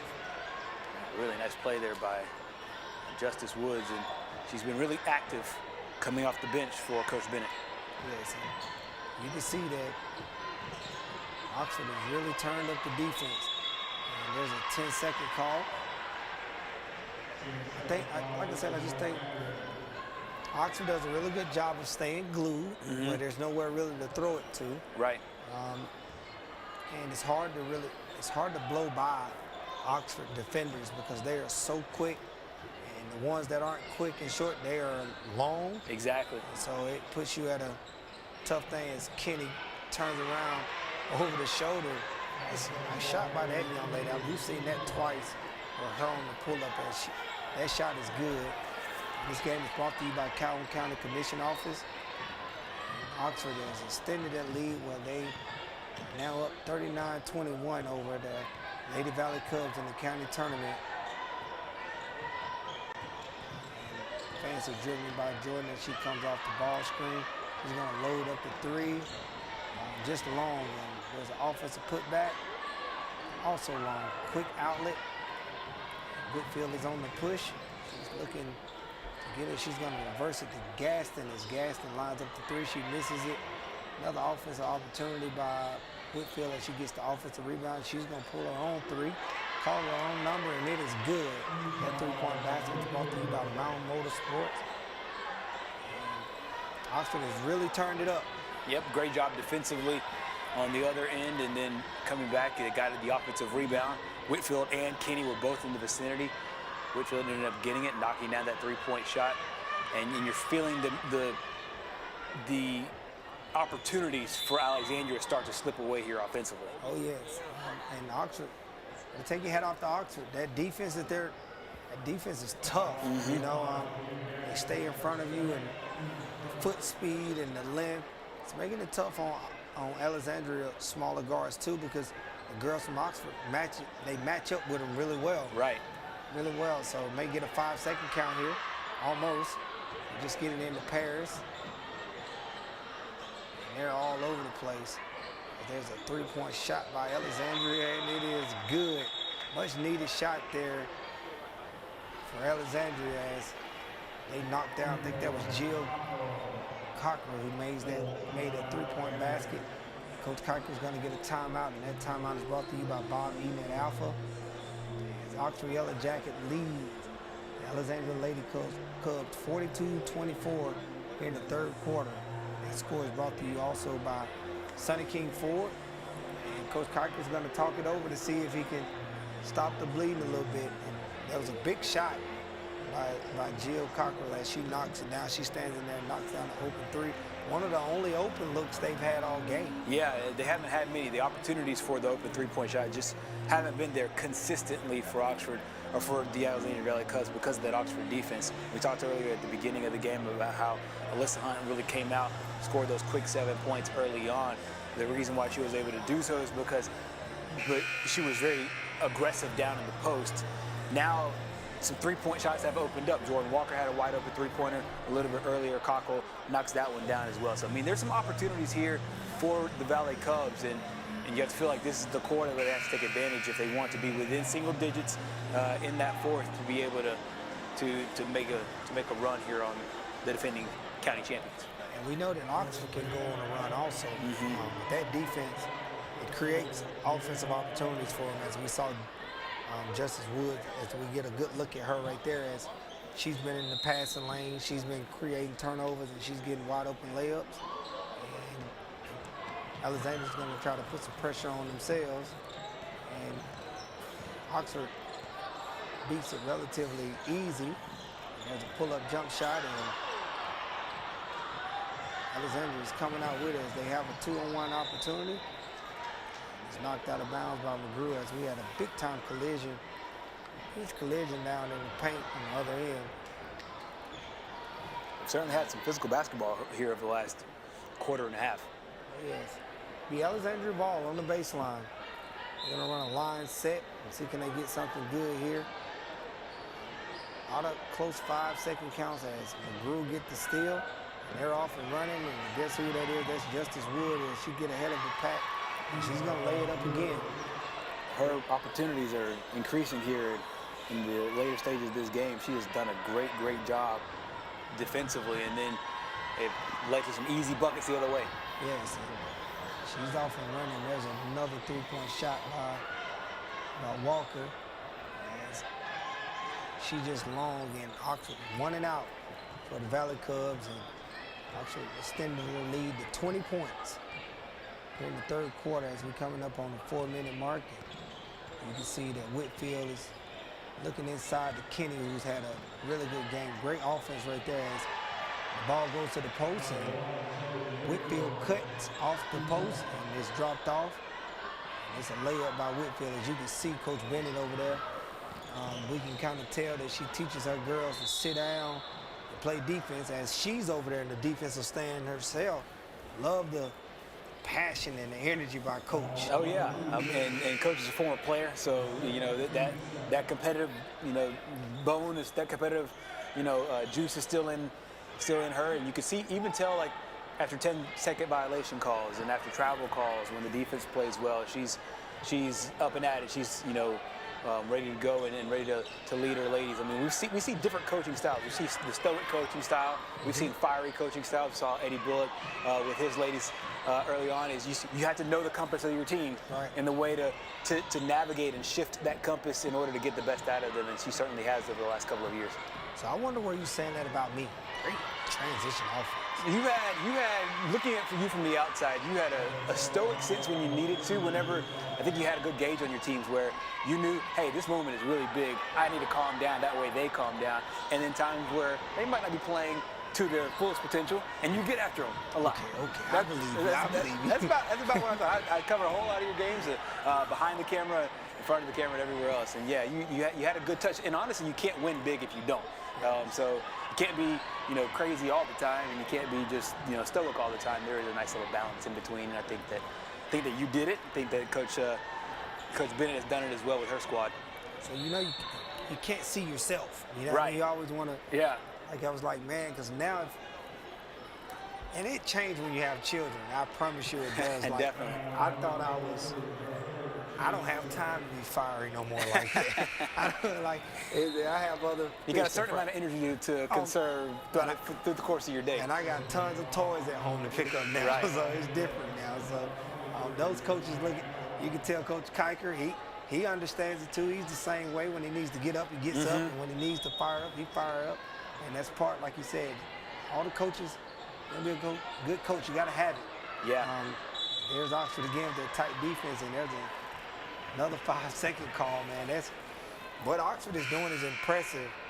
defensively, and we talked about it last game. It's just they are glued to their like so tight. Yeah. And they cause 10-second count, 5-second counts. I mean, that Coach Bennett is going to go in the locker room after the game, and she's going to count this up, and she's going to be very excited that her team did that. It's Kenny trying to work on the inside. I mean, those are things as a coach that you have that on the board.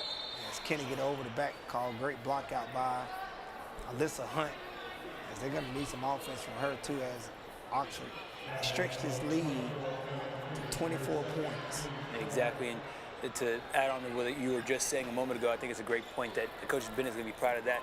And I think the piggyback reason for that is because it takes team defense. Any team can have one player that either gets hot in the moment or is just a really good player that's better than the other 5 they're playing. That right there is across the board, good team defense in order to create those opportunities. Multiple times in this game, we have clock violations from Alexandria, and some large part because of what Oxford brings from a pressure standpoint defensively. That was a backcourt. Right, another violation. Situation right there, yeah. So great job by the Yellow Jackets, and a lot of the stuff they're doing is, you can tell it's been taught in the structure. Whitfield pulls up jumper, and she just misses it short. Alexandria is going to come across half court with it, and they're going to see can they score it offensively as Paris driving and dropped it off to Hunt. Hunt for 2. Nice little play there by Alyssa Hunt. Got out to a really hot start in the first quarter, scored 7 points, and really helped lead this Alexandria offensive attack. And we've seen this a few times here on that baseline as Kenny pulls up again. I love Kenny. Kenny, when she's facing up, she's playing big down in the post form. She's giving them big targets down there. So if guards get stuck, they can go somewhere with it. She's making short mid-range jump shots. She's rebounding, and here's McGrew again, and they are off and running. Ball goes to Whitfield. Look at Kenny rim running as the ball finds it. And that says a lot about the Yellow Jackets right there. They saw Kenny running down the floor. And they're running the floor like that. Reward her, it makes her want to do those plays over and over again as McGrew get another steal, and she's going to lay it up. But this is an impressive team by Oxford, and there's a timeout as they've extended their lead. Oxford 52 and Alexandria 26 here in a timeout in the third quarter of the Calhoun County tournament. And that timeout is brought to you by Bob Eden and Alpha. Also, this game is brought to you by Calhoun County Commission Office. As you see a really good shot there of the Oxford Yellow Jacket bench as they are trying to repeat as Calhoun County Lady Champions. No doubt. You would not think by Coach Bennett's demeanor that they have doubled up the point production of the Alexandria Valley Cubs. She knows that she needs this team not only to close this game out strong, but to go into this fourth quarter with the same mentality to not only set the mark here, set a tempo thing here, but also to do it as they look forward to that championship game and defending the championship. I think it's a different touch whenever you have a team, and you know this firsthand. You have a team that can not only compete for a county championship, but for a state championship, and just how much you can take from an energy standpoint of this tournament to the tournament that ultimately matters to everybody else when you go back into your classification. Well, they always tell you that you can't win a championship until you're a champion first. And so who you are is what's going to determine if you're a champion. Are you going to need some talent? Yes, of course. But when you are walking every day in the classroom like a champion, you're acting like a champion. That character matches that talent. Right. No matter where you play, in the county tournament, state tournament, you're that same person and you have that same standard. And that's what Coach Bennett is trying to set there at Oxford. She's already set it. Right. It's a matter now of sharpening it and making it better than what it already is. So, exactly. Shout out to her. And like I said, I saw her last year in the junior high county tournament, and she was driving the bus. Yeah. And that says a lot about her character, that she doesn't believe that driving the bus is beneath her. Right. And you need more of that. So shout out to that young lady.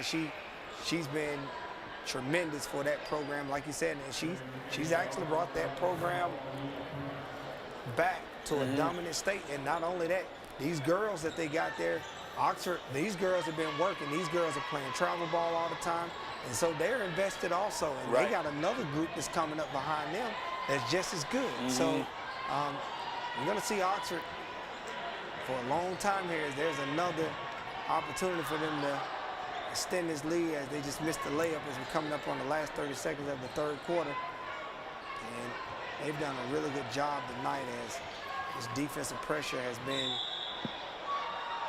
tough for the Valley Cubs as there's a push right out of half court by Justice Woods.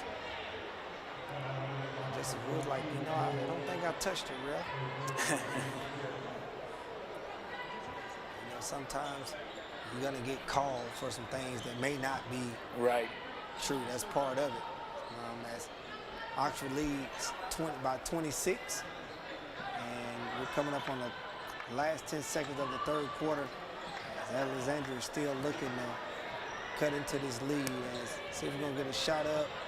Paris, it is no good as the Oxford Lady Yellow Jackets 52, Alexandria Lady Valley Cubs 26. At the end of the third quarter here in the Calhoun County Tournament 2023, we're going to step away and we will be back with more fourth quarter action after the break. Miller Funeral Home and Crematory has been helping families since 1970 through a commitment of turning difficult times of losing a loved one into a beautiful occasion of reflection and even celebration by responding to hurting families with kindness and expertise. Miller Funeral Home also offers a flameless cremation process that uses water instead of fire called aquamation. Let Miller Funeral Home and Crematory make hard times a little easier for your family. That's Miller Funeral Home and Crematory, located at 50 Hamrick Drive East in Oxford. Serving East Alabama for over 20 years, Samco is your local convenient, clean, and friendly gas station. Fill up your tank with gas, diesel, or your favorite snacks and drinks. Samco has 48 locations to serve you in Calhoun, Etowah, Marshall, Talladega, and Cleburne counties. Samco is a proud community leader in giving back to help support local schools in East Alabama. For your convenient, clean, and friendly gas station needs, it's Samco. We're back at the Calhoun County Tournament 2023, the 72nd tournament, and the longevity of this tournament, and we're back here again of one of the best formatted tournaments in the state of Alabama as the Oxford Yellow Jacket girls, they are up big on the Alexandria Valley Cubs by 26. They doubled them up. Right. And they're going to come out in the fourth quarter, and they're probably going to keep trying to pour it on as Alexandria has been having a hard time just trying to figure this defense out that Oxford is giving to them. Yeah, for as well as they played offensively, they being Oxford, scored 17 points in the second quarter, then 18 points just there in the third. I think defensively, nice start off here offensively for Oxford. Defensively, they probably had way more things that they'll pat themselves in the back about, whether it's steals, whether it's ball violations. Another steal here, picking up rebounds and holding Alexandria to one shot offensively. There's so many things that they've done from a defensive standpoint that they'll hang their hat on after this one. And if they're able to manage and hold off Alexandria here, there's certain things that they'll be able to take into tomorrow's game in the championship coming up against Anniston. Oh yes, as you see Whitfield, she's come out with a quick 4 points. And the defense is still turned up as she subbed some younger girls in with the older girls, as Jordan Walker from Alexandria will be fouled and she will get 2 free throws. As you can tell, she has the defense still turned up. If that's what you're supposed to do. She puts a few young sprinkles in there with the older girls to see can they get them going. And their leaders are really showing up for them tonight in Whitfield, McGrew, Gaston, Kenny. They had big games here, and it looks like she's going to sub a few of them out and get some more young girls in. As Jordan Walker lines up the Tony Bolton chiropractic free throws here. She makes them here at the Calhoun County Tournament. Great job there by Jordan Walker Oxford's gonna come across court, and they got some of the young girls on the floor now. It's Gaston. He's looking to penetrate. Get a foul call with an arm bar on Jordan Walker. Alexandria hit a three-pointer and then a 1-2 by Alyssa Hunt. The three-pointer knocked down by Jill Cockrell. And that was it for the scoring in the third quarter. 5 points. Let you just know how tenacious that defense was for the Yellow Jackets. There's a timeout call, 30-second, by the Oxford Yellow Jackets. It's the Lady Yellow Jackets lead the Alexandria Valley Cubs 56-30 here in the fourth quarter. This timeout is brought to you by Bob Eden Alpha. Love to give a shout out to our sponsors of Calhoun County Commission Office, Sonny King Ford, Bob Eden Alpha, Mount Motorsports, and Bolton Chiropractic for making this happen for these student athletes and these schools here in our area. This is huge for our community, and they understand the importance of it. And we just want to thank them for all that they do. Yeah, 100%. And obviously, you know, really proud sponsors and proud of their communities. And obviously, they have people that they either know went to these schools themselves. There's always a lot of community pride here with the best tournament in the state. Oh, yes. Great play drawn up by Coach Bennett. She called that timeout to specifically draw up something so they can execute, and they pulled the defense back as it looked like they're going to run zone, half-court zone here, 2-3. 2-3 zone. Great job by those girls executing here coming out of the timeout. And Alexandria is still trying to figure this defense out, and thought we was going to have a blocking call there. It looked like we will, as Oxford extending that lead. Not quite 30 points yet. We're at 28. So Alexandria still playing hard as Jordan Walker looks to drive it to the paint. Quick drive by her. Just misses the layup. Alexandria get another opportunity as she lines it up in the corner and misses the three. Great hustle by the Valley Cubs as they get another opportunity. The ball is going to be shot from the free throw line, and there's a miss, and they are off and running, and long pass, just a little long, too long.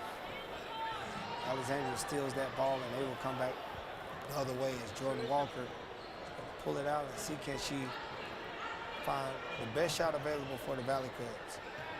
Yep, offense has been hard to come by in the last 2 quarters of this one, but the effort certainly still at a high level for the Alexandria Valley Cubs. You saw some chase downs on loose balls and battling for rebounds. They certainly have not given up at all. Alexandria has not, despite the production they're used to offensively. And there's Brewster. She just lost the ball there. As the young girls are in the game for Oxford, and you can see that they're excited to be on this floor, and you know they want to impress the coach to show them, like, Coach, you know what, let me earn some minutes. And here they are shooting the three just off the mark. Alexandria will come out with it, and that rebound. They're off and running as Paris is in a one-on-one situation. She loses the ball, she bobbles it, the ball comes out, another steal by Justice Wood, and we have somebody running down the court. It was Gaston. She was running to the rim and she was open. Justice just didn't see her. Justin Woods just didn't see her there. And she was running. It looked like we have a foul call, a block call as we are in the fourth quarter, 58-30. Alexandria trailing the Oxford Lady Yellow Jackets. They're going to set their offense again, and you can see that they're taking their command from the coach. They're going to run a 1-4 high set. There's a great play call there as she comes off that back screen set.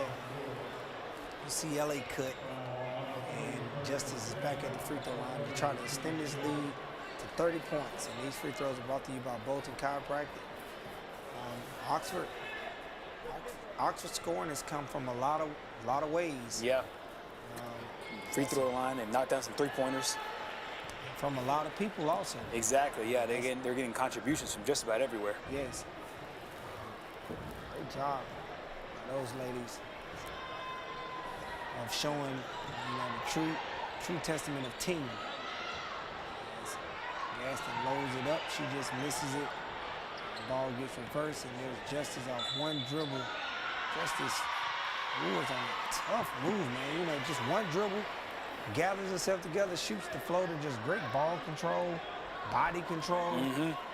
She finished that shot, and she extends the lead 61-30. She will get old-fashioned three-point play here. See if she can extend this lead even more. She nails it.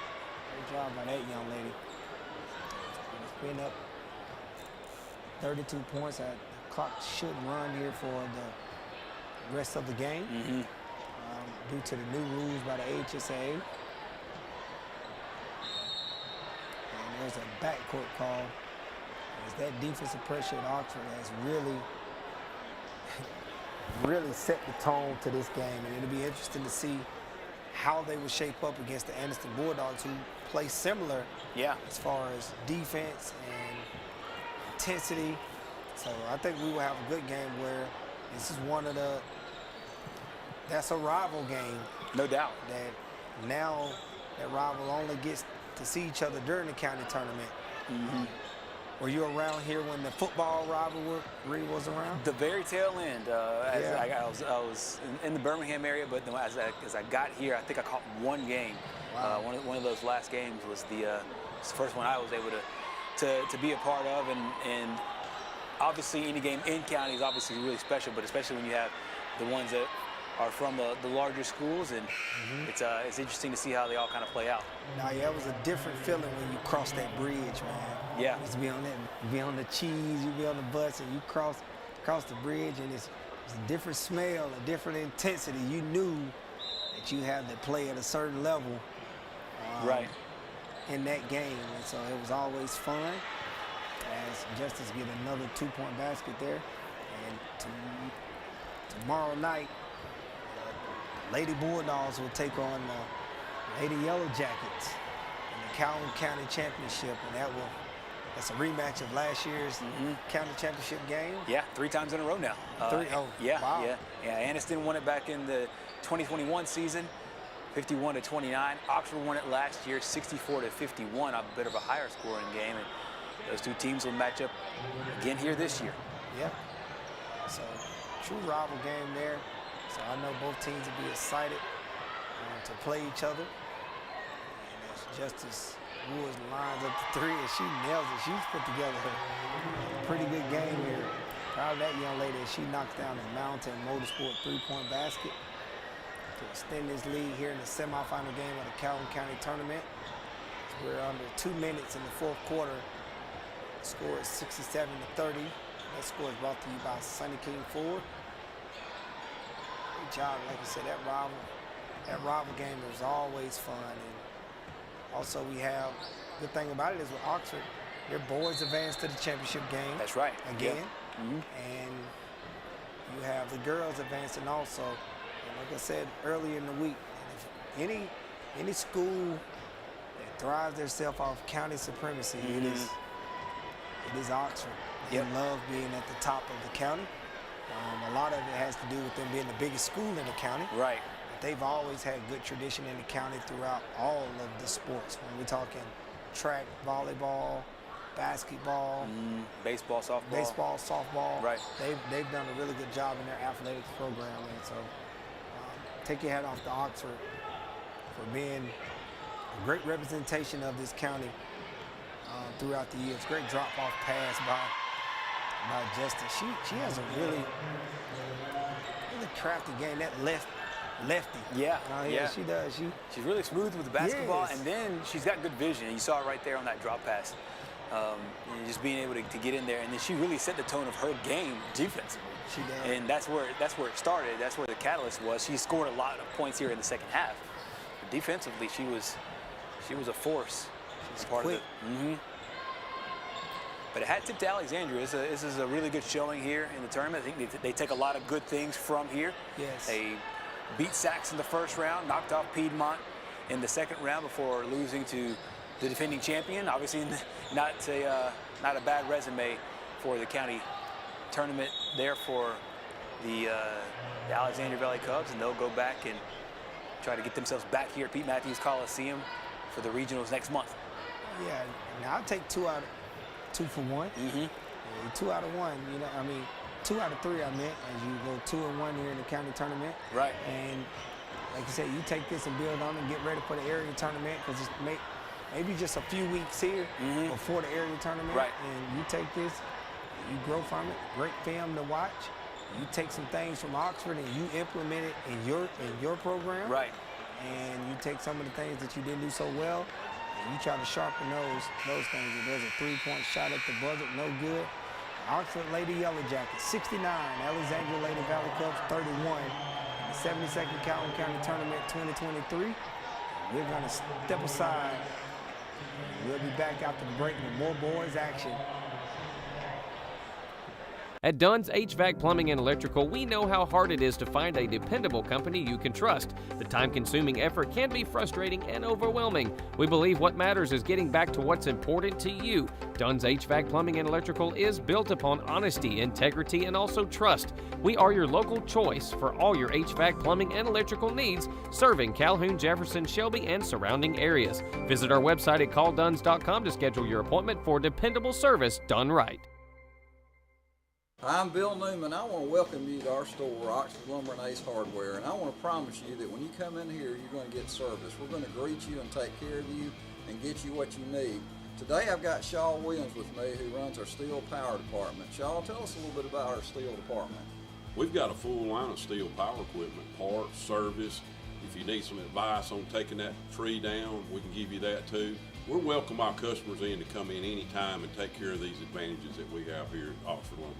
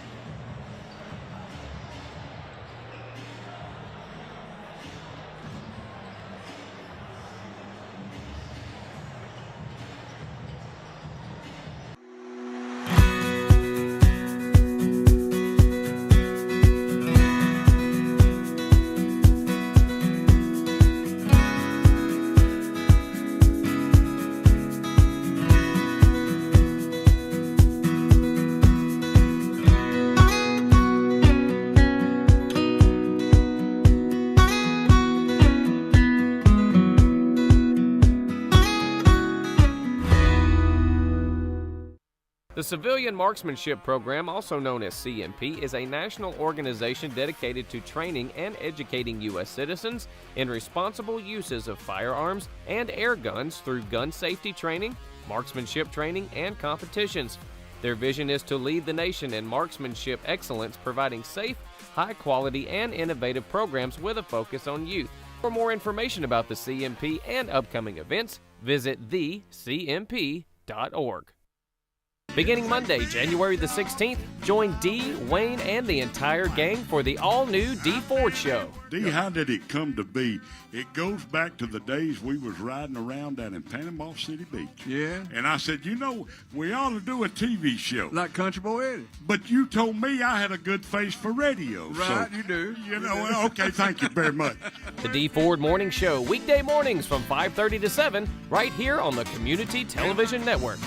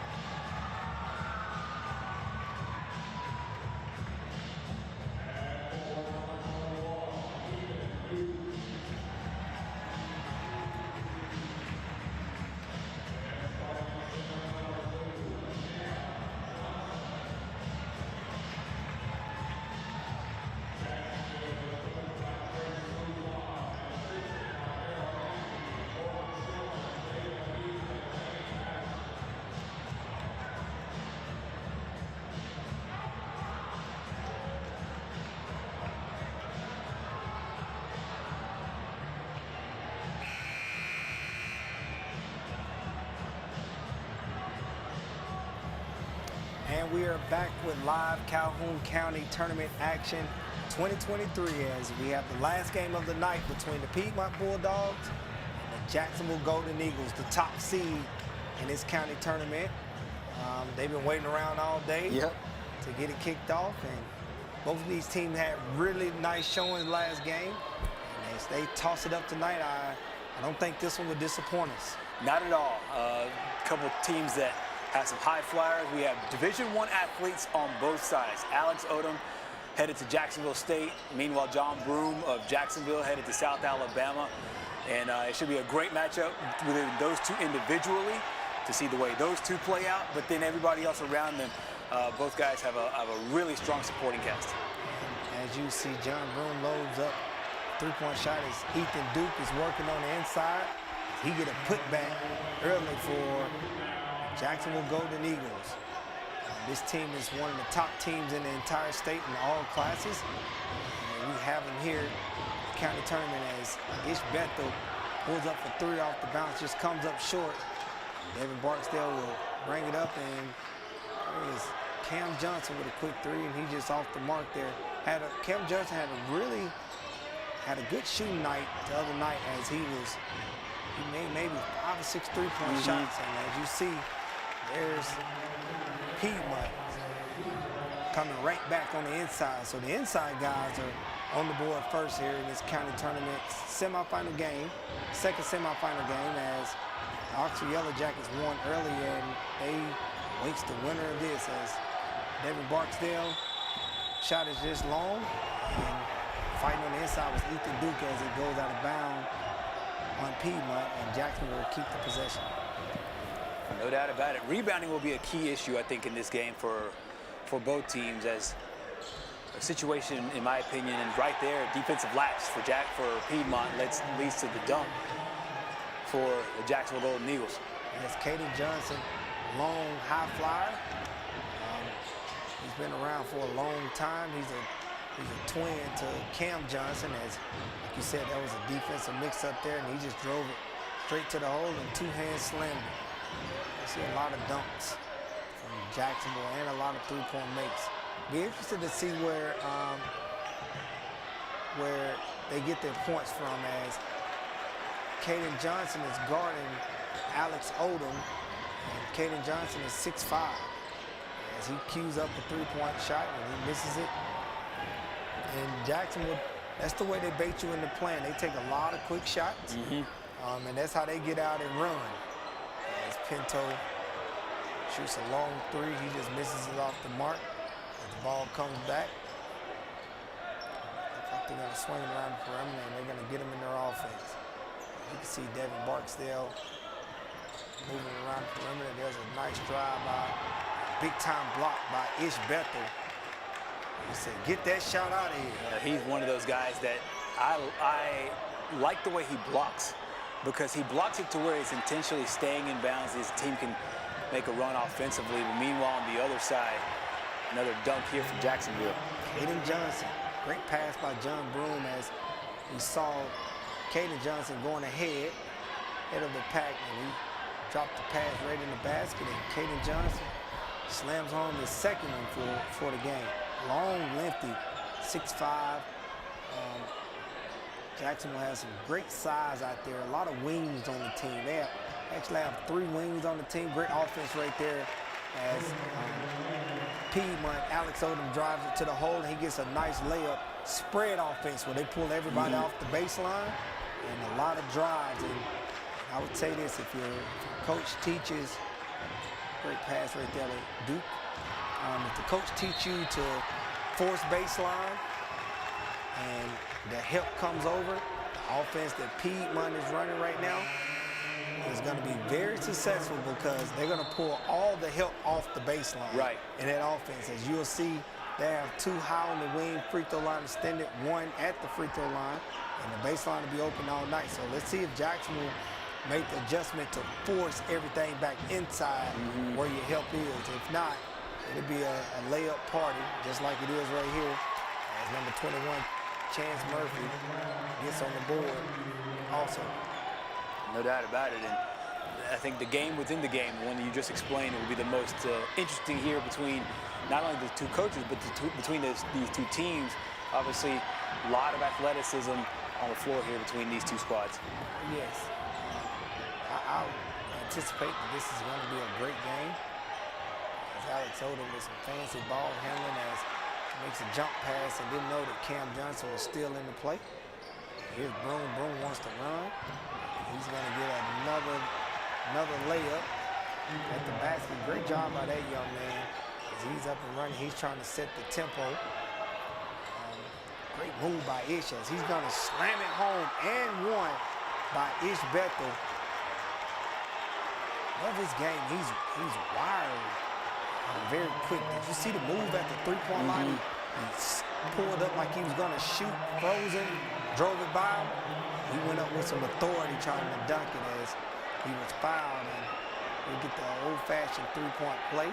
This free throw is brought to you by Bolton Chiropractic. Also, this game is brought to you by Calhoun County Commission Office. So we have top-seeded Jacksonville. We're tied at 8.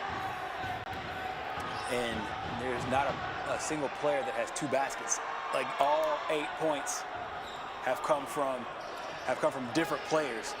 Cam Johnson, Caden Johnson, and John Broom, as well as Ethan Duke for Jacksonville. Meanwhile, Alex Odom, Ish Bethel, Chance Murphy, and Coleman Wilson for Piedmont have all scored. So it lets you know that we might have 2 Division I athletes here, but we're getting production from across the board. We are. I think Jacksonville, they rely on the three-point shot a lot. Three-point basket a lot, so they're going to keep launching away. There's Pinto, who makes his first three-point basket of the night, and that three-point shot is brought to you by Mountain Motorsports. Great shot by that young man as Piedmont has the lead as they are up 12-8. As Barksdale pull up his shoot, he makes his first shot of the game. Great shot by Barksdale. That was a much-needed basket. I think these teams are going to go back and forth. Whoever can get consistent shots and consistent defense back-to-back. There's Odom with some fancy dribbling and great moves by that young man. Red Mamba strikes again. No doubt about it. He's been sensational throughout the course of this tournament, throughout the course of his incredible career at Piedmont High School.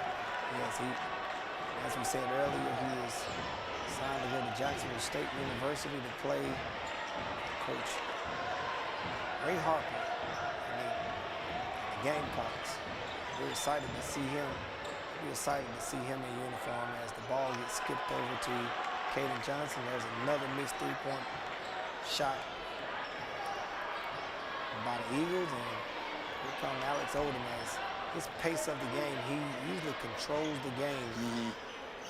With this pace, and there's a three-point shot, and it is good as he is fouled on the three-point line. We saw that same thing last night from Ish Bethel as he was fouled on the three-point shot that he made, and he did it again. And it was in the first quarter last night, and here it is again in the first quarter tonight. And this is second time. You don't really see there's many 2-and-1 baskets. His 2 baskets that are made from the floor, he's got the opportunity at the free throw line. The first time was off that hesitation.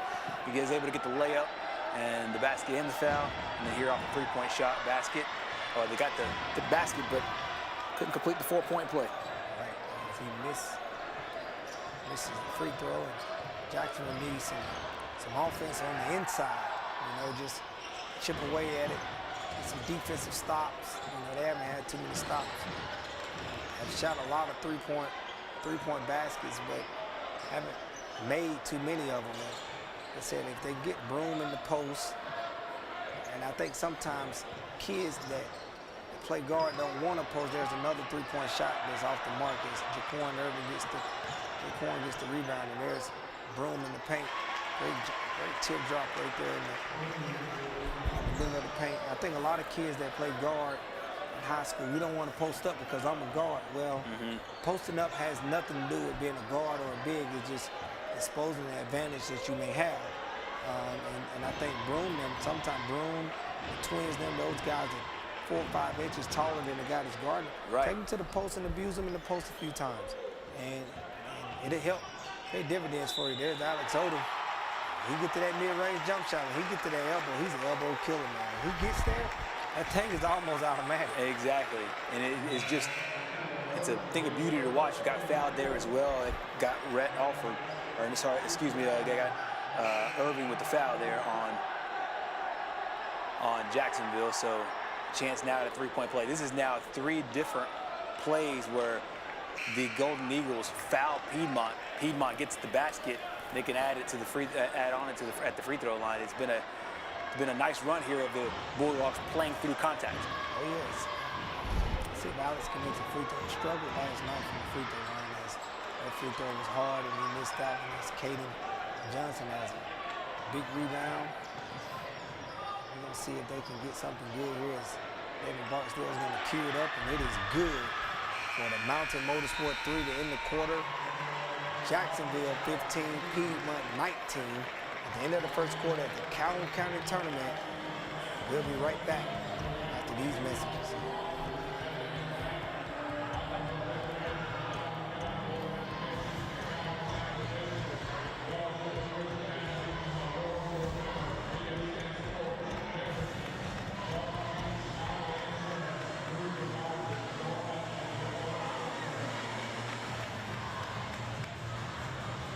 Hey guys, it's Casey and Nicole, and we just wanted to remind you about our show coming up in February called the Real Estate Minute.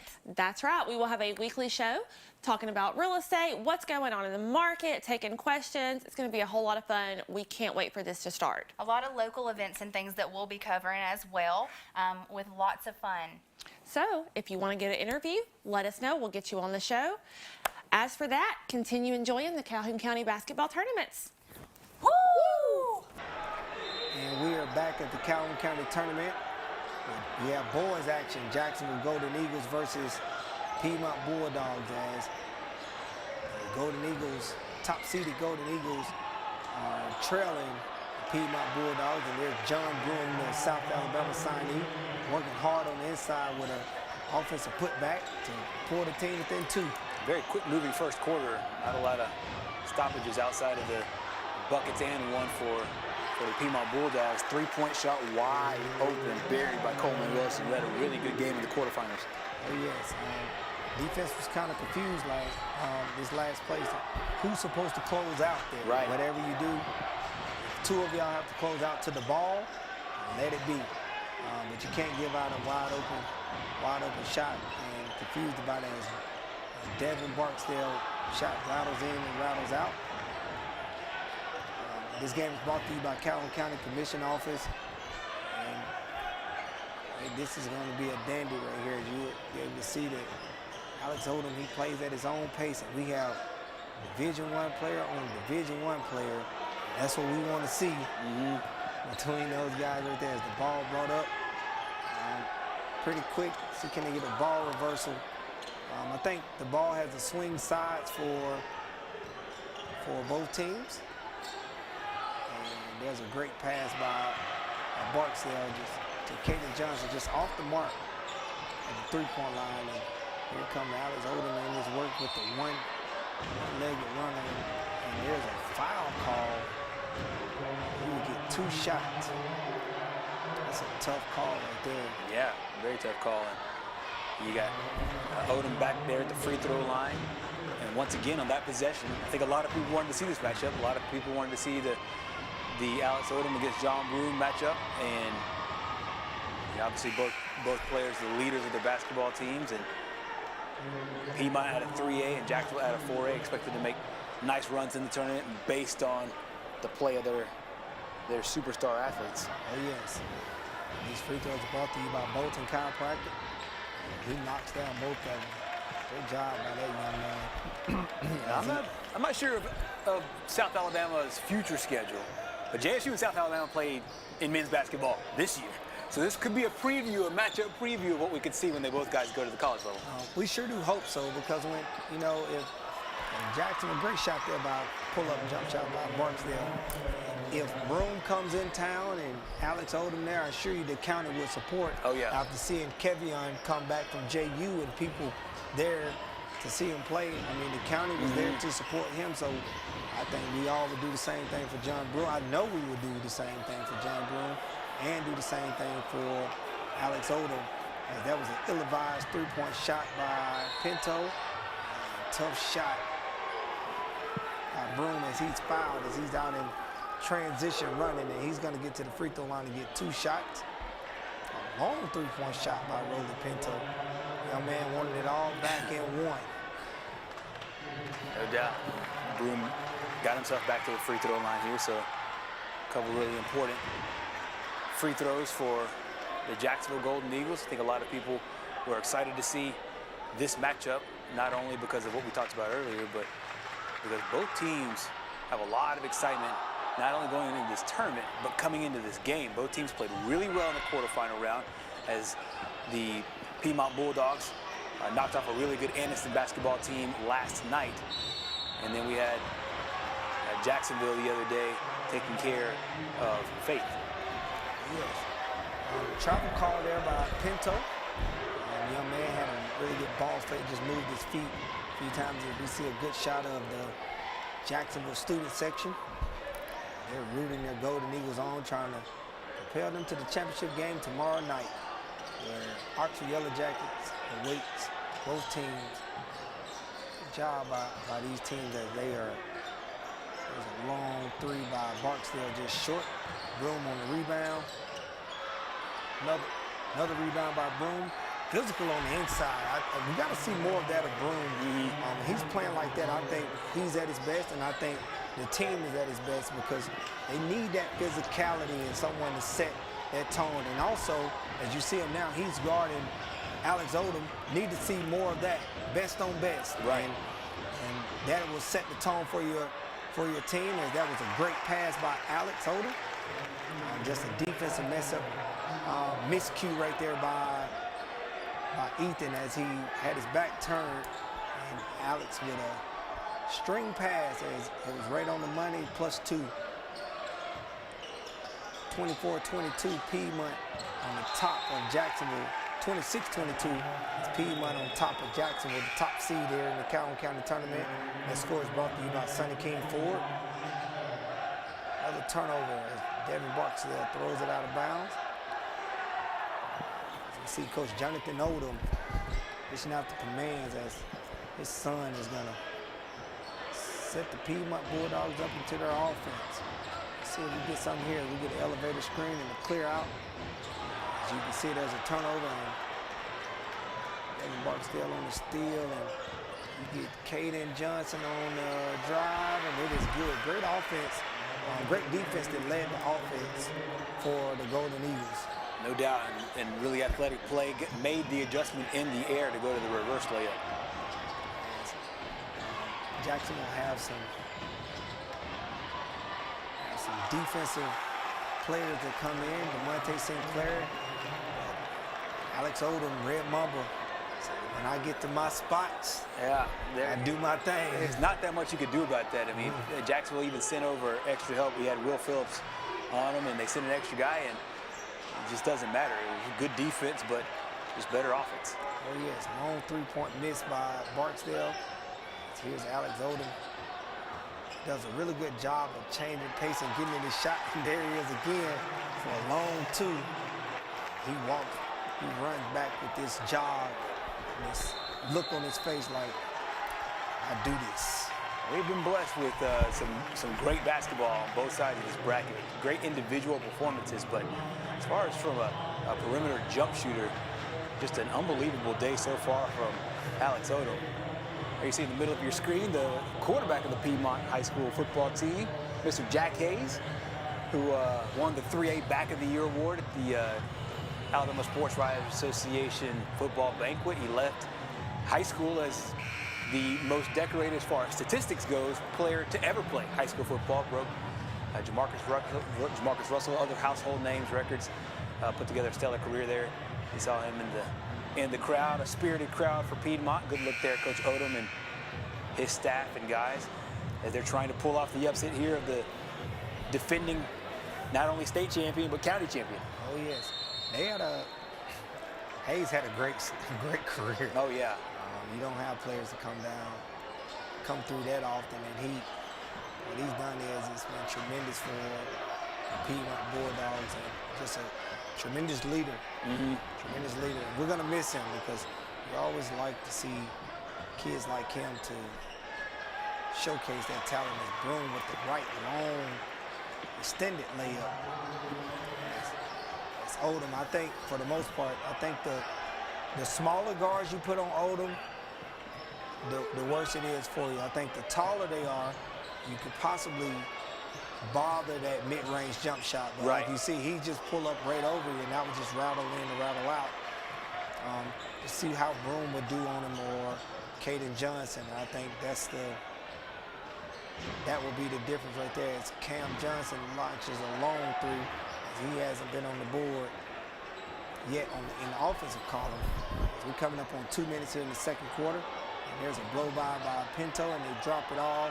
And it is a huge block shot by John Broom as Ish Becker pulls up a three, and he nails it. I like this Ish kid. Yeah, he's been sensational here in this tournament. Defensively, got a couple block shots. Then offensively, he pours it on. Nice three-pointer there. Oh yes, Ish doing a great job. It's Broom dribble in, pull up jump shot, good. Broom answers with the two. This game has been every bit as advertised so far in this one. A lot of scoring. Your superstars that came in here, your Division I signees have both answered the bell. Their teammates have done so as well. Had great defenses. There's a foul call out at half court, just playing a little bit too aggressive, trying to get this steal.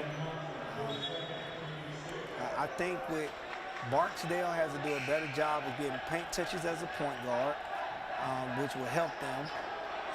And what I mean it helping them, it will help Cam Johnson because they need to get him going. As he had a really good game the other night, and right now he's scoreless. So I just think that once the game settle in and there's another foul, we're gonna try to put multiple people on Odom, and I think the best option for Odom is Caden Johnson. And to make him shoot over the 6'5", but anything under his height, he's just raising up over you and just knocking it down. That's like routine for him. As he get another Bolton chiropractic free throw opportunities, he sinks the first one. Tremendous, like I said, tremendous talent. And his supporting cast around him has been playing a solid game also.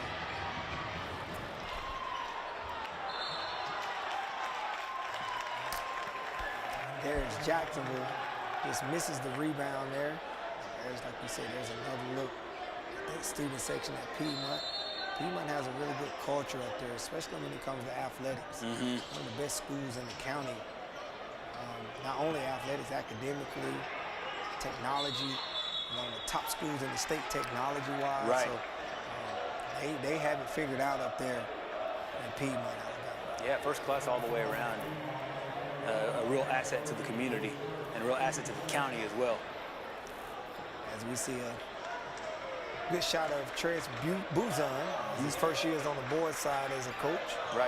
Spent a lot of time on the girls' side, had really great runs there, and handed that program off, and then now he's tasked with the good fortune of having guys like John Broom and Caden and Cam Johnson. Yes, as you see, there is Caden Johnson on the runner.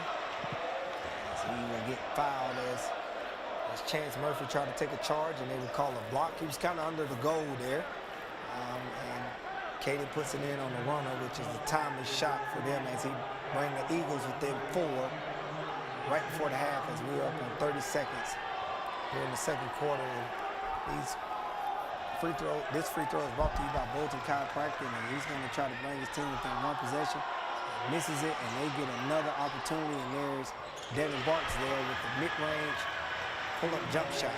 You can't give this team extra possessions. That's a good play there off the missed free throw, and Barksdale's been a lethal shooter. Yes, he is. Sophomore, another young guy. This tournament, I watch these young kids play. I don't want to deny Alex Odom back, but that's hard to do because he can get open. Just real clever with how he plays like an old man. 6 seconds to go on the clock, and we got Jacksonville, and they're just going to hold it here as we in the second quarter. Piedmont 34, Jacksonville 32 here on the boys side of the Calhoun County tournament. As we in the second quarter, we're going to go into halftime. We'll be back after these messages. What you got? Serving Calhoun County in the state of Alabama since 1994, offering some of the most competitive interest rates in the mortgage industry, along with a wide variety of mortgage products. We are with you throughout the home buying process, offering you service before and after the close. Fast, reliable, local. Visit us today or apply online at our website, jacksonmortgageco.com. And you remember, if you need a home loan, call my daddy.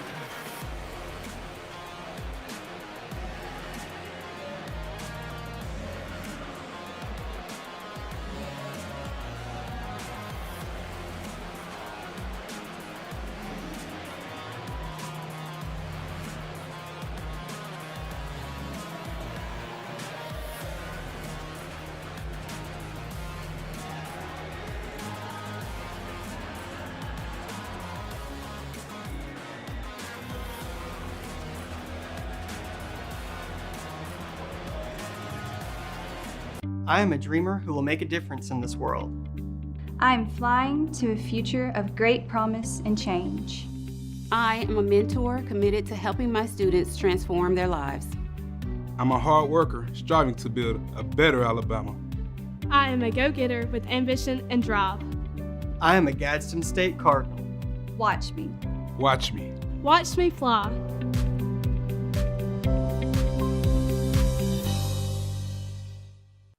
Hi, I'm Susan Shipman, Director at Second Chance. Second Chance provides safe shelter and supportive services for victims of domestic and sexual violence and educates residents of the communities served, empowering victims in their recovery and the public towards intervention in these crimes. 1 in 4 women and 1 in 9 men will experience domestic violence in their lifetime. You know someone. Please give us a call, 800-650-6522.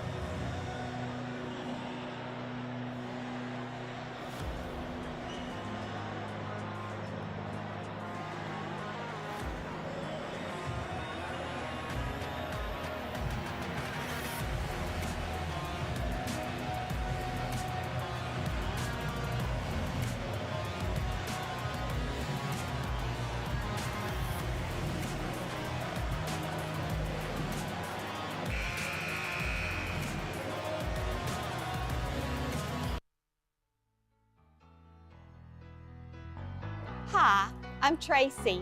Welcome to Backyard Dreams. Come in. Let me show you around.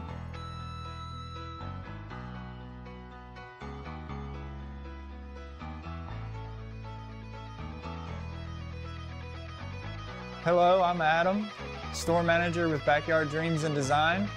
Let us help create the backyard of your dreams.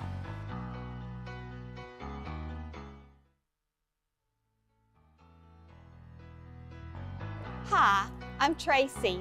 Welcome to Backyard Dreams. Come in. Let me show you around.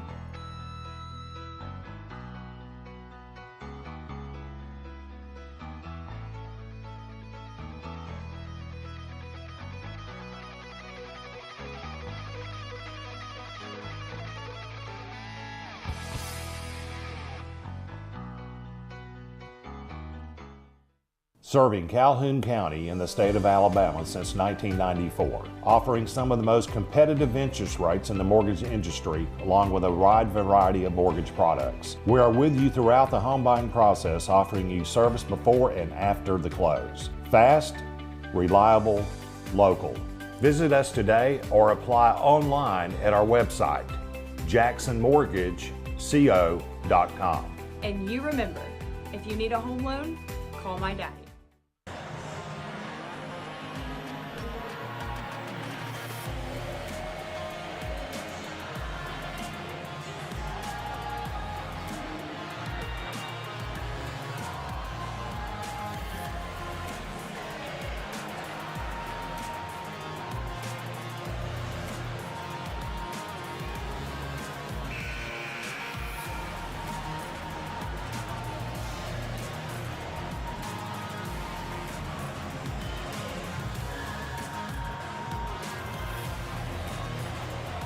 Miller Funeral Home and Crematory has been helping families since 1970 through a commitment of turning difficult times of losing a loved one into a beautiful occasion of reflection and even celebration by responding to hurting families with kindness and expertise.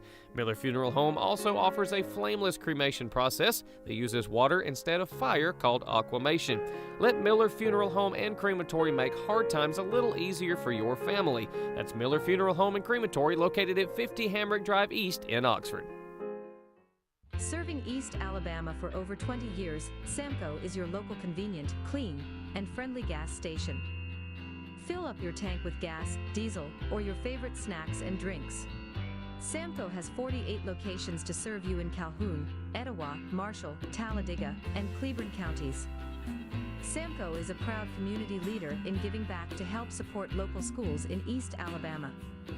For your convenient, clean, and friendly gas station needs, it's Samco. Piedmont is leading the top-seeded Jacksonville Golden Eagles by 2 as we start the second half.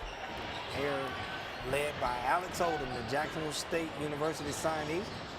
He's had a stellar game with a lot of passes. There he is again on the drop-off pass to the freshman, Rolly Pinto. Pinto right there, really nice job there, being able to set up in position. The extra help came over to Odom. He laid it in. Cam Johnson was the only Jacksonville starter not to score a point in that first half.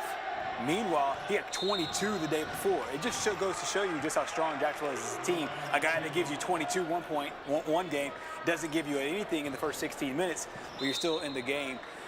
Only down by 4 when they went, or only down by 2 when they went to the halftime. Oh, no question. I just think Cam has to get inside and get him an easy bucket. You know, there's his twin brother there who knocks down the 3 for the team. I just think Cam just have to find another way to get his scoring, as his jump shot is not as hot as it was last game, and that's okay. He has the ability and the talent to get easier buckets, and there we are again where I said it. With a 6'5" guy guarding Alex, that's a different shot, and he didn't take that shot that time. So let's keep an eye on that matchup as him and Broome are guarding each other. I would think that the spread offense is coming, and here he is with the ball screen. Tougher shot, really tougher shot, big time shot right there over the 6'5" John Broome. Yeah, this would be an interesting matchup. They were on each other in the tail end of that second quarter, and I think that's a matchup we'll continue to see. But as you mentioned, Jacksonville is such a versatile defensive team, they could throw different guys at Odom. And he answers right back as Alex Odom is guarding him too. This is one of the matchups we want to see. We love to see best on best. This is what basketball is all about right here. This is Rucker Park like that. There's a foul call.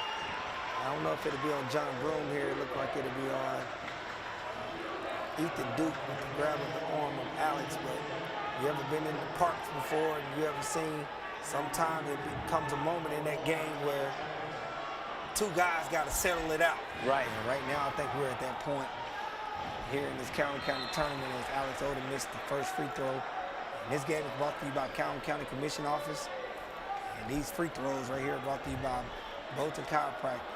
I don't think neither of these guys have disappointed. I just think whoever plays the defense the best on each other and get out and run and get easy buckets, I think that's who win the game. I think Jackson will need to do that more than Piedmont does. I think Piedmont is exactly where they want to be. The game is slow, methodical, and you can tell that he has controlled the game, Alex Odom, with his pace and his belief. And there's Caden Johnson again on the drive with an and-one runner. Caden Johnson is having a huge game. Yeah, no doubt. We talked about his brother having 22 points in that quarterfinal matchup when they knocked off the Sachs Wildcats. But once again, Caden Johnson coming in doing work. To give Jacksonville the first lead. And there it is as he makes the Bolton Chiropractic free throw.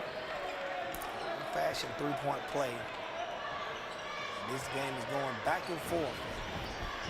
Let's see if Piedmont can answer. Right? And they usually have over the past few possessions.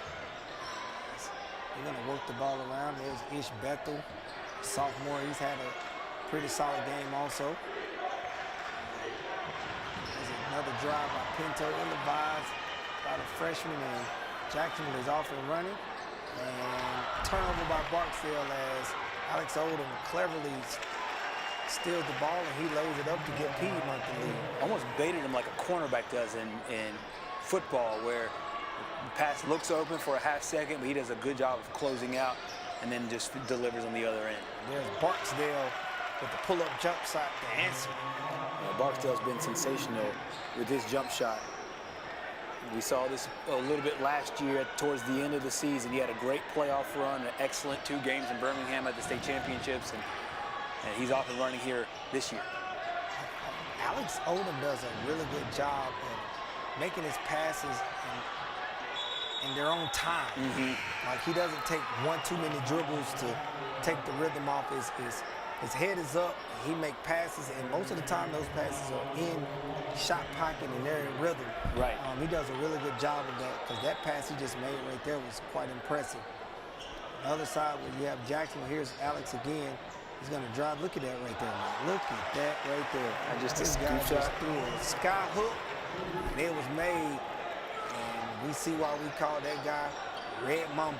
Yeah, that's Here's Barksdale on the drive, and there it is. When like I said, Barksdale needed to get more paint touches, which will help Cam Johnson. And there it was right there to get him going.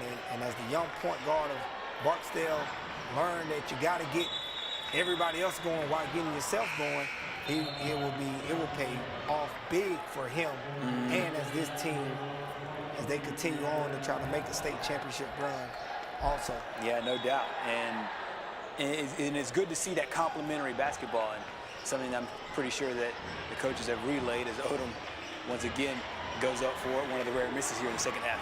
It is. Jacksonville leads 46-43.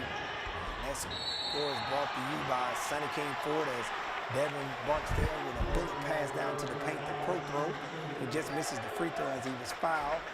He will have 2 free throw opportunities to try to extend this lead for the Jacksonville Golden Eagles. Great game here. What we expected out of the semifinal game. Neither of these teams are disappointing us or disappointing anyone in the county, as they are competing for their schools and they understand what's at stake here. These free throws are brought to you by Bolton Chiropractic as Proto lines up the second one. And both of those free throws routed in and routed out. Really tough set of free throws there for Jacksonville. like you said, the margin of error gets really small as you continue on. There's a great drive off the bounce. Be interested to see how many of those shots Odom will make as the game go on. Hard shots for him, as most of his shots are off the bounce. Right. And those are harder shots. And there they find Caden Johnson. Tough finish by Caden Johnson. Great pass by Broom. Caden is having his performance is great. As he's playing defense, you see him clapping. Tough, there it is again, tough shot. Hard to shoot over him long. To me, he's their best defender on the team. And there's Broom right there going coast to coast and just misses the layup. Jacksonville, I think they smell a little blood a little bit. Yeah. They're looking more aggressive. Yeah, this third quarter, especially in the last about 3 minutes, they've really taken off. And John Broom gets himself back to the free throw line. But when you're having the kind of day that Caden Johnson's having, Broom has been an excellent piece to add to that. Devin Barksdale has also had a really good game as well. The whole scoring got started with Ethan Duke. So this has been a really good game overall. But you could tell in the second half it's teetering a little bit, the momentum teetering towards Jacksonville with Caden Johnson picking up his efforts from the second quarter, and now Broom doing the same. And if Jacksonville want to be one of those teams that dominate you, they have to make free throws. Yes. You have to make them too. That team is too talented. The kids got to get up there and really concentrate, and really every chance you get, you take advantage of it. Right. You know what I mean? I think that's what Coach Buzan is going to talk to them about in that timeout. And look, guys, if we want to separate this thing even more, and we're trying to win championships, the free throw line has to be a must. Layups have to be a must. Us getting in the paint has to be a must, as you can see.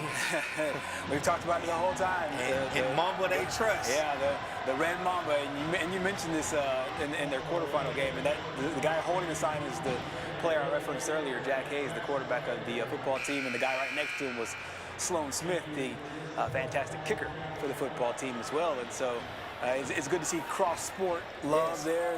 Those guys, rooting their good buddies on the court. Oh, yes. Here's John Broom, South Alabama signee, as he misses the second one, and there's a second three-point shot off the offensive rebound. That three-point shot was brought to you by Mountain Motorsports. Cam Johnson, we were looking for him. There he is with two big-time threes to get some separation for Jacksonville. And let's see if Jacksonville can build on this, or let's see if Piedmont will answer. Piedmont will have to get some scoring from either Pinto or Becker, as Johnson again on the steal and the jam. And once again, it's a fantastic basket there by Caden Johnson, who's having basically the kind of game his brother had the other day in the quarterfinal round. But you're right about Piedmont here. It's about time to have something to answer this run, and another missed jump shot by Alex Odom is one of the things that you referenced earlier. Because of the tough shot nature that they have to have, because Jacksonville plays such great defense, you wonder how many of those shots will continue to fall with the same consistency as they did in the first. Oh, yes. Caden Johnson slapped the floor there a few minutes ago. He's one of those guys. Great job by Devin Barksdale not taking that quick shot. Try to get what you want. Run it again. If it doesn't work the first time, do it again. Coach is giving out instructions. There's a ball screen. It's Cam Johnson as they're getting ball movement around the perimeter. Looks like Broom is going to post up and say, you know what? Anything you can do, I can do better. Good job by Broom. That's one of the post action right there. Show your baggage. You know, show what you got in your bag. If you got the post up game, fadeaway game, free throws, three-pointers, whatever it is, dunks. Show your whole repertoire. Don't limit yourself. Exactly. He's going right at Alex Odom. He wants to make up for his performance right now at the free throw line. Missed a couple in a row, but he knocks this one down. And these free throws are brought to you by Bolton Chiropractic. Also, this game is brought to you by Calhoun County Commission Office. Jacksonville has extended their lead as they are now up 55-43, and that score is brought to you by Sonny King Ford, as John Broom will get a breather in the third quarter. Good job by that young man right there, turn it on. Let's see if Jacksonville, we have a defensive switch on Jacksonville. Great pass, step back, jump shot-ish. Just short as an over-the-back call by Jaquan Irvin as Odom's got up to get an offensive rebound for his ball play. The Piedmont ball on the baseline underneath. If Jacksonville can continue this defense, they pay dividends. And here we are with Alex Odom. He's going to back his man down and shoot right over him, just misses it. Ish comes out with an offensive rebound, and there is Coleman Wilson. Missed three-point shot, and Devin Barksdale looks like he want to run a little bit as he loses his footing, turns the ball over. Rolly Pinto's going to go up with it, and he's good. Great shot by that young man to convert off that turnover as Devin Barksdale lost his footing a little bit. Yeah, he did, and then very opportunistic play there by Raleigh Pinto. And as you mentioned, the Jacksonville defense was closing in, and a nice adjustment to go to the reverse layup. And Devin Barksdale looks like he's going to take the last shot. As we're coming up on the last seconds here in the third quarter. We're under 10 seconds, 7 seconds, and we're going to make the move here as Cam Johnson loads it up, and he makes it. As Cam Johnson hit the Mountain Motorsport 3 to end the third quarter here in the Calhoun County tournament to extend the Jacksonville Eagles lead as we looking for a huge fourth quarter out of that, man. We was looking for him, and now we got it. So we're going to go to break. As we step aside, we'll be back with more action in the fourth quarter here in the Calhoun County tournament.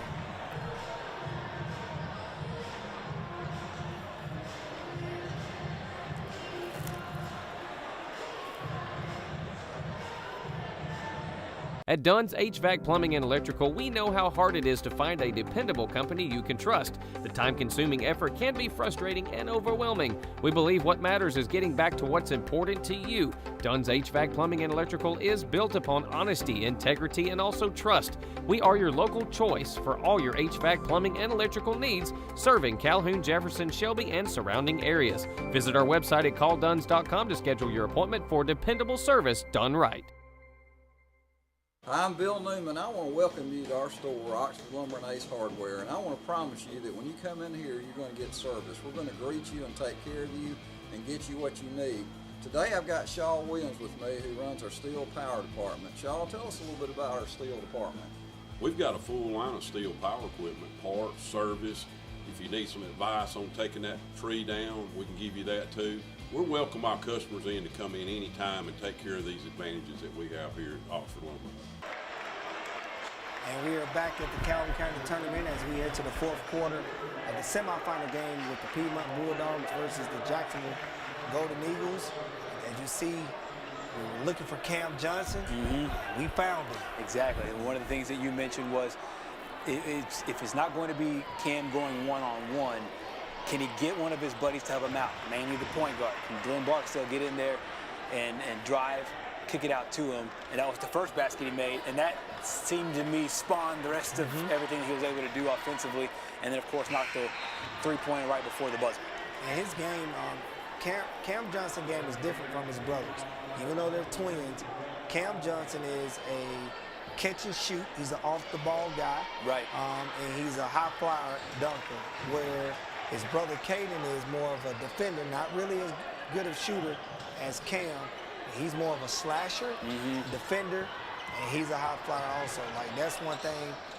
And just knowing your game is always good for you. So just knowing where you're going to get your points from, as you see Raleigh Pinto, as Caden Johnson leaks out brother to brother with big-time jam by Caden Johnson. That guy's having a heck of a game. Yeah, he certainly is. And we talked, just about what they were able to do against sacks, knock off sacks 86 to 39 yesterday. They knew they'd have their hands a bit fuller here today with a really good Piedmont team, but they clamped down defensively, outscoring the Bulldogs 26-11 in that third quarter, and they're back off to a nice start here in the fourth. Oh, yes. Cam Johnson is, man. That talent has always been there, though, man. Even when he was a younger kid, him and his brother. So just to see them on display here, these kids been around for a long time there in Jacksonville. they're trying to put it together as they're trying to put their Golden Eagles team in the best position they can to win a county championship. Will be the first county championship win for them since '96. Right. Exactly. On time. None of the kids on the floor were born. Exactly. Yeah, '96. So here we are with Jacksonville as they cross half court, and they're going to set their offense. Look like we're going to get a double high ball screen. Evan Barksdale picks up his jump shot. This game is brought to you by Calhoun County Commission Office. Also want to give shout outs to our sponsors of Sunny King Ford, Bob Eden Alpha, Mountain Motorsports, and Bolton Chiropractic as they help making this possible for our viewers. And Jacksonville looks like they're gonna slow up a little bit to see can they get something quality as we talked about that 5-out offense, and here they are in the 5-out offense, and there's John Broom. And Broom tested Bethel. Yeah, at the bucket, you do that at your own risk, and Bethel got a piece of the ball, but then also hacked the arm. So Jacksonville's now back at the free throw line. Oh yeah, so Broom, we're at the free throw line, and these free throws are brought to you by Bolton Chiropractic. If you're going to be a solid team, you got to make these free throws down the stretch. And here's Broom making the first one. Love the way he's attacking the basket and not just settling for three-point jump shots. Great maturity by that young man. And he sinks the second one. And Piedmont is in desperate need of some scoring right now as they are down 19 points to the top-seeded Golden Eagles in the county tournament semifinal game. There's Caden Johnson again with the block shot, and he's off and running to brother to brother. Once again, those two hooking up. That started off with great defenses as Caden Johnson was able to rip Alex Odom there, and then on the outlet pass up ahead to his brother. Yes, just rolled off his foot as Ish Bethel is trying to make a move. The Eagles are making their run. As you see their student section, they're cheering them on. Still got 5 minutes and 40 seconds to go, and let's see can they execute and finish the game strong with what they're doing already. I think they will. It's a matter of doing it. As they work the ball around the perimeter. And the county tournament is a really good time that if your team isn't together, or they've been having a hard time gelling, if you can win it, it helps you gel. It gives you the confidence that you need and actually to make that run and catapult you. And I think if whoever wins it, I think will go into the playoffs with a lot of momentum. And I think if Jacksonville does it, I think they really will go in with a lot of momentum, believing. I don't think this team is really found their true identity yet without Cade Phillips. Because that was a huge piece to that team. But if they can do it in the county tournament and they can win, because last year they played in the county tournament without Cade Phillips. But if they can win a county tournament without him, it'll make them feel good about themselves to say, you know what, maybe this thing is possible without him. Because Cade is doing really well at Link Academy. And so I think Jacksonville is trying to figure that out, and I think the county tournament is a good place to do that for them. They have every right to be hungry for a county championship, as Coach Guzan just called timeout. This timeout is brought to you by Bob Eden and Alpha. Them being up 18 points, want nothing to make them more proud is for them to go into the record books of saying that we won a county championship. It's not too many times that you get to hoist a trophy up in the middle of the year. Everybody hoists a trophy up at the end of the season.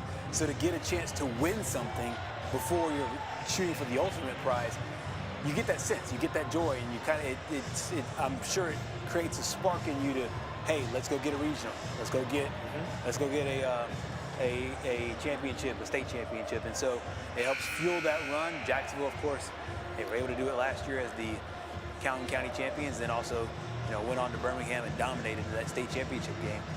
And Piedmont's, tasted as far as what it takes to get to Birmingham as a Final Four team. Now under Coach Odom, program's in really, really good hands. And I was having conversation with some people earlier. When Kate left, they was asking me, do you think Jacksonville is still good enough to win? And I said, yes, they are still good enough to win the state championship, but just not by 40. Right. Like last year. Which that's okay. You can win by 1. Yeah. You know. Right. I mean, it's gonna feel exactly the same. It's gonna be the same trophy no matter if you win one by 1 or 100. Yeah. And so, but I do think that. I still think that they have the talent is there. And the know-how is there. It's a matter of standing course and doing it. As John Brown, South Alabama signee, knocks down a Mountain Motorsports 3-point shot from the corner. Jacksonville is extending their lead to over 20 points. There's another 3-point shot by Coleman Wilson as he matches it. We're going to get a timeout. It's Bob Eaton out for timeout. And that's a good look at the Piedmont team, and Coach Jonathan Odom is going to draw something up and try to get his kids to make this game more of a game. Plenty of time left. You never know, you get hot. That 3-point line is there for a minute. I mean, it can happen quick for you. Yeah. Hopefully Jacksonville taking their foot off the pedal. They keep pouring it on because guess what Piedmont's about to do? They're about to go on a run here. Exactly. We got a chance to see, just some really athletic players play in this game. And while we have a quick break here, I'll let you know the polls, the most recent polls. The polls come out every Thursday, so we got a new set of polls today, and Jacksonville is the number 2 team in the state in Class 4A once again. So they hold their position. So you mentioned it's one of the things where you're expecting this team to be back in Birmingham, have a chance to defend their championship. And the writers think exactly so, still having them inside the top 10. Piedmont also in the top 10 of their classification at number 6 right now in the Class 3A polls. Oh, yes. As you see, Jacksonville is working the ball around the perimeter, just killing some clock, shortening the game in the possessions. As you can see, no shot clock in Alabama, so they can run off as much time as they want to. It look like Piedmont is going to foul any. They're just playing hot potato, keeping the ball away. They're running 5 out as Jacksonville lead the Piedmont Bulldogs 70-52. We're at the 3-minute mark in the 4th quarter. We have a 1-on-1 situation as Barksdale will go to the free throw line and shoot the Bolton chiropractic free throws in the Calhoun County Tournament 2023. Jacksonville, if you get Jacksonville and Oxford again, that'll be a repeat. The championship game from last year, as I think the Oxford Yellow Jackets defeated the Eagles by 2. Yep. It was a good game. I actually took my young boys there to watch it. Tons of people there to watch that game. Always fun to watch a packed house when there's a packed house at the peak. Nice pull-up jump shot by Ish Bethel. Off the bounce. He's put together a really good tournament also. The ball is advanced and there was a collision half court. Broom.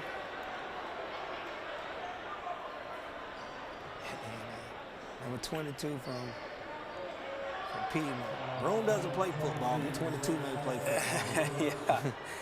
No doubt about it. That was a big collision there. And I thought for a second they'd take him off the court and check his mouth, but I saw him mouth, I'm good.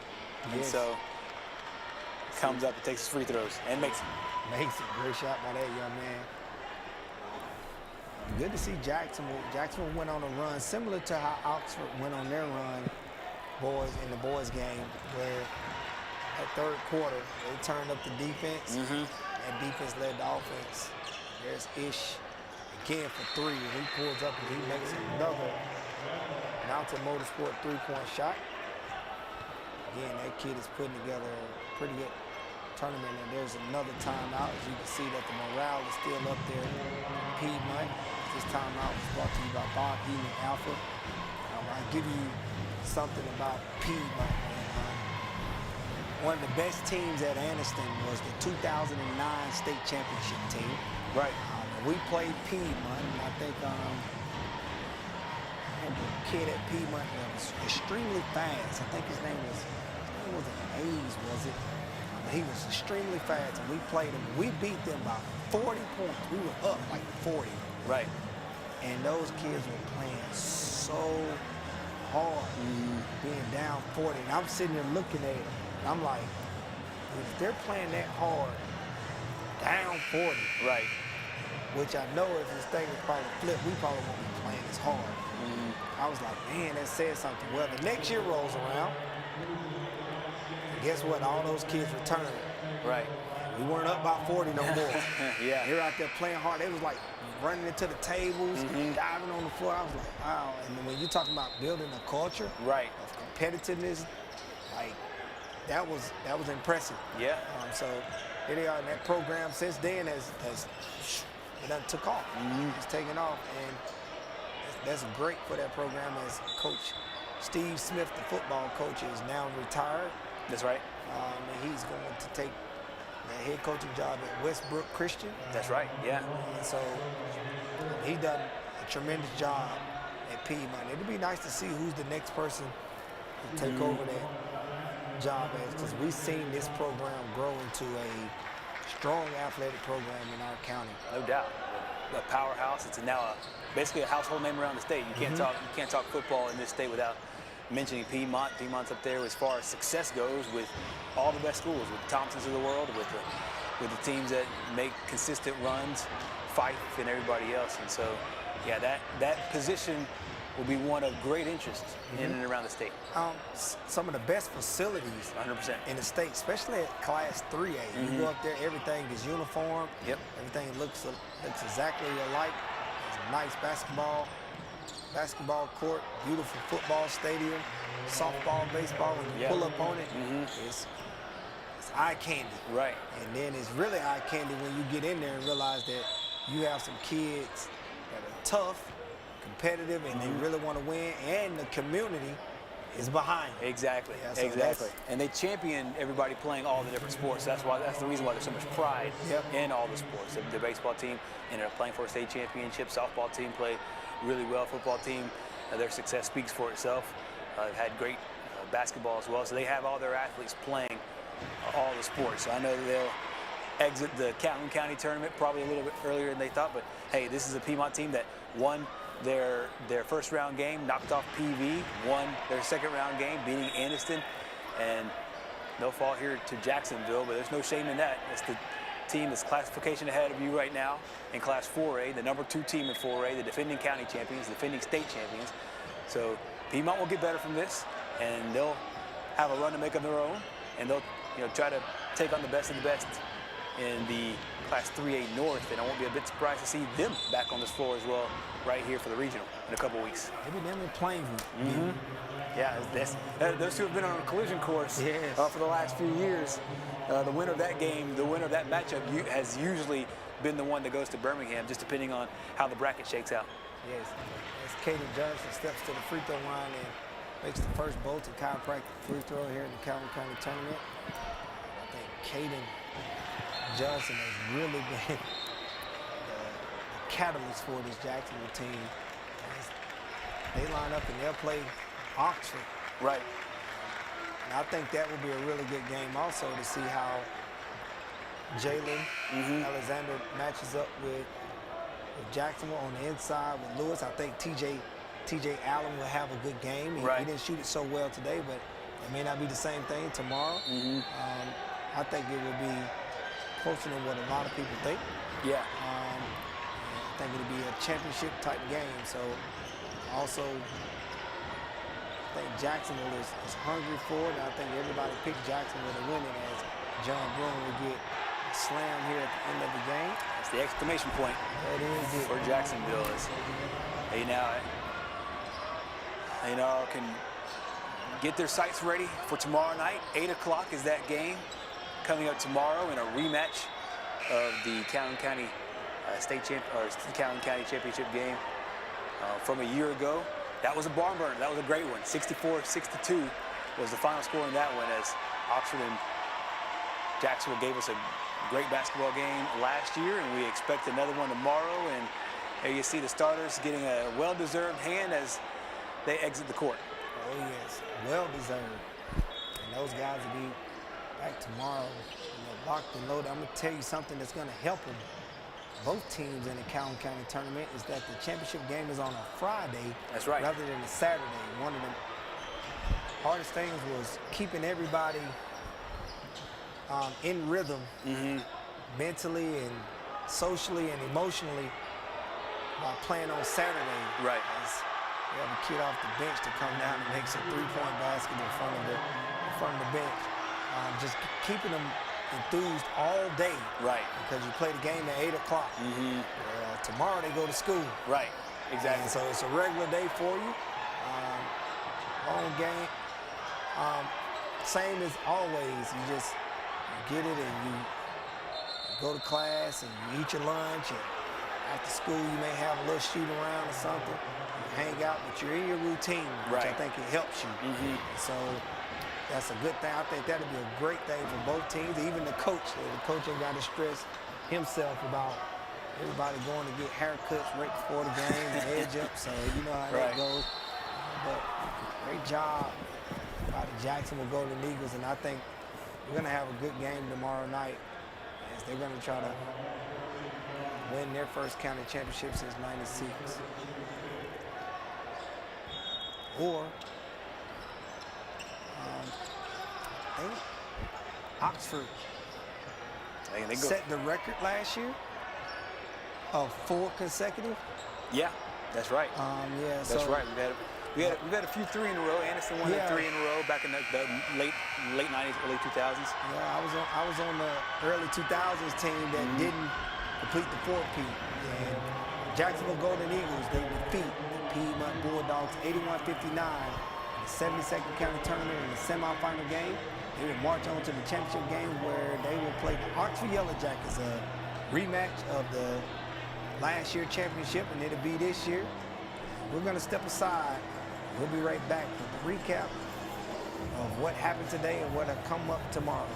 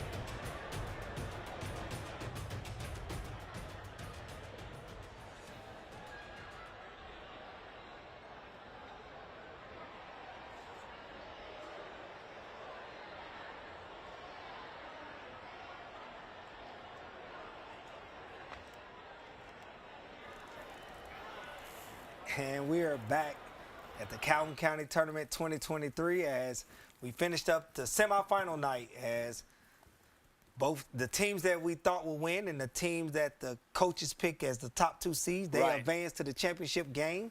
And we had a great day today as we had some good matchups and teams going back and forth.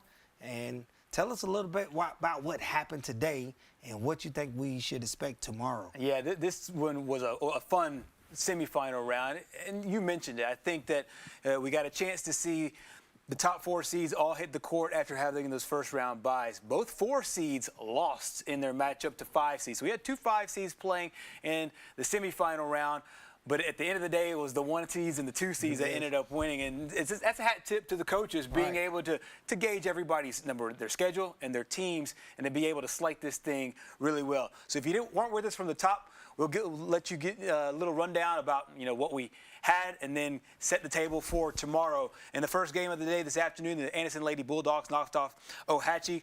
Final score in that one was 50-45. The other girls' game featured the top-seeded Oxford Yellow Jackets and the Alexandria Valley Cubs, 69-31. As Oxford ran away with that one. On the boys' side of the bracket, we had the Oxford Yellow Jackets as the number 2 seed, knocking off Alexandria 52-37. And then we had the Jacksonville Golden Eagles, as you just saw moments ago, eliminating Piedmont from the tournament 81-59. So here's the boys' bracket right here.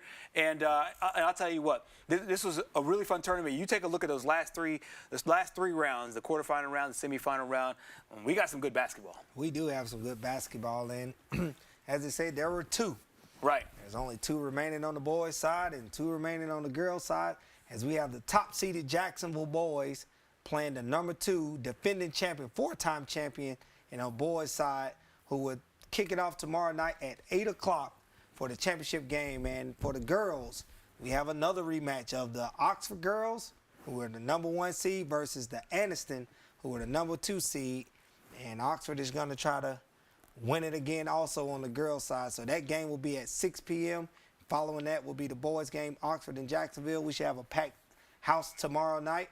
As we'll pack the peak and try to get these games on the road. And it's hard to let this tournament go, but we got to have a good one tomorrow to send us on and send everybody home on great note, and all these teams on to the playoffs as they continue on through the season. It was great with y'all today. We'll see y'all tomorrow as we log back on to the CSN Hoops Network.